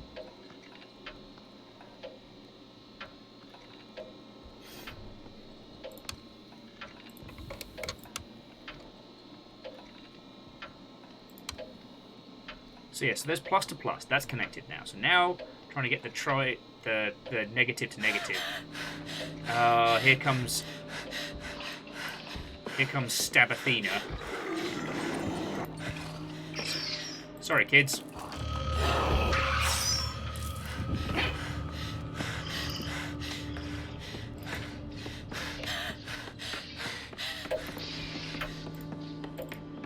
Alright. So yeah, so that's the puzzle we're trying to solve right now.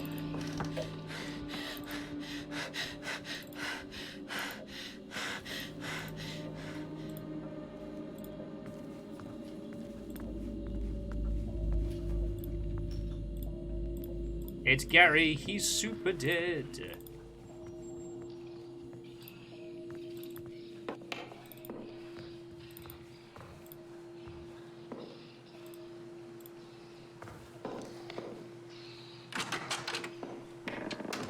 Okay, so now we're back in the hiding.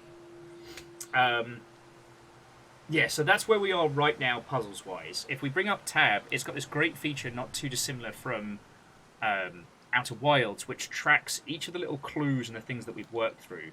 So earlier, we hit the Minesweeper, so we now know that those 3 are mines. Since we've done that, the computer is now broken, so we don't have to solve that puzzle again.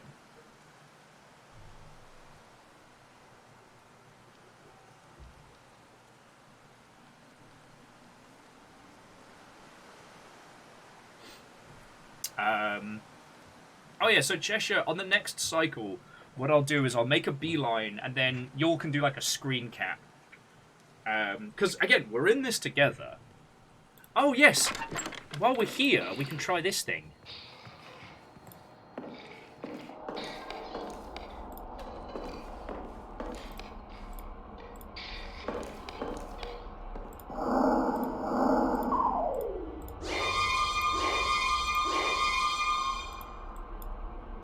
Yeah, so it was mid.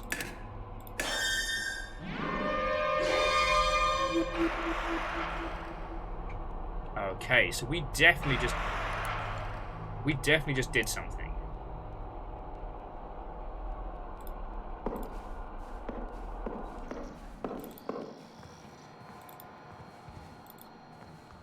Like, I don't know what, but we just did something. Oh, fuck sticks. Every time we open and close the setups, it damages the closet.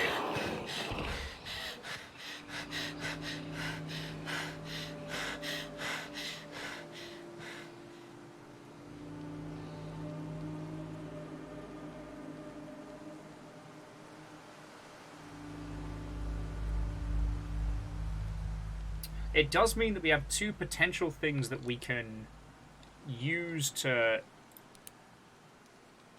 So we can potentially use the synthesizer and the locker to summon Stabatha up and down this whole place.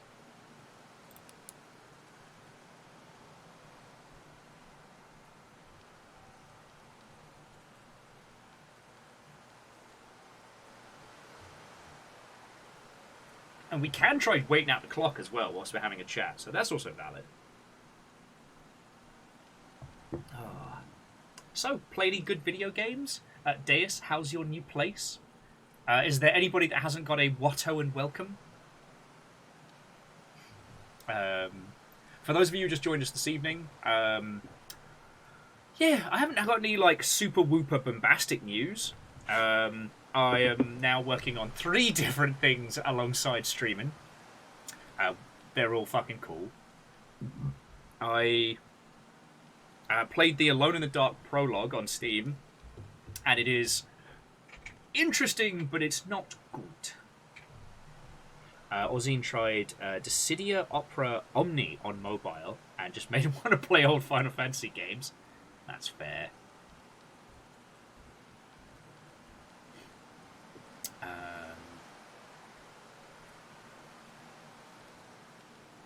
Because I haven't tried waiting out the clock on this one yet, friends.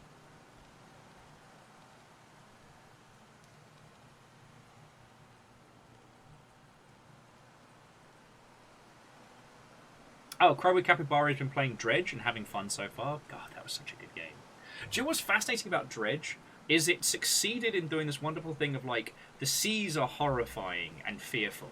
But as you progress through the game, you learn how to navigate them, and the fear kind of goes down, but the fishing gameplay gets better and better, which is really cool.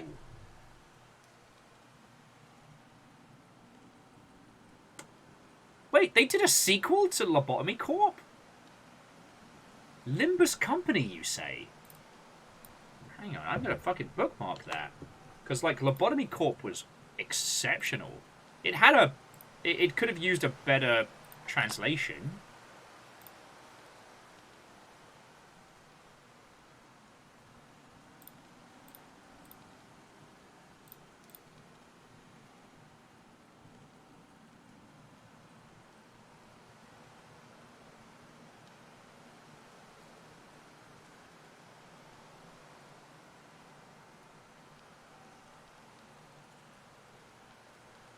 Okay, Library of Runia.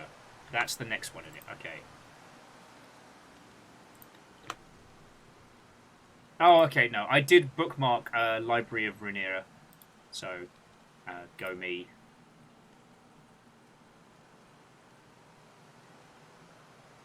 Huh.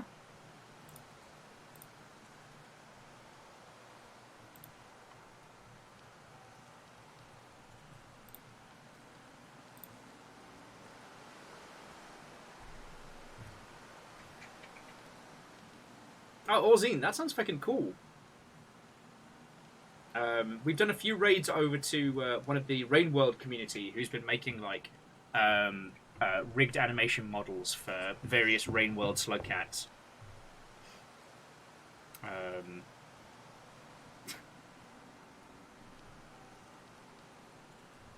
Oh yeah, and Uberdan, yeah. It was fun watching DJ on Mini Metro. And Arrow Griffin, this is oddly peaceful. But, like, there's got to be an upper limit, right? There's got to be a point at which we can no longer hide. Because it's now 3 a.m. The killer has not found us.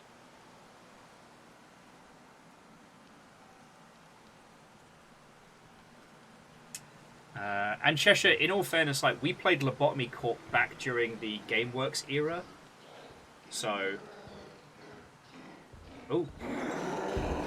Someone's frustrated and mad.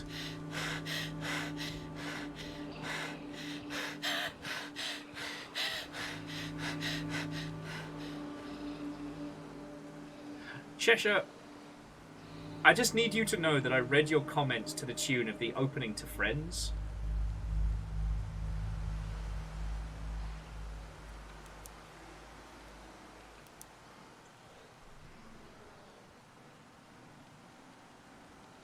Oh. No, Orzine, that sounds like a lovely project. Yeah, our pseudo weekend was pretty active. I was meant to be hanging out with a friendo on Sunday, and there was a shooting not too far from here, so we told them not to come on by, and then we weren't. God, that thing's fucking. Why does it look like it's struggling?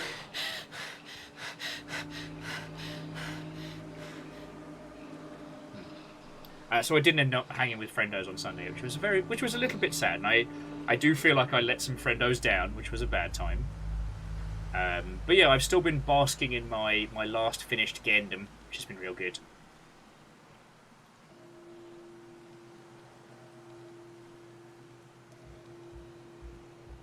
What the hell? It went from 4 a.m. to 12 a.m. What is going on?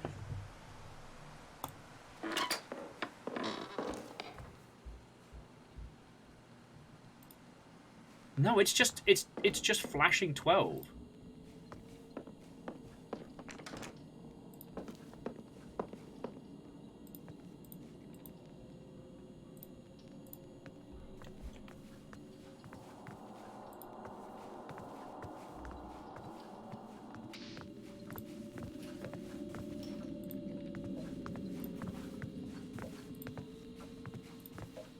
I mean, maybe.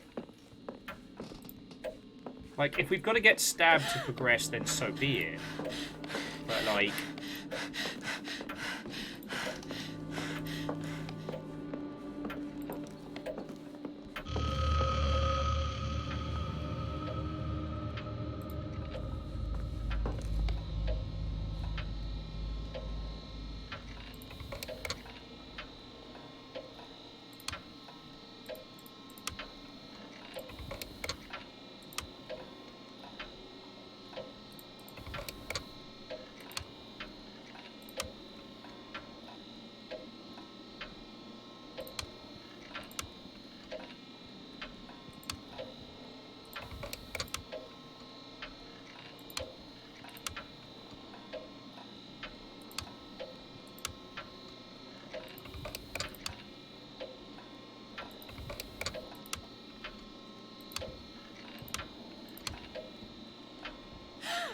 It's alright. Stabby guy's gonna get us in a second. Just wanted a chance to try and solve this, you know?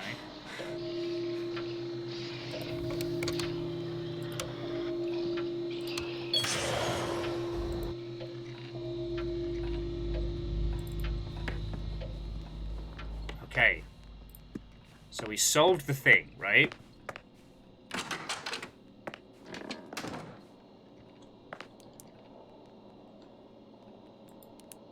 Oh, that's cool. It records the correct combination. So I can just copy that next time.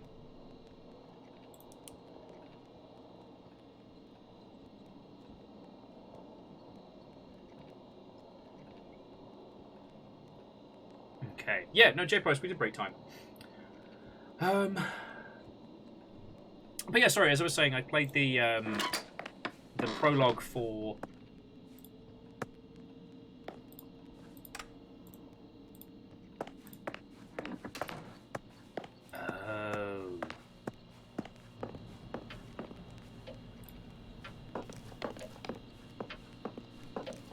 should be able to use the whistling to attract it away.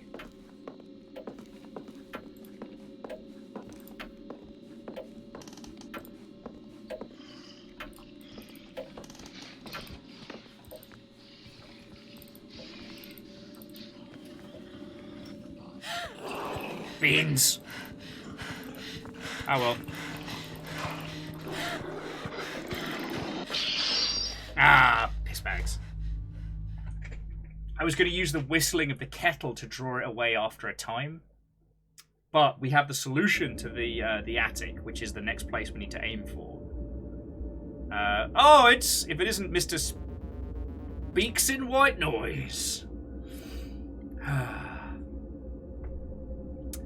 So you met the guy who owns the house nest. Emma's like, yeah, he was making like 15% sense this time. He's like, sure made a big to-do about the machine in his attic. You should head up there and check it out. I know! No, we'll have to go up, right? To the attic. I mean, there's a red door that leads to the attic. Anything around there would help open it? Fuck off, Pete. You're not helping.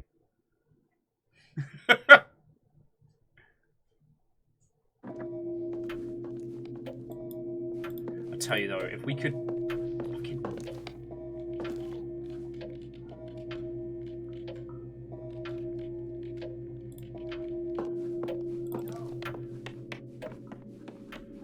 Yeah, it's like, we get it, Pete. We just got super duper stabbed.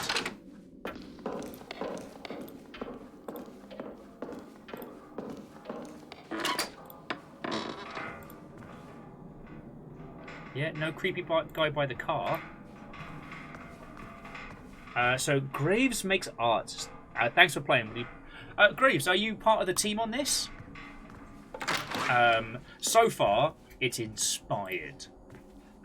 The unreliable narration, sorry, the unreliable dialogue, where your character either through anxiety or through fear or through powers unknown cannot say the thing that they want to say directly. Inspired. The general vibe of it hitting this kind of Night Trap meets Outer Wilds is feckin' brilliant. And yeah, the memory log system, spot on. So good.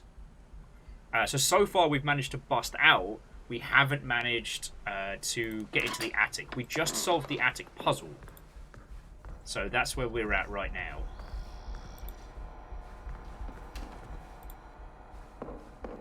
But no, Graves, like, if you get the chance, please, please, please pass on my compliments to the team.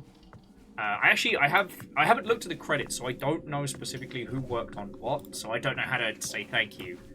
I hope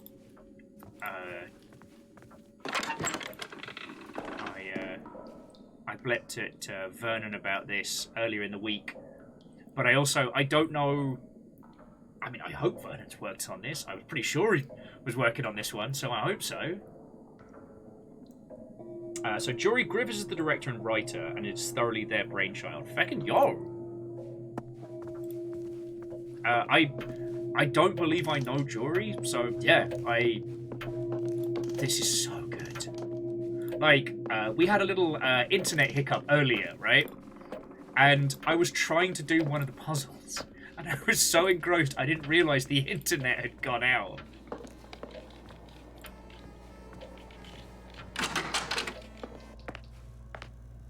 And they wrote on Dream Daddy. Marvellous. But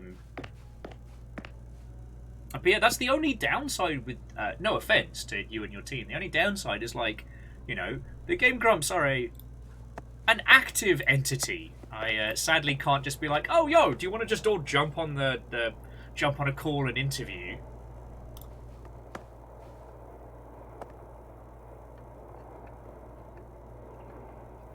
Maybe at midnight we're supposed to try and see the setup.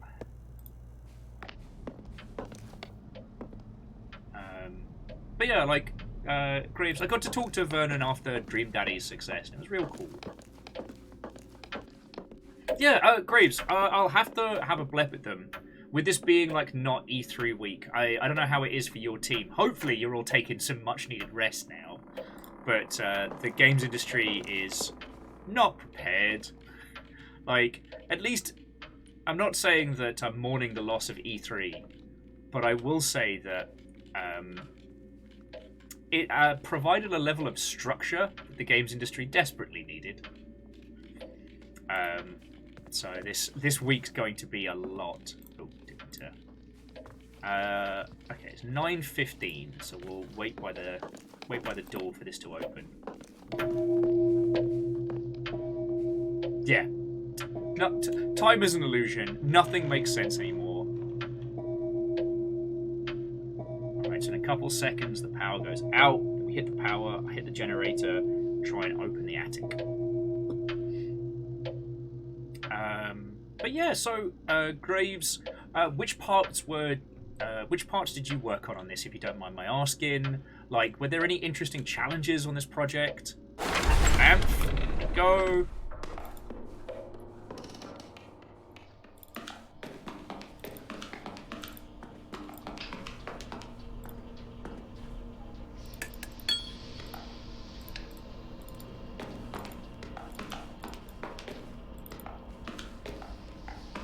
Right, while I'm rushing around to try and play solve the puzzle.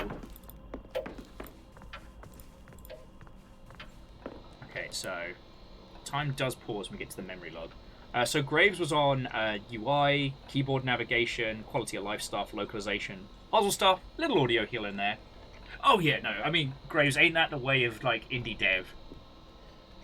While I'm not currently working... I guess to introduce myself, hi, I'm Will. It's lovely to meet you. I was game dev side for like a decade, and I kind of fell into streaming for a living, if you can believe it. These days, I do this as my my full-time, but I also do consultancy for a bunch of indie teams, and I'm working with 3 teams at the moment.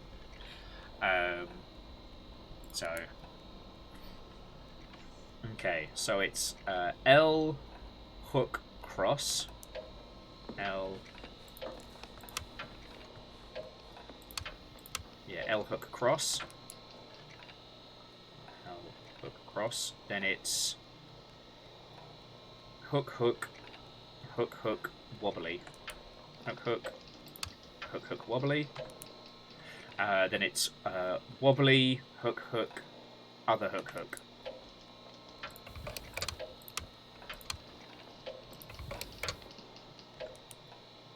And then it is hook, hook, wobbly, hook, hook.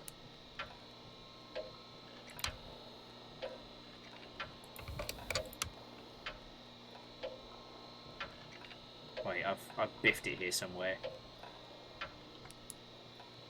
Oh, then it's wobbly, hook, hook, hook, hook into a loop. Bingo, bango.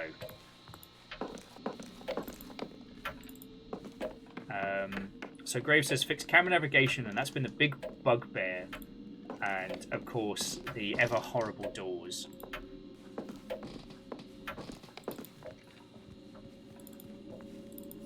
I don't think the creature's been released yet. Oh. Oh, come on. Okay, so now we've got the attic door light.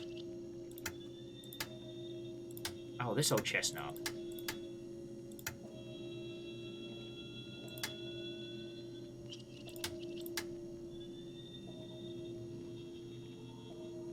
Duet! Ah, beans.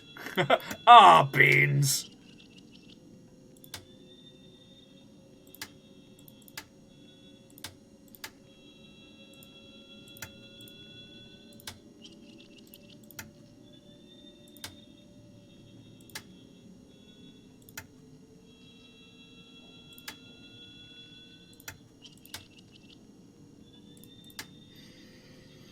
I also know that as a puzzle designer, it must be often agonizing to watch people like myself struggle through well-constructed puzzles. Beans! Alright, I got this.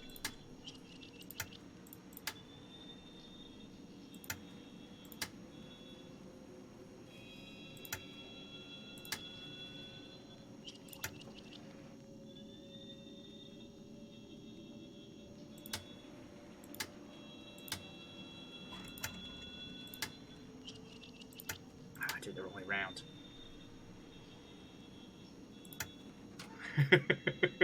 Oh, it actually sustains you. Alright, well, if it seems like I'm having like a disassociated out-of-body experience. Ah, beans! Gotta stop saying beans. I gotta stop. And Jim, what own welcome. But yeah, no, I completely understand that when it's a small team, you've got to do a lot of everything. And there's a lot that I'm so impressed by. The economy of art, the complexity of the interconnected systems. The writing is phenomenal. Beans bits. No, don't make beans bits a thing. No.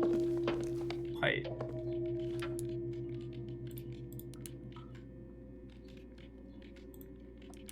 Don't make beans bits a thing. I already got my high score on the game console.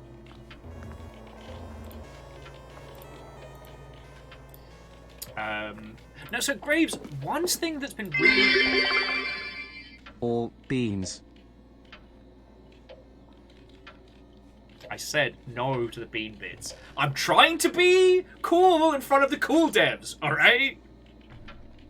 Alright, I'm trying to maintain some kind of cool kid decorum.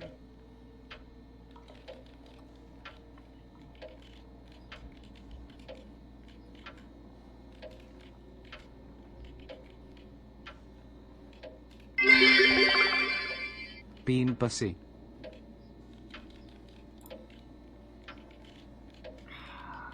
Vanderbeest, Bacon, J-Post.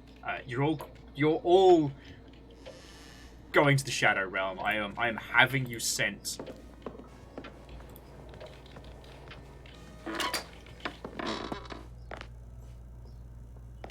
No! Why are you like this? So yeah, Graves, here's the flip side of streaming for a living. Because I'm genuinely curious about like how a dev team that is also part of like a YouTube operation, I'm so curious about so many elements, and plus I believe the publisher was Rogue. Oh, what's their lot?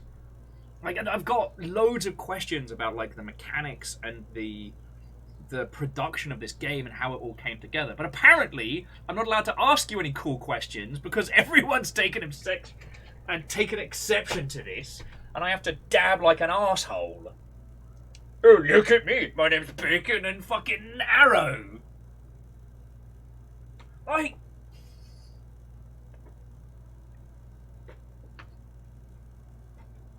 This is a crime. This is nonsense incarnate, and I have no way to return the favor. I'm trying to solve puzzles here. I'm trying to be cool.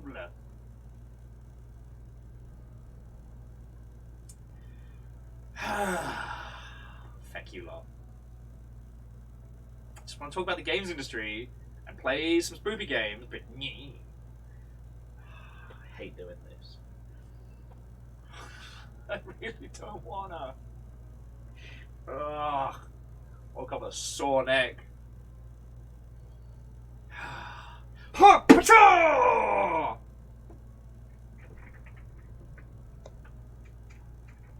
Oh, Shabby, that's so lovely of you. Salt for my beans.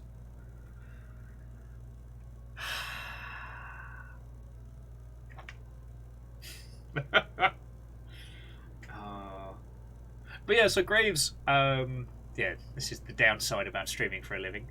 But like I said, I did get to talk to Vernon like a little bit after Dream Daddy dropped, and it was really cool like hearing some of the challenges. But what's fascinating is like this was such a departure from Dream Daddy. You don't need me to tell you that. And I'm not sure where Soviet Jump Game fell into it, but by my understanding, that was a different team, but it was published by your team, right? If you can't talk about it, then obviously, please don't feel you have to. You know, this is what I do on stream. I deconstruct the industry and I get into it. And Bacon, that is really fucking cool of you. Thank you. But no, I just... Yeah, I think what I will do is definitely blep at... you said it was... Yor, who was kind of like the brainchild of... Yuri, sorry. You know, and obviously it would be lovely to talk to yourself more. Of like the challenges of this. Like what you were saying about the camera, that must have been a fresh hot nightmare.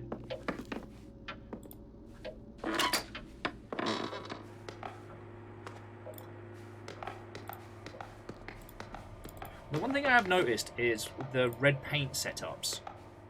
So there's the red paint downstairs, right? There's a splotch of red paint here in this whole setup. And there's a big old splodge by the kitchen. So that does make me wonder.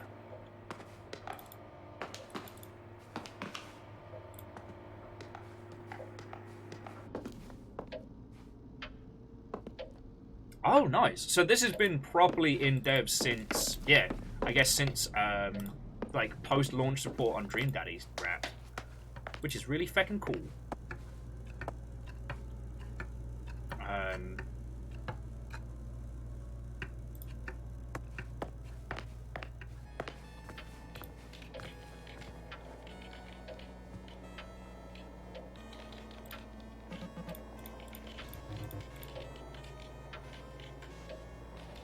I'll talk to you later, Megan. But no, like I said, one of the things that impressed me immediately was the fact that... Because I love time loops as a premise. Outer Wilds, obviously. But things like Elsinore and a whole bunch of other really good ones have been something of like a... I don't want to say an obsession, but...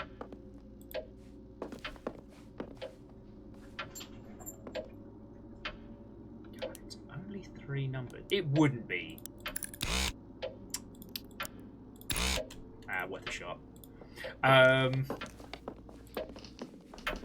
Yeah, so time loop stuff has always been an interesting obsession, and one of the first things that's so strange is like the, you know, when people tell others like, oh shit, I'm trapped in a time loop.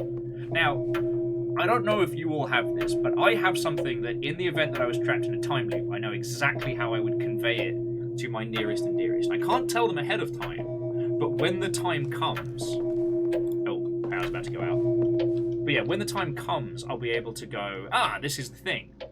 And I know I'm not the only one. But with this one, whether it's because of Emily's anxiety or other forces, they can't communicate. And we're not even entirely sure whether or not the others are experiencing the same thing, right?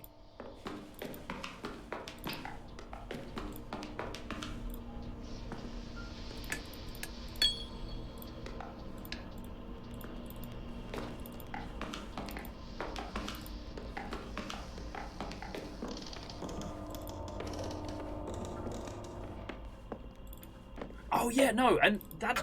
Graves, I love it, especially with something like this. It completely allows you to overwrite the traditional, like, miserable fail state, right? Because, like, you're learning and experiencing more of the story. So the failure states don't feel like failure states. They feel like, you know, and it wouldn't say success, but it never feels like a loss, right? But I find the writing very, very clever. Now, Oberdan, see, it's Cliff's dialogue that makes me think that the others might be experiencing the same thing. They can't convey that they're trapped in this loop. Because I did compare this to Night Trap, but more from the sense of, like, you're presented with a very, very, albeit simple, situation that expands way out of control with wild sci-fi and traps and all sorts. But unlike that, because of the time looping, it doesn't feel like you're playing like the lamest game of Simon Says. Like, if you've never played Night Trap, once you get past the initial hilarity of its cheesiness and the ridiculousness of it, it's essentially a game about pushing the right button at the right time, and it becomes this kind of speed memory game. Anyway, so it's L, loopy loop cross. Then it is loopy loop, loopy loop cross.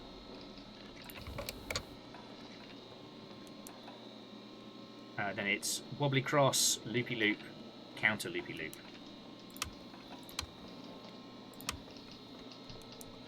Then it is loopy loop, wobbly cross, loopy loop.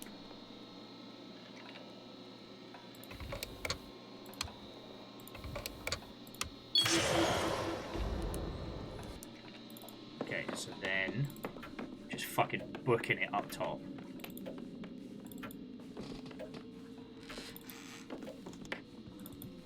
Oh yeah, no, Fearless, and I think that's the...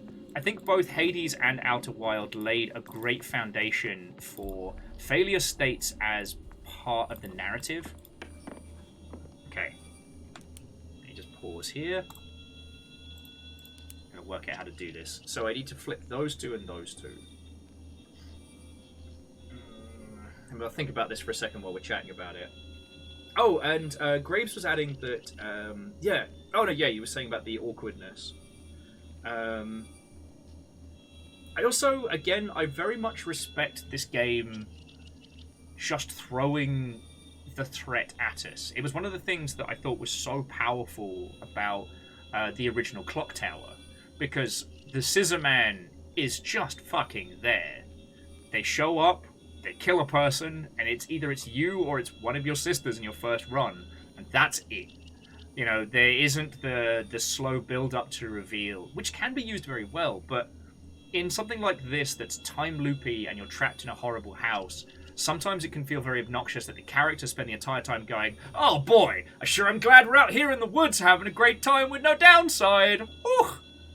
Even though you, as the user, have actively gone into this experience knowing that something's hunting you. Like, it creates this, like, character-player dissonance where the character is like, doop-a-doo, smell the flowers, doop-a-doo, talking about my feelings, and the player knows they're about to be stabbed by Captain Von Stabs for Hands of the Stablonian Empire. But you know what I mean. And Adea says, if you haven't thought about a failsafe and how to communicate to time travel versions of yourself or your friends, are you really living? No. But the problem is, I can't ask any of you what your thing would be, because if you tell me, you have to come up with another one. Anyway, so this is the old Flipsy Lightsies.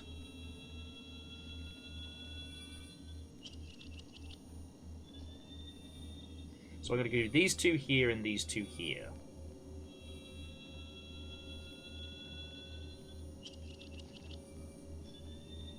Okay, I think I've got it.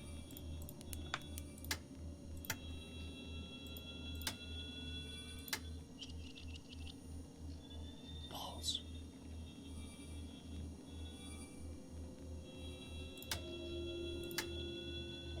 Ah, that's what I wanted to put the other side.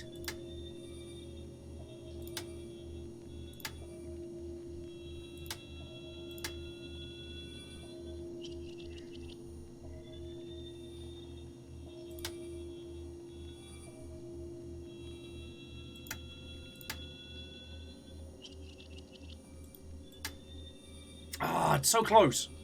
All right, all right.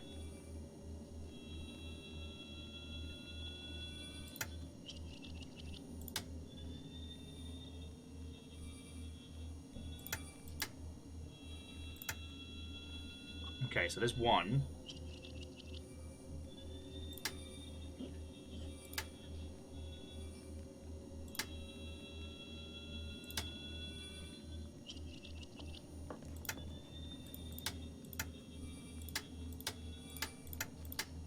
God!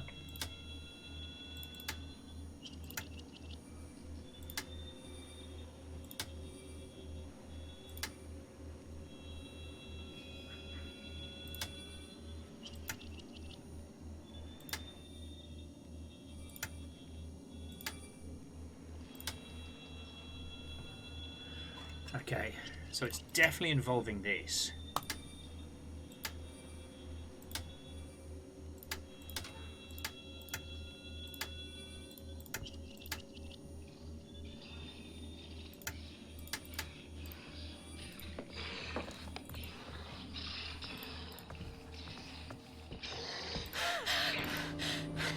Sorry, Gary! I'll always love you! No, I don't.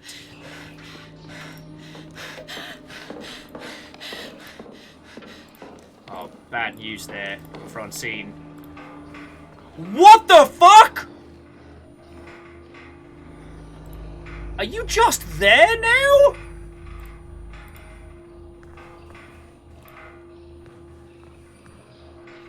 Oh, we're just not going to talk about it, alright.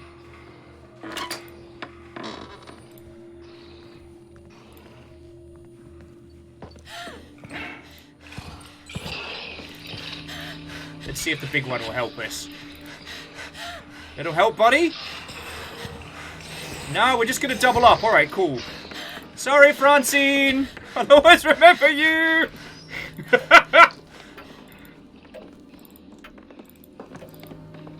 But what's fascinating is that we've essentially created a state of stress, right?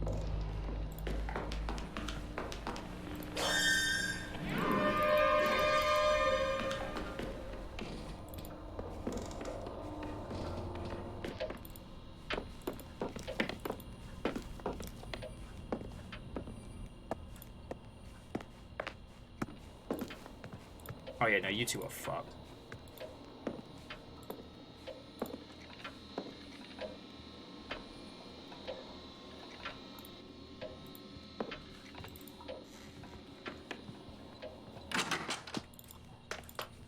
Alright, so we're going to try the burner theory.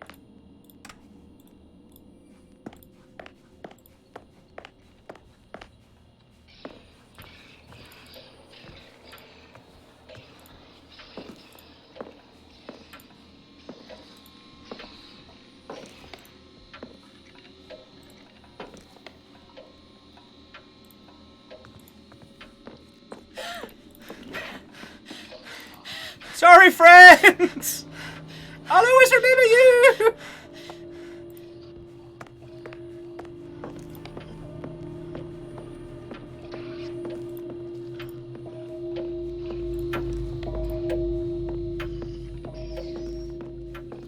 to solve this fucking puzzle.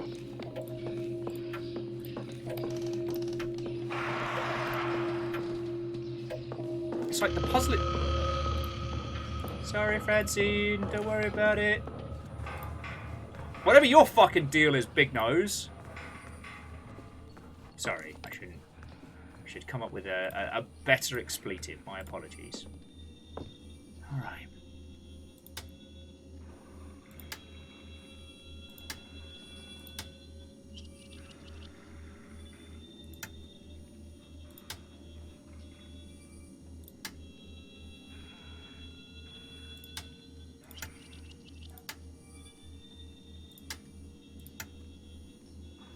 So close. Okay.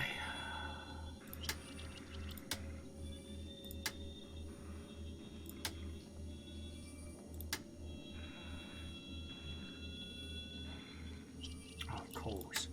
Got to get it so that the middle section is the banger.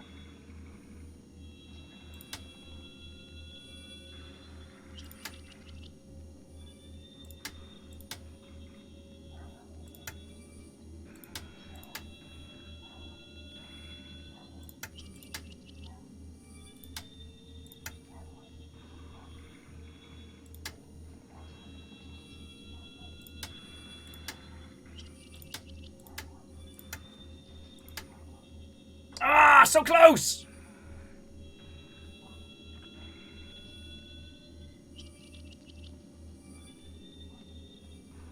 Oh yeah, the precipice is, air quotes, fun.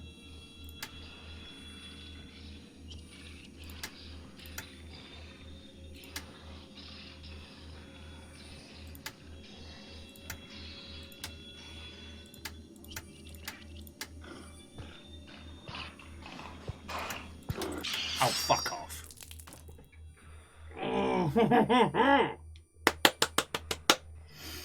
Alright, we're gonna do this. We're gonna do this. But numbers, Watto, and welcome. I'm glad you're enjoying Rain World, friend.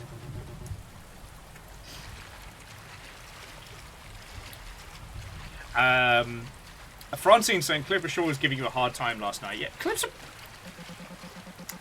you mean when he was ribbing me about burning to death? Huh, I think he thought he was helping. Tough love, I believe Cliff calls it. Francine says, nobody's apologised. Emily says, I'm pretty sure he was waiting for me to thank him. Hello, River. Anyway. Graves, this has got to be thoroughly entertaining for you, watching me smash my face against the multitude of buttons.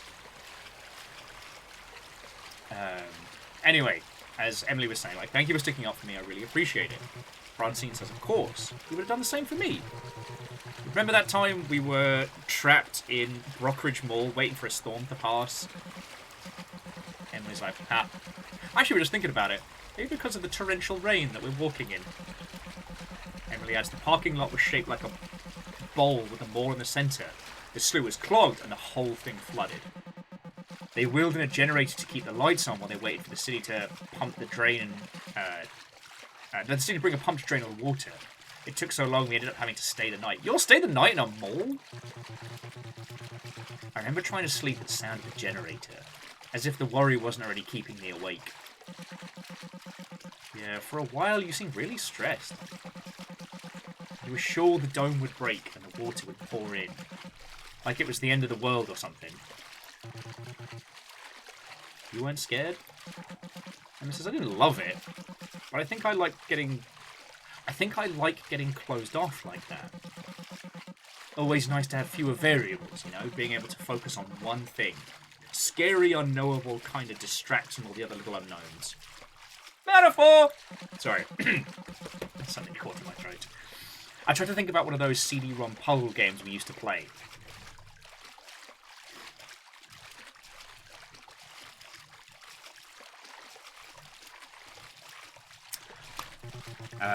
Francine says that's really smart. I almost let all the worry get to me, but you were so cheerful and so brave that I ended up kind of having a good time.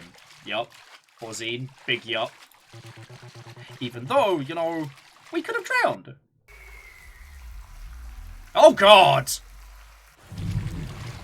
And do you want a sandwich? Emily's like, are you okay? It's like, yeah, I'm just wondering what would have happened if it had kept flooding. If the city hadn't been able to stop it. Like, would we have done anything about it, or would we have just been out of luck? Francine's like, and why are you so worried about something that's already happened? Emma's like, okay, sure, thing, fine that night, but what about next time? Next time the mall floods? Yeah, you mean next time we're trapped in a flooding mall? Having a bad time, having a bad time. Absolutely. Absolutely worried about that.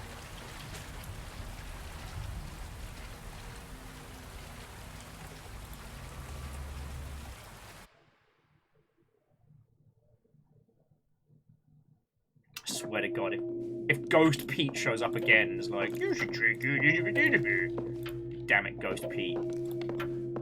Alright.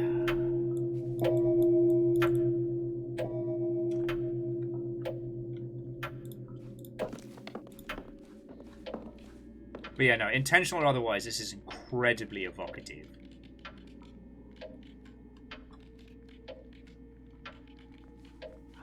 There was some way we could find out how to get the code to get back down into the basement, because that's currently what's stalling us a little bit.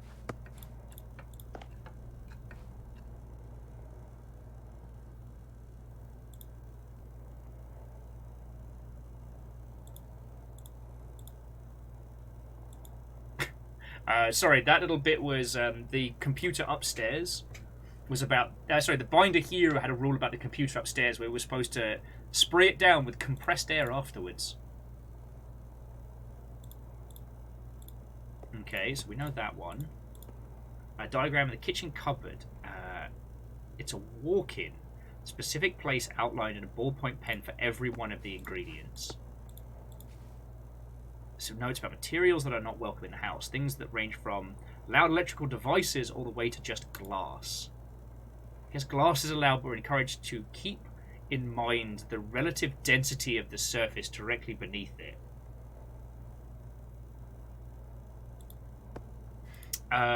So, to the book club but for games, hello and welcome. I mean, you're probably right.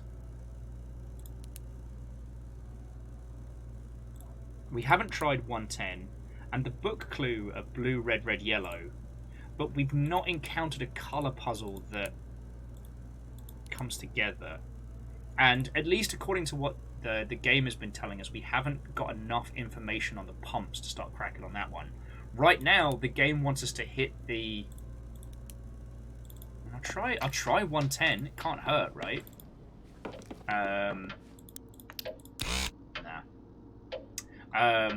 1012. Worth a shot. So book club, you're probably right. I haven't got what is the connective tissue. I wonder if some of these newspaper articles. Carpenter's Deli ends in struggle.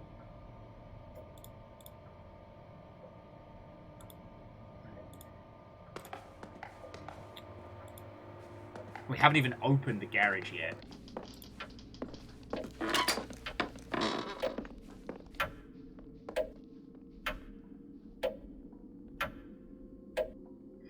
So book club, I'll go back and have another look in the cellar.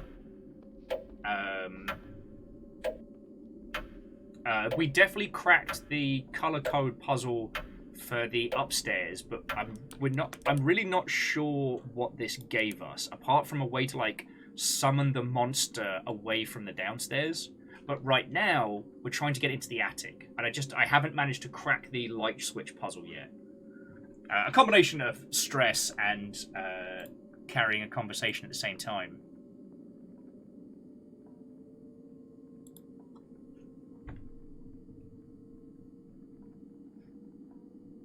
So, sorry, I forget when I'm in memories, it doesn't count. So yeah, we have a thread that we're currently pulling on, but thank you for the offer. So book club, I take it you've managed to play through this already, right?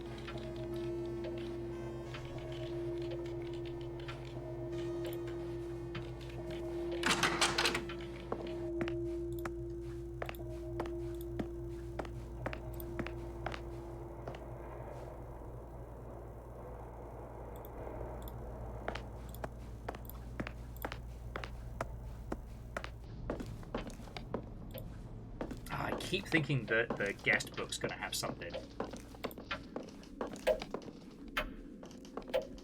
Anyway, we've got a few minutes before the power opens downstairs.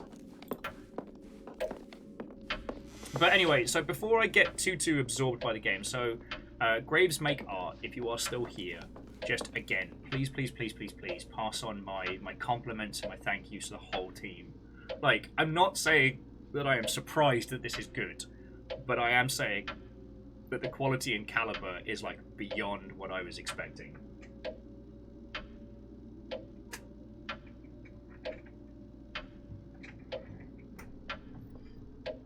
Actually, I'm just going to quickly grab a couple of Oreos. I will be 2 seconds, friends. It's very warm. Warm day.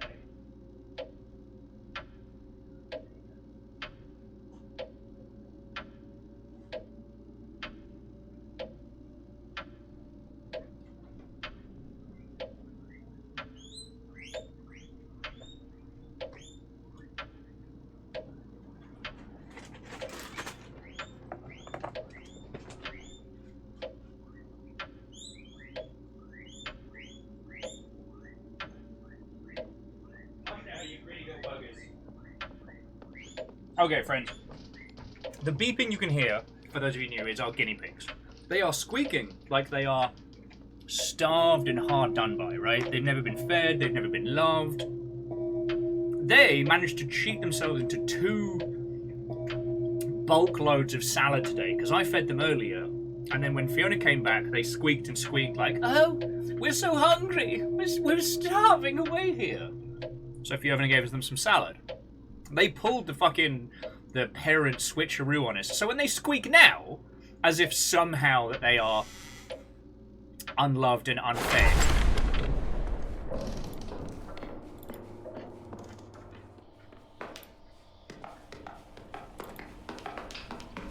Bullshit and chips.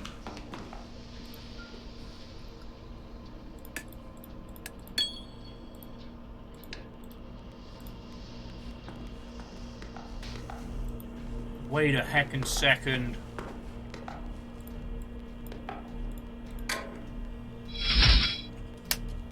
Book Club, thank you for getting me to having a look at that one. So the code is blue, pink, yellow.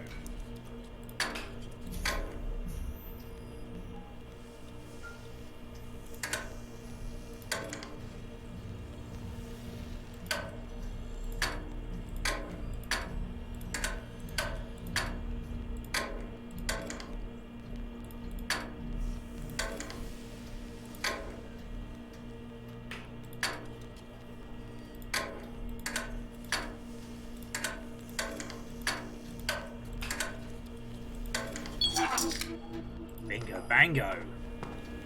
Alright, so what have we got here? Alright, so we've got another pamphlet. Radion, the silent killer. There's an invoice for delivery of 2 industrial Ganalian generators. Parker, I thought your accumulator was an acoustic device. Why don't you something for a generator with more power than you could use in a year? Signed, Clara. Clara knew what was up. 278. Love to see it. I wonder if the codes are procedurally generated. Anyway. So now we have a way to get down here before the power goes out.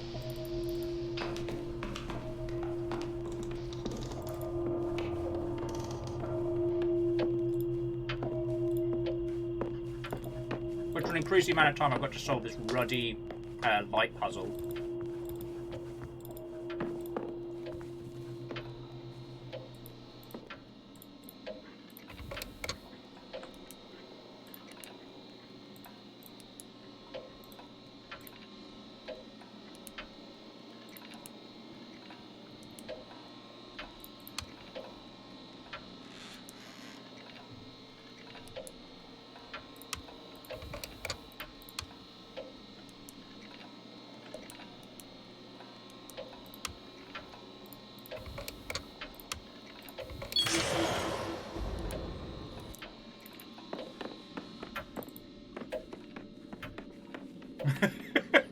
Sorry, I just saw Agonanarchy being like, "You're so cruel to the guinea pigs, Will. They are naught but bones."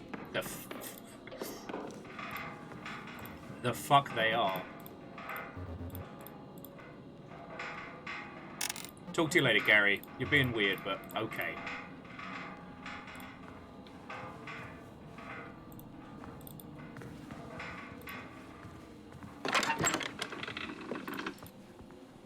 Okay. Alright, so this is the puzzle. I need to turn on these two lights and these two lights. It's the classic cross puzzle. So I click the middle, it turns everything on, right? Hang on, it's not as simple as...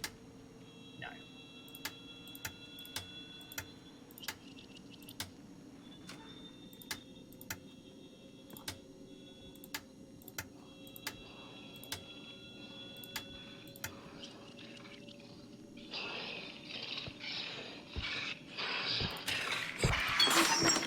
And there's the stabbing. Oh, Beans, I just solved it!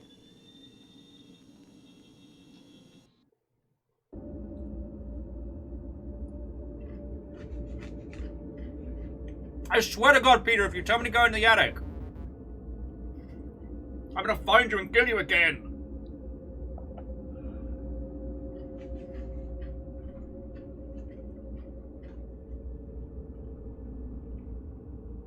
Pete says, don't the other kids seem like strangers to you? I'm just like, huh? There's something kind of naive about them. Like, it's quaint in a way, but it's also unlike how I remember them. So Nest's machine seems to need power. If you want to turn it on, it needs 3 units of power. One of them seems to be in the attic. Look for a machine. I know! I'm gonna find your ghost and I'm gonna fart on it, Peter.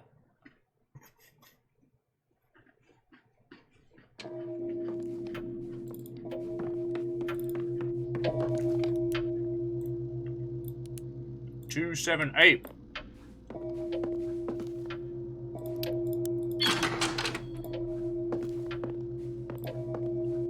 I'll check it out. We get to see it with the lights on. How fancy.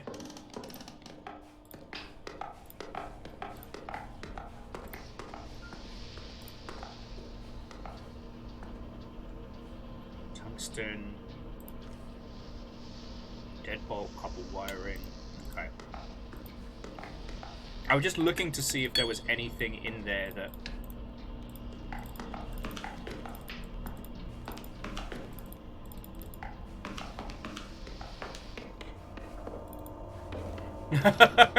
Sadeland, time travel is real. Alright. Okay, so it's wobbly, wobbly, cross. So wobbly, wobbly, cross. Then it's cross, wobbly, wobbly. But the wobblies form that. Then it's wobbly, cross, wobbly, which it is, and then these ones. Swap them around. Jobs are good. Also, yeah, I do see Gary standing in the fucking hall. That's like in the fucking corner, looking creepy as all hell. Like, damn it, Gary, I got shit to do.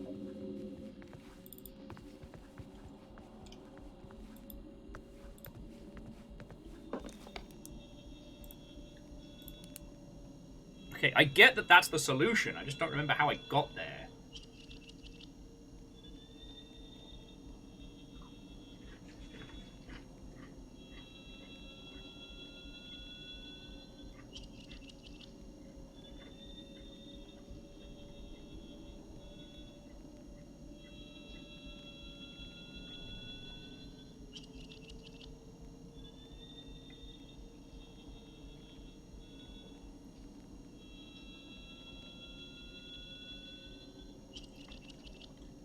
Oh shit! Satan, I actually hadn't checked Fantasy Critic today. How's it looking? Oh, sorry, for those of you wondering, we started a Fantasy Critic League where you make a fake game publisher and you compete with other people to have like the best lineup of games. Kind of like a fantasy sports league, but for video games. Yeah, Lustrum. Oh yeah, Amnesia the Bunker launched With a critic reception of 77. Nice. Good on them. Okay.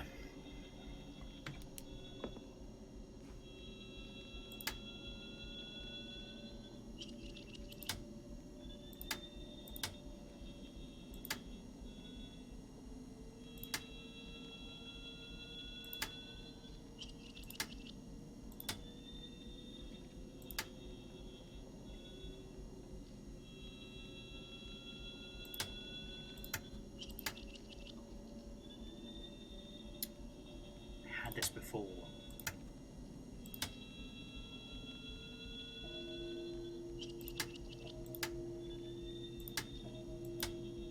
God, I'm doing all the right moves. I'm just doing them backwards.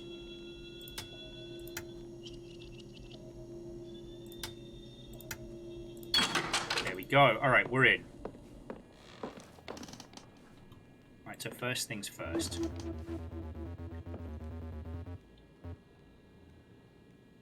Parker, I was locked out the attic again because I couldn't solve your little puzzle. C. I don't understand what's so difficult about it. Next time you need to get into the attic, just press the buttons in this order. Okay. 1, 2, 3, 4. Alright. Cheeky bastard. Alright, there we go!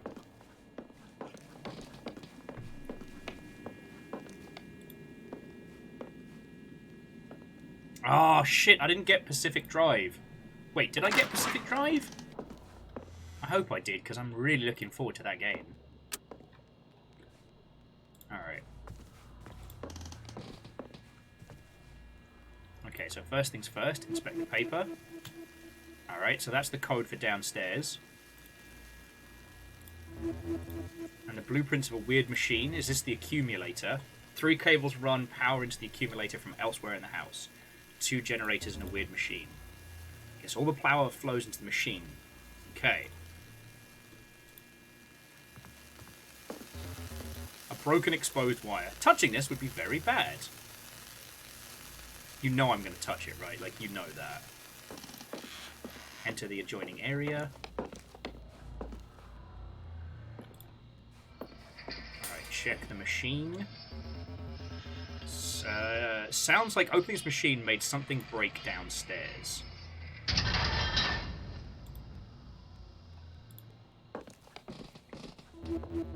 It's a box with 3 lights and a big old mad scientist switch.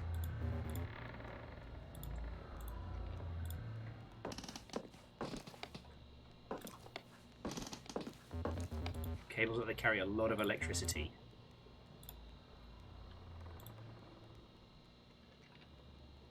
Alright. There are clearly 4 lights.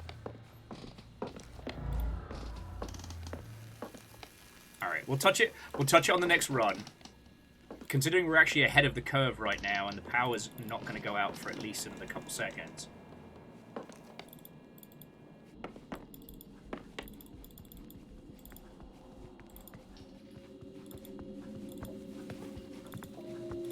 There'll be plenty of time for me to get absolutely fucking obliterated.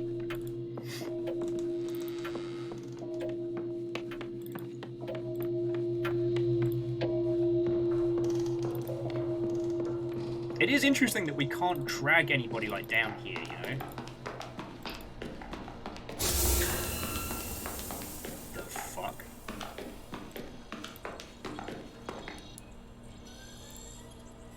Okay, so for this one, it's 733.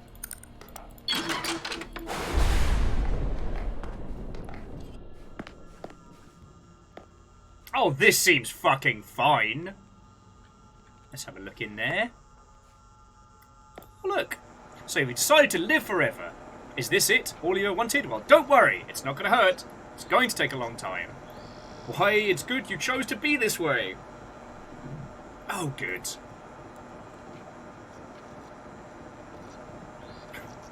Oh, goody! It's cult nonsense! You know what, Graves? We actually have a consultant coming over tomorrow to install our lobby in our basement. Our basement lobby. Now, you may be wondering, where does one put a basement lobby when you're several floors up? Don't worry about it. We've got the same people that made the oldest house.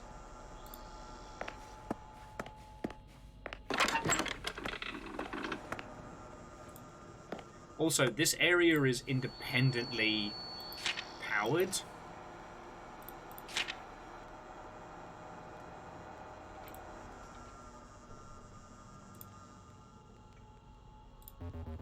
Applicant, Parker Nest. Applicant, fee plus donation paid. Administration note, Parker is not unlike a typical applicant in society, and across a range of social descriptors and pedigrees, he does not appear to be a model applicant. However, after spending time with him, I'm convinced his suitability seems to be based on carefully curated performance and a set of behaviours. We'll structure around a simple assumption. He's convinced he deserves to be here. On multiple occasions I attempted to reach out to him. He instead jumped to prove his knowledge of our organisation was greater than my own. How could anyone so, big word, and arrogant be something at the same time? Okay, so he was denied being added to this, like, immortality society.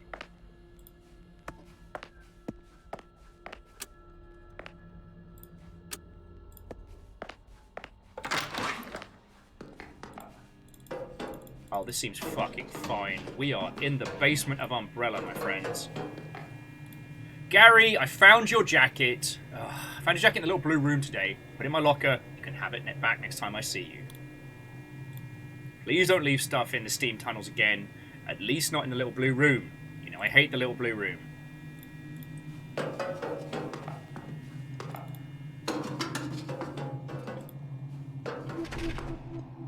guess this is a map. It looks like a maze or a dungeon or something. How big is this place? Oh. That's not good!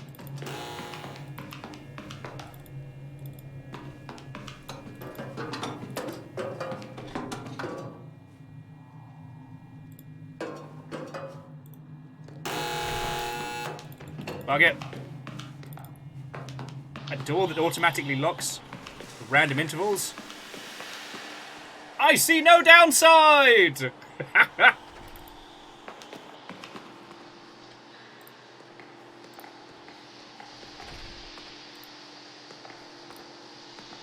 I'm making poor life choices. I'm making poor life choices.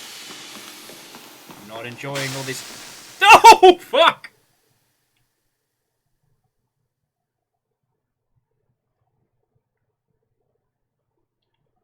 Why install lasers when you can just have hot gas?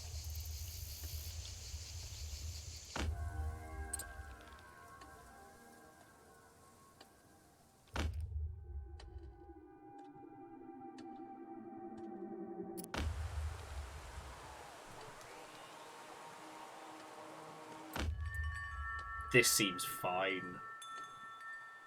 Oh, Ozzy, no. I absolutely love the art style they've gone with here. And, you know, I'm a big proponent of, like, economy of art. You know. And I'm not saying this is... Graves, if you're lurking, I promise, I'm not saying this to try and, like, stroke egos or anything, but... The last... Ooh, that's different.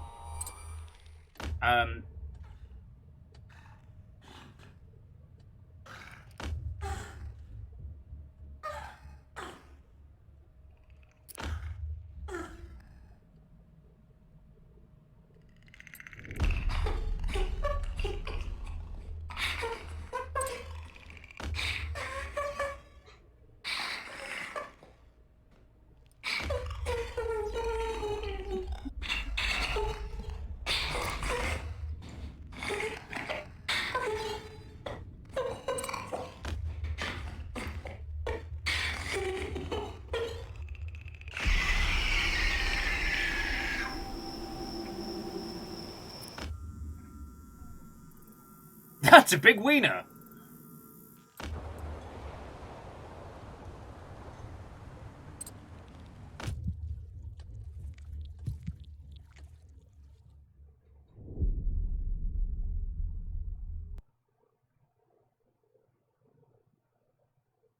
This is fine.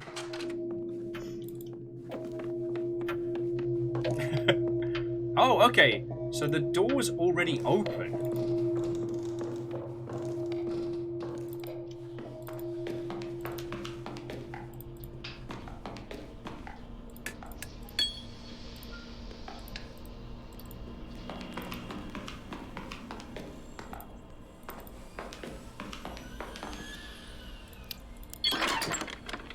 Why do I get the feeling that that's actually the grid that we're heading into, and those are the don't go into them rooms?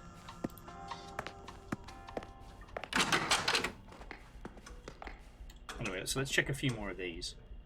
So first things first, what's this device here? It's an old analog clock. Seems to reflect the current time. If you're wondering what happened to the time clock, it's gone. Minnie's boy took it, said he was going to experiment with it for an art project. Frustrating. Anyway, we'll have to line up single file to punch out every day just because some pompous kid wanted to make a weird combination lock. Oh, that's fascinating.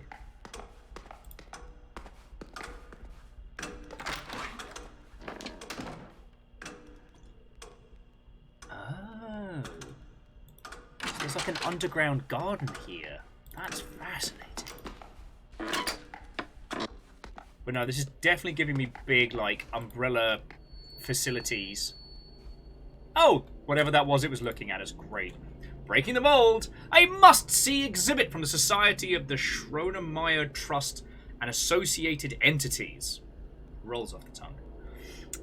The scent of burning plastic would typically be cause for alarm in the Halls and Art Gallery, but the latest exhibit from the Weintraub Center is anything but typical. If you want to follow that warm crayon-like smell through the halls of Lindsay S.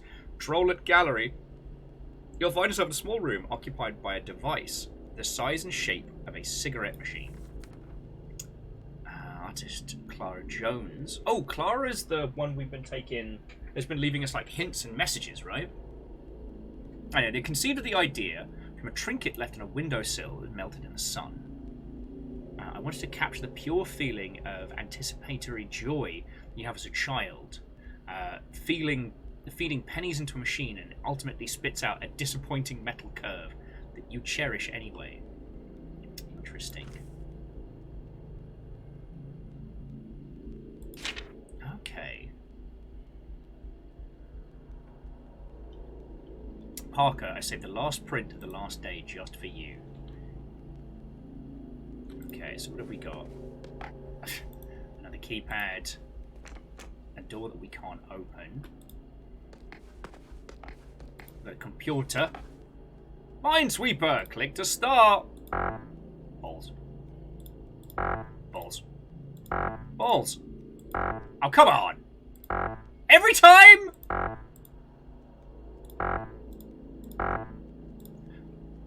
Okay, logic dictates. There's no way. I'm sure gonna click over. Just kidding. Sure gonna click over here. Gonna click over here.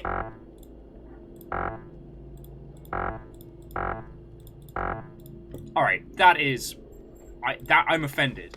That is a personal attack on me. The Smithsonian Museum. Okay, well that's definitely not open.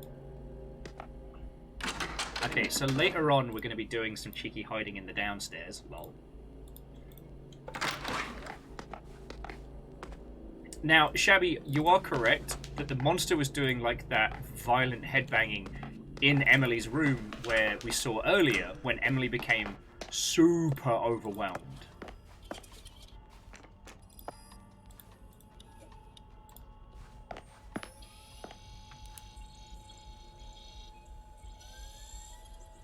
I have a feeling... No, there's nothing else to be doing at that apart from looking at it. Oh, though we do have a better guest book. A relatively short list of names dated months apart. At the bottom of the list is Nest Parker M. Nest's handwriting is manicured and perfect. None of the other names are in the first last format, and none of the others list a middle initial. Let's have a look inside here. Cool. It's creepy as.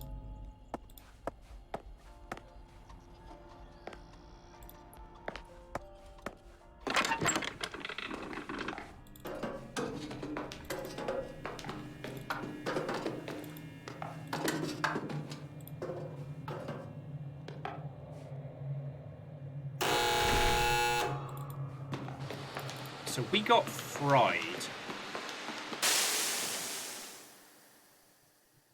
Where?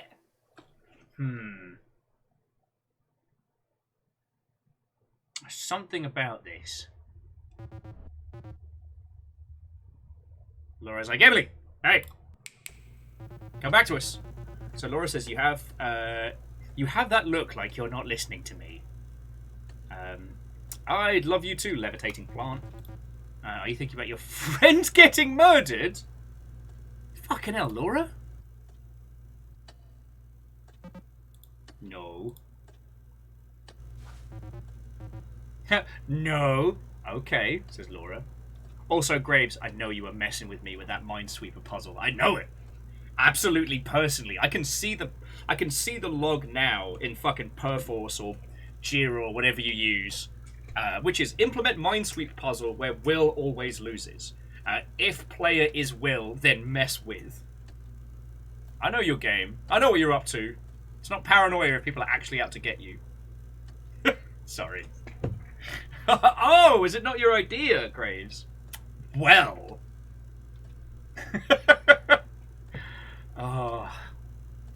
The only thing I'm sad about, friends, is, like, at some point, unfortunately, I've got to stop playing this on stream this evening. But we'll have to keep this going next week.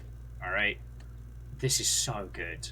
And it also means that those of you that have been watching me play it today, like, please, please, please, pick up a copy, play through this. Like, I'm not stopping right now, but I just had the realization we're not finishing this today. Evil Geek says, whoever's idea that was, give him a high five. Yeah. Because you've already been taught by the game that solving a Minesweeper puzzle gets you through a door. And so you're just constantly losing. Anyway, so Emily apologizes, says, sorry, I might have been drifting a bit. What were we talking about? And Laura says, well, I was talking about this work thing. Like, we've been working on this other company as an intermediary, and we don't really know who the parent company is. Like, it's a bit nasty umbrella. Spiller! More time is passing.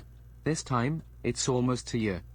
Yeah, Spiller, I'm pretty sure 56 months is close to a year. Or at very least, like, you know, it's right up to the line of a year. This year does feel like it's been 12 years long. Laura says, I've been ignoring it for a while, but it's like a hangnail. It just keeps reasserting itself and reminding me how my cube mate Brekrin, he found a typo in one of the data sets he was graphing. It seems like they did find and replace the stuff that we're charting out the actual out there are actually munitions. Can you believe that? Like, are we part of some, you know, extra legal military thing now? With a civilian arm, some kind of paramilitary coup, and we don't even know it. Emily's like, okay, sure. That kind of reminds me of the situation I'm in. I don't know what I'm supposed to do. I feel trapped, you know? And it seems like there's an easy answer in front of me, but I don't know if I should take it. It's like, I can't help feeling like it's all pinned on me. Like I can't handle my own deal and it's going to get everybody killed somehow. Metaphorically, I mean. At least, I think it's a metaphor. Laura says, like, whatever could you mean? What? Sorry, of course I did. Laura's like, I can't keep having these conversations with you. I know you're hurting. But this is far from the first time we've had this conversation. And this isn't the first time we've had this conversation this week. Sometimes I want to talk about my own crap, Emily. I don't just want to sit around telling you what you want to hear, like, over and over. Emily's like, well, at least tell me something that makes sense. Please. Laura's like, you've got to make that sense on your own. I can't keep doing it for you. And Emily's just like, at least tell me I'm going to be okay. Please, tell me I'm safe. No! I will do no such thing and my face will turn into a black hole.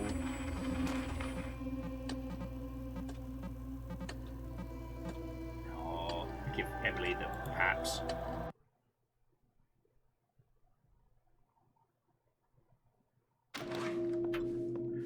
And once again, here we are.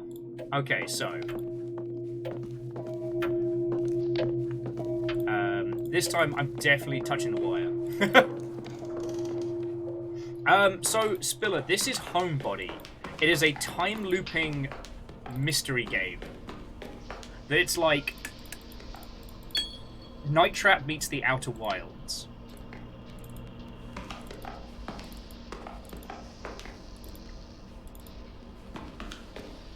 It's feckin' brilliant. We've been having an excellent time with it. And it's by the same team that brought us Dream Daddy. Which... Well, there's a weirdness to that in that if you played through Dream Daddy, then you know, like... That game did not heck around.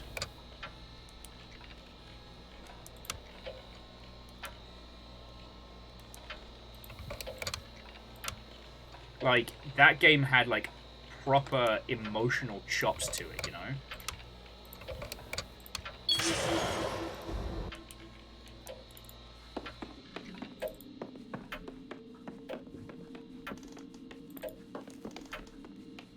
And, like, this game is no different.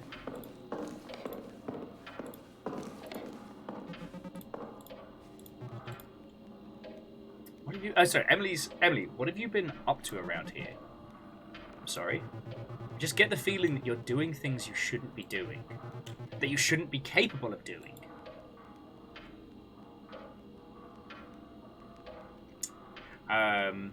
We need to get out of here somehow, Frankie, and I'm trying to figure out how to do that. Sorry, is it Frankie or Frenchie? I'm going to keep going with Frankie. Now, this is... so Spiller, this is one of the coolest things. So we are playing as a character... Okay, I made it sound weird.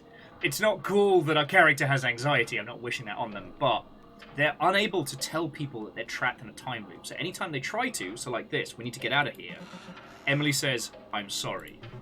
That's all that comes out.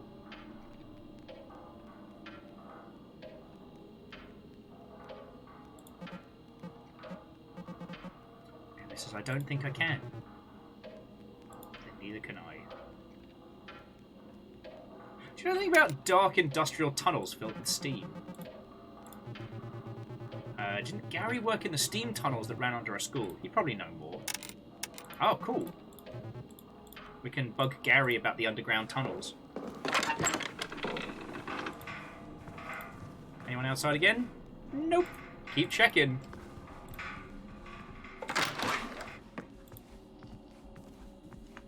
Yeah, and I do like that now we can just go 1, 2, 3, 4. So feckin' simple. The thing is, I'm usually good at those, like, spatial and physicality puzzles. It's usually my feckin' jam. But no. Ah, here's an external wire. Be dumb if somebody touched it. I'm touching the wire. We got an achievement called Shocked. Die by touching an exposed wire in the attic. Hello, River. I swear to God, Pete. Look, we made it to the attic. We know about the power. Hello, River. Yes, hello. Hello, big girl. No, you're fine. You're fine. River, please. Pete says, okay, so what do you mean? So Emily says, I keep trying to break through and talk about all this wild stuff with my friends, the murder monster and all of it. Though I talk to Nest too, I guess. Why can I talk to you and not my friends in the house? Pete's like, you don't enjoy talking to Pete? No! You living embodiment of a fart. It's not that.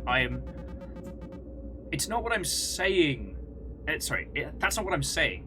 Why am I explaining myself to you right now? And Pete says, the combination lock in the garage and the weird time clock you found have got to be connected. Their designs look exactly the same, but how? Emily's like, so why are you doing this? Pete's like, what? Like, why are you helping me? Why, do you think I would want to hurt you, says Pete? Embodiment of a fart. Back to the beans I see. Bacon, some of us never left the beans. Wait, Sailor, smells like voodoo? Hoodoo? Unfortunately, that's a joke that doesn't work with the time delay of Twitch.television.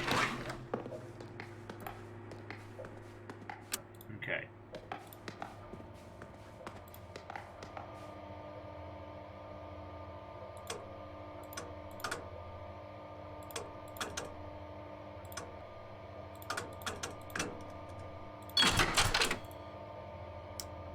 it was never a combination, it was a timer. Oh, I do not like this. Utility bill.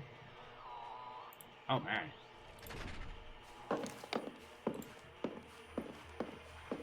Loud things badly. Regular day, probably awake. More realistic wake-up time. Coffee, toast, journal, read, sit outside, weather permits. Work, work, work, work, work, work. Present ritual of making a little sandwich or a salad. A cup of iced tea, bit of a nibble and a rest. Meditation, or whatever it is you call I do. Wind down, rest, read, blah, blah, blah. I don't actually stick to this schedule, one iota. Maybe this is an overly idealistic version of myself I'm trying to attempt to portray here. Typical of me. Optimized bedtime, realistic bedtime. If it was me, that last number would be like 4 AM, but yeah. Okay. Writer's Workshop, Screening Q&A, the director of Yours and Mine and Mine and Mine, Crab Boil, and Hysteria Exercise. Oh, monthly poetry reading, July theme, Young's Theory of the Shadow. Oh. Please RSVP with Parker or Clara if you plan on attending. Alright? If none of you RSVP, you know, I will be mad. Control panel layout reminds me of panels I've seen elsewhere in the house. Oh.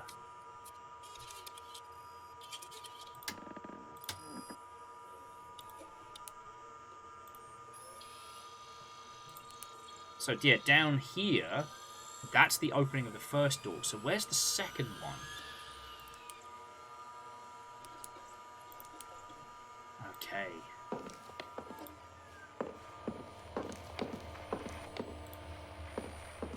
It's like the garage itself was... Oh. Something just sounded happy and murderous. That's fine. That's fine. Don't worry about it.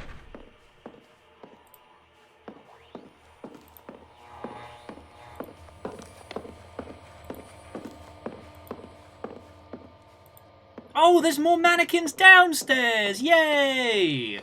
I was just thinking, I really fucking wish there was a crap load more creepy mannequins.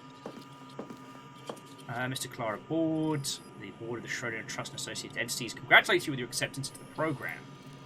Yo, so Clara got into the immortality set, but he didn't.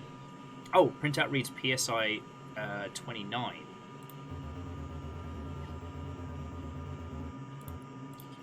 Okay. So now we've got the...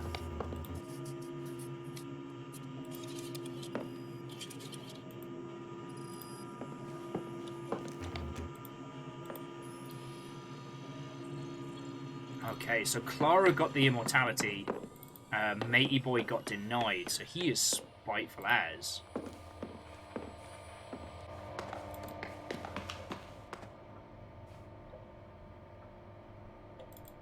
Okay. And yeah, now we know how much to be pumping from this whole ass place. Oh. Hey, your bug, get it.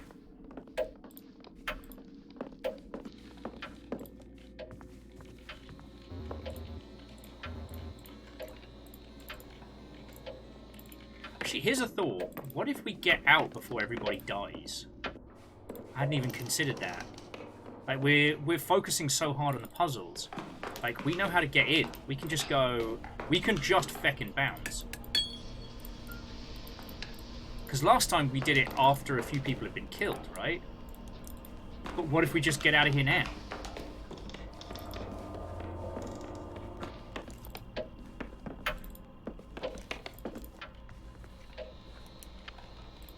So this combination is L squiggly cross, L squiggly cross, then it is cross squiggly squiggly,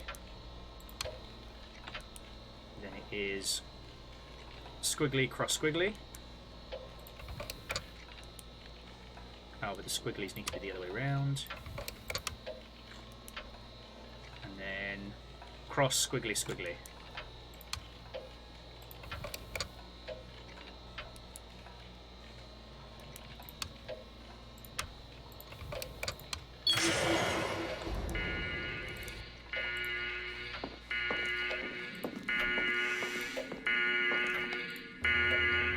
No way I'm unlocking this again.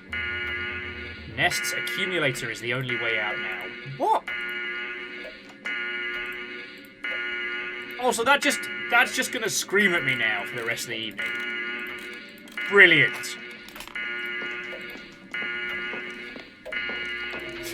This is the everything is okay alarm. It will sound every 15 seconds.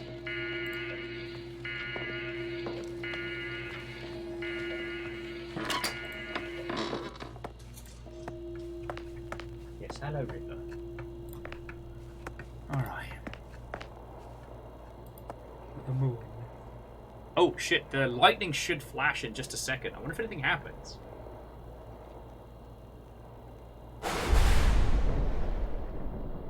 Fair. Okay, so I tell you what, friends. Oh, piss off, Cliff. Talk to you soon. You still suck, Cliff. I do also, so I'm going to bring our adventures to a close. This has been very, very good. But I'm definitely losing steam. What I do want to say is that while I have yelled at Cliff this whole time, Cliff is a great example of a character who sucks, but is incredibly well put together. Like, there's a difference between a character who is bad and a character who is obnoxious, and that is their intent. And I just want to make sure I'm doing that. So, to Book Club and to Graves, lovely to make your acquaintance. You know, one a fan and one a creator. If you ever want to come by and talk video game flavored nonsense, you are cordially invited. I'm here 5 days a week. Tomorrow we're doing Rain World and we're starting off the playthrough of the Saint, which should be a feckin' experience. Saint gets grapple time. And if you haven't seen Rain World, then I will be delighted to show you. Once again, Graves, please pass on my compliment and my thanks to the whole team behind this. This game's feckin' brilliant. We'll be continuing it next week, either next Tuesday or next Thursday. This Thursday, we have to deal with the Jeff Keighley show, starring Jeff Keighley's whole face. So, but yeah. Friends, I'm going to roll credits in just a second, but as I'm sure you know, because of the internet outage earlier, it won't get a lot of the, the subs and bits and stuff from earlier on in the day. So, like, all of you, thank you. Yeah, I'm sorry I've been so...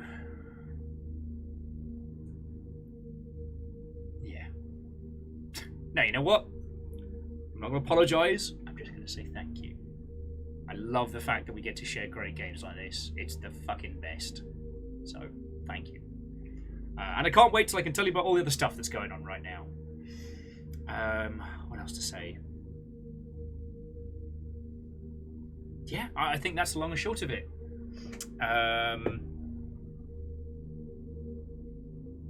Yeah. Friends, yeah, I'm going to roll credits in just a second. We'll find somebody lovely to raid into. Give them a good old boost in the powers. But, yeah. If you did throw in bits and subs and whatnot earlier, and it doesn't show up, thank you so much. Bits and donations are 100% the best way to keep this whole thing going. So anything that you throw in is extremely fucking appreciated. So while it does not encompass everybody, I'd like to say a thank you to Bacon Avenger, Vanderbeast, J-Post, and Shabby Looney. Your moderator today was not just Caffeine and Lizzie, but also Rhymes and Moose. Book Thug for Games. Book Club for Games was our new follow person, who I hope we get to chat to more. And to Angel Kalina, Graves Make Art, and Spiller, whether you received the marking of House Carl, the Hunters, or if you were celebrating 1 whole year, that's 56 months, of subs, then feckin' yo.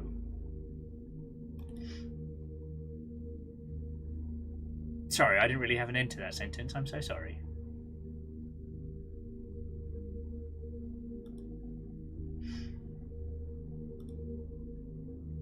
Okay. So let me just make sure these lovely Mother Hubbards are still kicking it before I start yelling about where we're going next.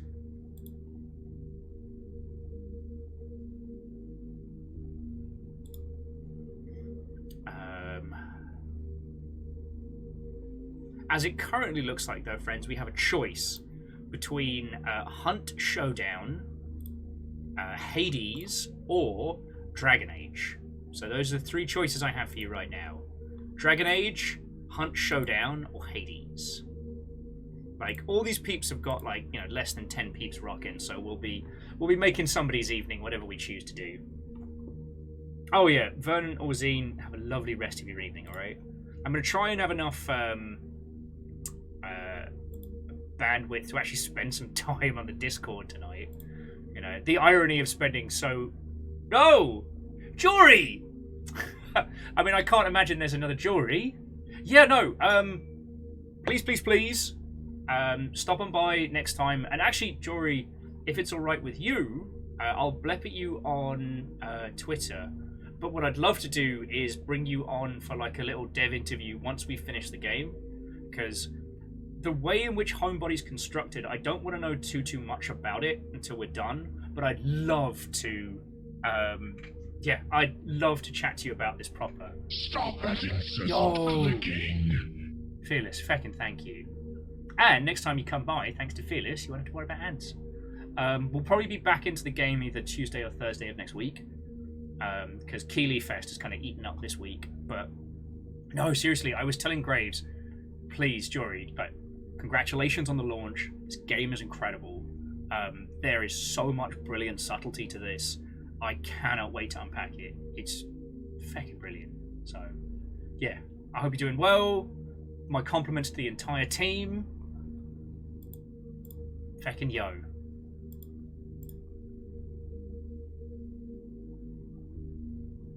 Like, and yeah, hang on, let me just make sure I've...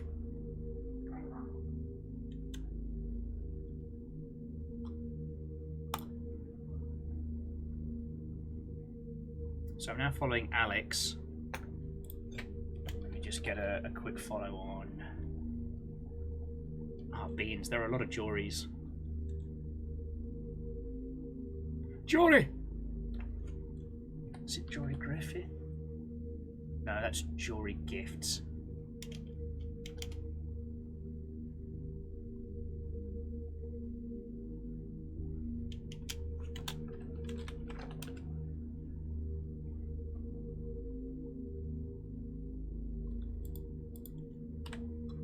Anyway, I'll find you on the Twitters and stuff to be continued. Oh. Okay, sorry. Love to you all. I am going to pass you on over to...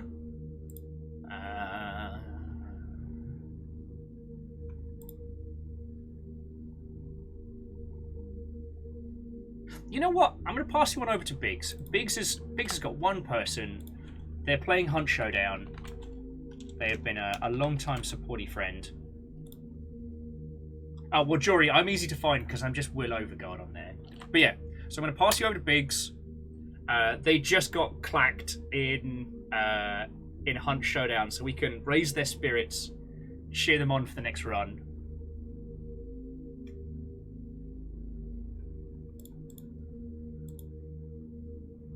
Haha! We are now internet friends. The deed is done. But again, what a glorious fucking evening. Right, friends, have a lovely rest of your evening. Please go give Big some love. Support them out of the just getting obliterated. And we will go from there. Have a great night. I'll see you tomorrow for Rain World. And I'm terrible at ending streams. No, I'm terrible at ending streams. It's well documented. Alright. Love to you all. Ah,